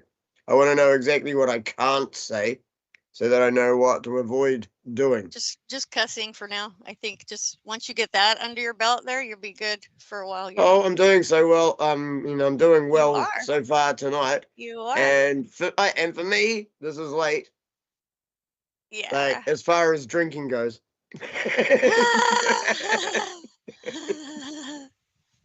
See, the first couple of hours I would have been even nicer. Sounds like a really, really screwed up codependent relationship to me, dude. It's A like, little bit. Like me and alcohol. no, it's like everybody's like, well, you can't say cuss words, little boy. Be good. And you're Yeah, like, yes, yes, ma'am, yes, Well, ma'am. whatever I he's got to know, do to get It's him because through. hey, the thing is, I actually know what my issue is, and I've been trying to work on it. Yeah. Poor I'm little proud F of you, word. DK. Where is Mark? Did he just vanish again? No, his hand's Well, still there. I'm right here, and Medworthy had to go to sleep because it's super late. I was gonna Or give early him in the morning I was there. gonna give him a hard time, dude, because like he's English. You know. He crashed out a while back when he said it was 5 a.m. wherever But he is. you know what? There's a group of people that just follow when Mark's on. I'll tell you, they love him to death. He's over man meat. King and Yeah, he Queen looks like a Bush really Camp cool on dude. Kick You, Love. you, you've got you got to be wearing that suit jacket and things. Eh? Yeah, it's really cool, and his hair's Yeah. getting nice and I need curly. to start doing. If I started doing W. that, Yeah, and you like, have to know I how might to. feel that I'm in that situation That would be and need something. to actually behave. Do it, dude. Do it. I don't have a suit jacket. I've got a fun I know, fact. right? I've got a fun True story. fact for you guys. You want to hear it? Yes. It's about the French people. So I Oh love. my God, no! Definitely then. Definitely. Okay, French people, get this, French people had a constitution written up, right? They are so stupid they had to freaking rewrite it 15 different times. Wow. 15 times. We wrote one constitution and we got it right the first time, dude. Whatever. We did. You can't be talking shit about the French people, okay? Hey, hang on a Sorry. sec. How many 15 15 Or times, dude. is amendments the Constitution or the Bill of Rights? No, the Right. Bill of Rights and the amendments are, well, the first 10 amendments are the Bill of Rights, and then the rest of them are just extras. They really don't. So the amendments aren't to the Constitution. No, the Constitution is 4 articles. Actually, 5 articles, I believe. The 5th article. The 5th article has to do with like amending the Constitution, like if you want to have a constitutional convention. But I believe that's it. Yeah. Yeah, so Well then. So DK, I mean, and Jason, hey, anytime you guys want to have me in on your stream, just try to get me ahead of time, and then Okay, I'll try to. all right, I'll ask now. I'm What really are you trying doing on to. your what are you doing on your Saturday night? Because my show is Saturday my night. my show is my Sunday Yeah. at 1:30. So half an hour later than when Vixen's show started today, for whatever time that is for you, half an hour later than that on your Saturday night. That'd be like 9:30 on Saturday night. Yeah. And Are you okay with that? That's my next it's- Rumble show. for now, this month is going to And be any tight of the rest because of you can join I in, do but have my kids I all have, to, this I have to month. work out how to do the Teams thing. You have to help me out with Oh yeah. Yeah, sorting don't out worry about channels on that. If you Teams. want Yeah, me bro, to, I'm down for that, DK. Sweet. yeah, Yeah, brother. yeah, And Sonia, and all of you are welcome, by the way. yeah. He If you says want, that. I'll try and find a topic. I generally come up with it about an hour before I do a show. So yeah, it'll be No. like spring on you sort of early, and then I'll share everything around, get everything sorted. now this And, month, yeah. this month here, I'm really tight, and even with Jaffe's show, I'm not even in there for very long. Sonia and Roger will even let you know. I'll pop in for a few minutes or not for very long all because I need to learn is how to set up these Teams panels. yeah. make your Well, it's really not that hard once you take and start working with it, but it's it takes it's like a bicycle. Once you take and start using it, after about the 3rd or 4th time, you get in there. All I need to know, DK is how to start it, and the fact that MC the is way doing you've great. got it done, you've got set it up as different channels for each hour. Yeah, what So I that's do sort is of, see, I've been paying attention to what you do. I'm trying to work yeah, out how to do it myself. all I do Yes, with yes. that basically is I'll set meetings up and call it pre-show Ah. for one meeting. Oh, then set another is that what you meeting do? up. You set up Yeah. meeting. Yeah, Yeah. you No, set that's up a cool. meeting, and then Hey, after that, it's this is actually meeting 1, instructional 2, and 3, informative or after for show. everyone listening as well. Indeed. So you set up meetings, but you Mhm. make up several meetings Yeah, because but, you know you uh, only get an hour for each one. Mhm. Yeah, and then when you make up the meetings too, you can put a title on each meeting as well as you can have it set up so it starts at a certain time and ends at a certain time too. So that's how I have mine. I also want to come up with an overall name for my show. I'm French people. sort Well, of like French- There sort you of go. playing. French That's people. one for Sonia. She's good with that, right, Sonia? French- yeah, I'm me and playing- DK kind of talked about it a French little bit. French people. I'm playing with like Conspiracy Investigators Handbook. French people. You 'Cause I already wanna know. actually write a book on Anytime it it's as well. just me and you, it's Giza Roger. truth. The old Anytime geezer's it's just truth. us. Giza. Anytime it's just me and DK, it's geezer truth. At least that's I'm down with that. Anytime it's just me and you, that way, you know, who knows? Maybe other people don't we like know that. that But if one's it's not me going to and be you, it's a radio piece of friendly. truth. All right. Well, that'd be kind of cool. And then what we'll do is, you know, we can all set it up so that if I can't host it, then maybe Roger can host it, or we can take turns hosting it for So- when we want to take and do it. So when No, you say well, we- host, when you Bring say them the raw host, side. side of need truth. to- I mean yeah, broadcast. Truth. oh, Hey, we we all could just we could need to both try do and work it together and actually. get as much as what we're doing I'm out not- to as many people know, as we can. But that's Yeah. all it comes down to. I mean, if you need a cameraman, that's all I gotta do. If you want me to just be a cameraman and make sure that it's streamed, it's cool. I know you can jump on the panel as well. Yeah. Well, I as said. don't really like talking too much to you guys. You guys, all of you guys are freaking nuts, man. Talking about Yeah, I'm completely not. I do. crazy. If you Stop go to my projecting. D Live channel, In you other see words- that people who sub to me get the title Crazies. Like I told you, So everyone who I subs to want. me is one of the I seriously want to do an episode called "Crazy White People in New Zealand," and I'm serious. Yeah. That would be like the Oh, coolest man, stream, dude. Holy shit! It would be the coolest Right. stream. Some of the stuff I've learned about the guys in New Zealand are nuts. I mean, it Right. is. They It don't is. fuck around, really, you know? No, when they go I could nuts, fill they up a go whole nuts. show by myself. That's why I said me and you need to get together and we need to do that because I think it would be the freaking bomb, dude. Like you guys had that one guy. He didn't believe. Sure. Well, they call him no man on the land or something like that. And he went up to the courthouse and he protested, and they had to drag him out like in hogtied because he wouldn't freaking leave, man. They hogtied him, lifted him up, and carried him out like 5 cops, dude. Right there in the Well, I know courthouse. people who have done it and it has worked. But they were Maori, not white. Well, I don't even want to get caught up on that Oops. now. That even goes even Yeah, crazier. yeah, I know. That's why I'd be very careful with that topic. Now, Well, actually, I don't. I'm a dick. But it's why I don't really like I got- publicizing I- that one I too heard often. I heard they eat people and stuff. They used to. They stopped what 5 years ago or something. 5 years ago. I know Canadians Actually, eat. no, I know don't Canadians know eat. how- to be honest, I don't know how long ago, but I do know that in Australia, it was only made illegal to kill Aborigines in like the 70s. Mhm. I have a funny feeling it was Wow. 76. Yup. See, I know Canadians eat each other.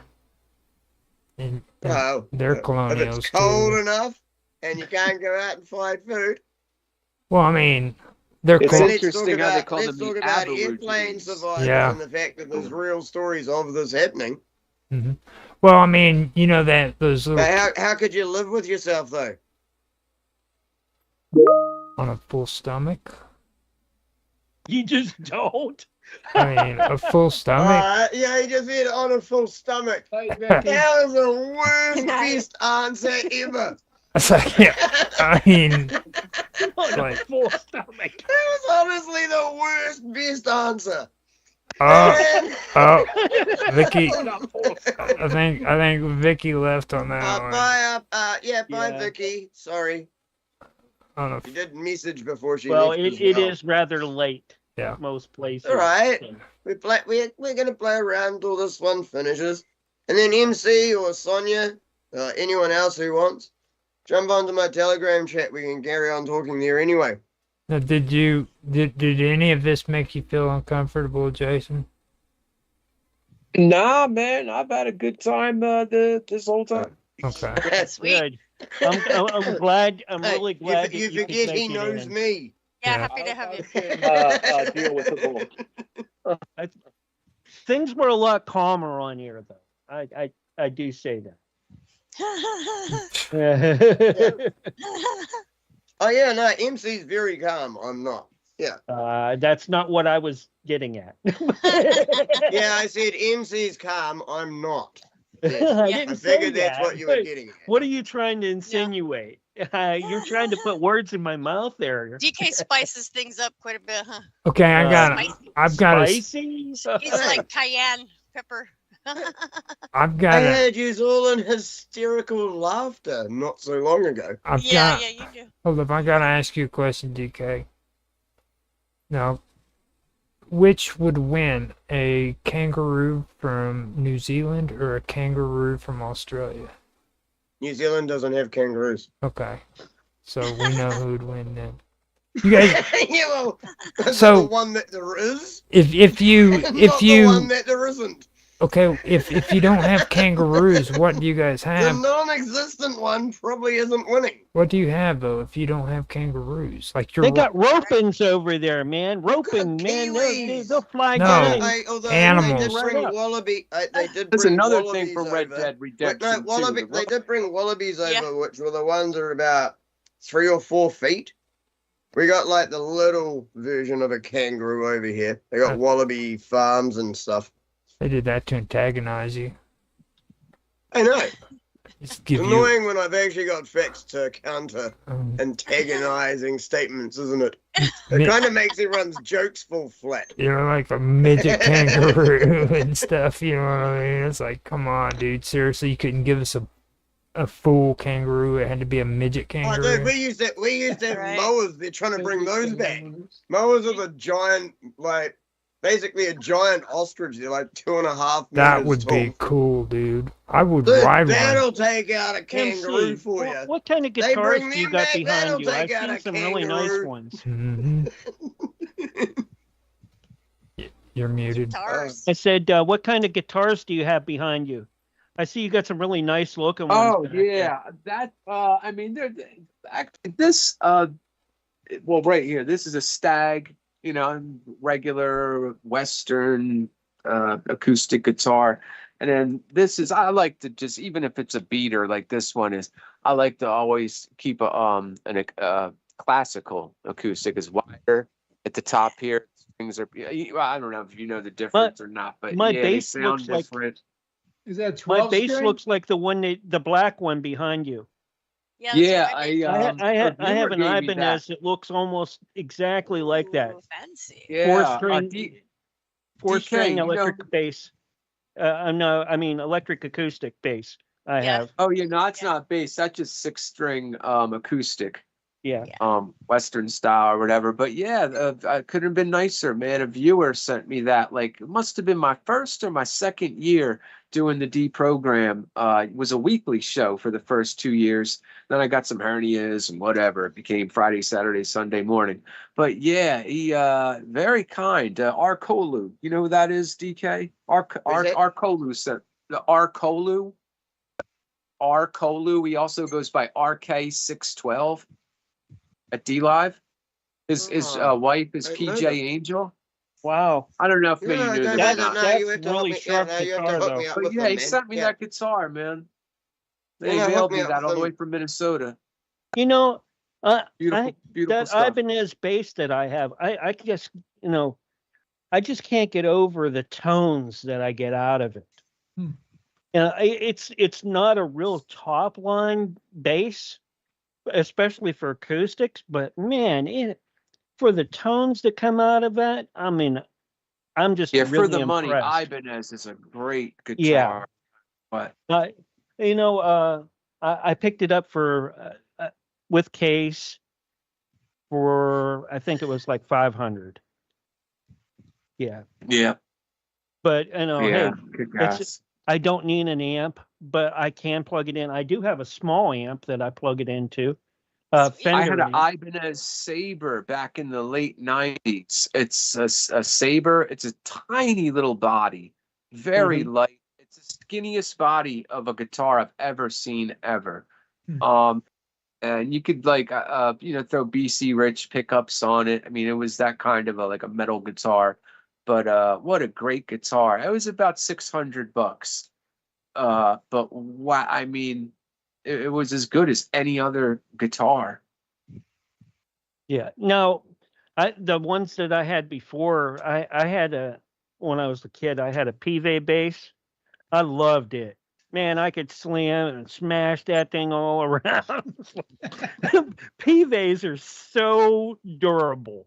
All right, them and Yamaha. Heavy too, right? Yamaha, yeah, yeah, and I Yeah. think the Yamaha had, I think, for for the bass, I think it had 6 pickups on it. Dude, I So like yeah, Yamaha. I like In that. my opinion, I think it's very underrated, man. My next guitar, I'm pretty sure, is going to be a Yamaha, and it's only it's $199, I think. Regularly, it's $239, and on sale, it's usually on sale for like $200. There's actually a video of me playing it on there's YouTube, and it there's only one sounds great. drawback that with It plays great too. Yamaha. The action is great, great, great. Okay, There's only guys, one drawback with Yamaha guitars. guys, I The gotta, weight. That. They're heavy.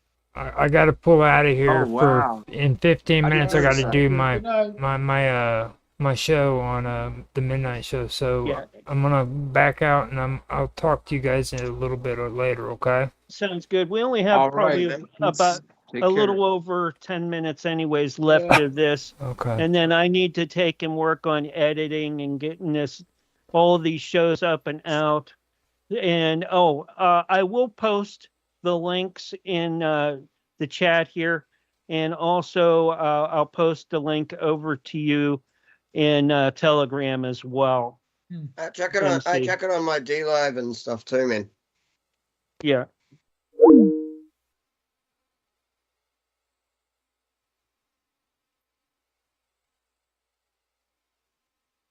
Okay, everybody. I hope you enjoyed that. If you did, stop over, give frickin' some support to Dreagus Production. It's a great, great couple or few shows actually. He has Censorship Sucks on Sundays and on Wednesdays at 4:30 on Wednesdays and 7:30 on Sundays.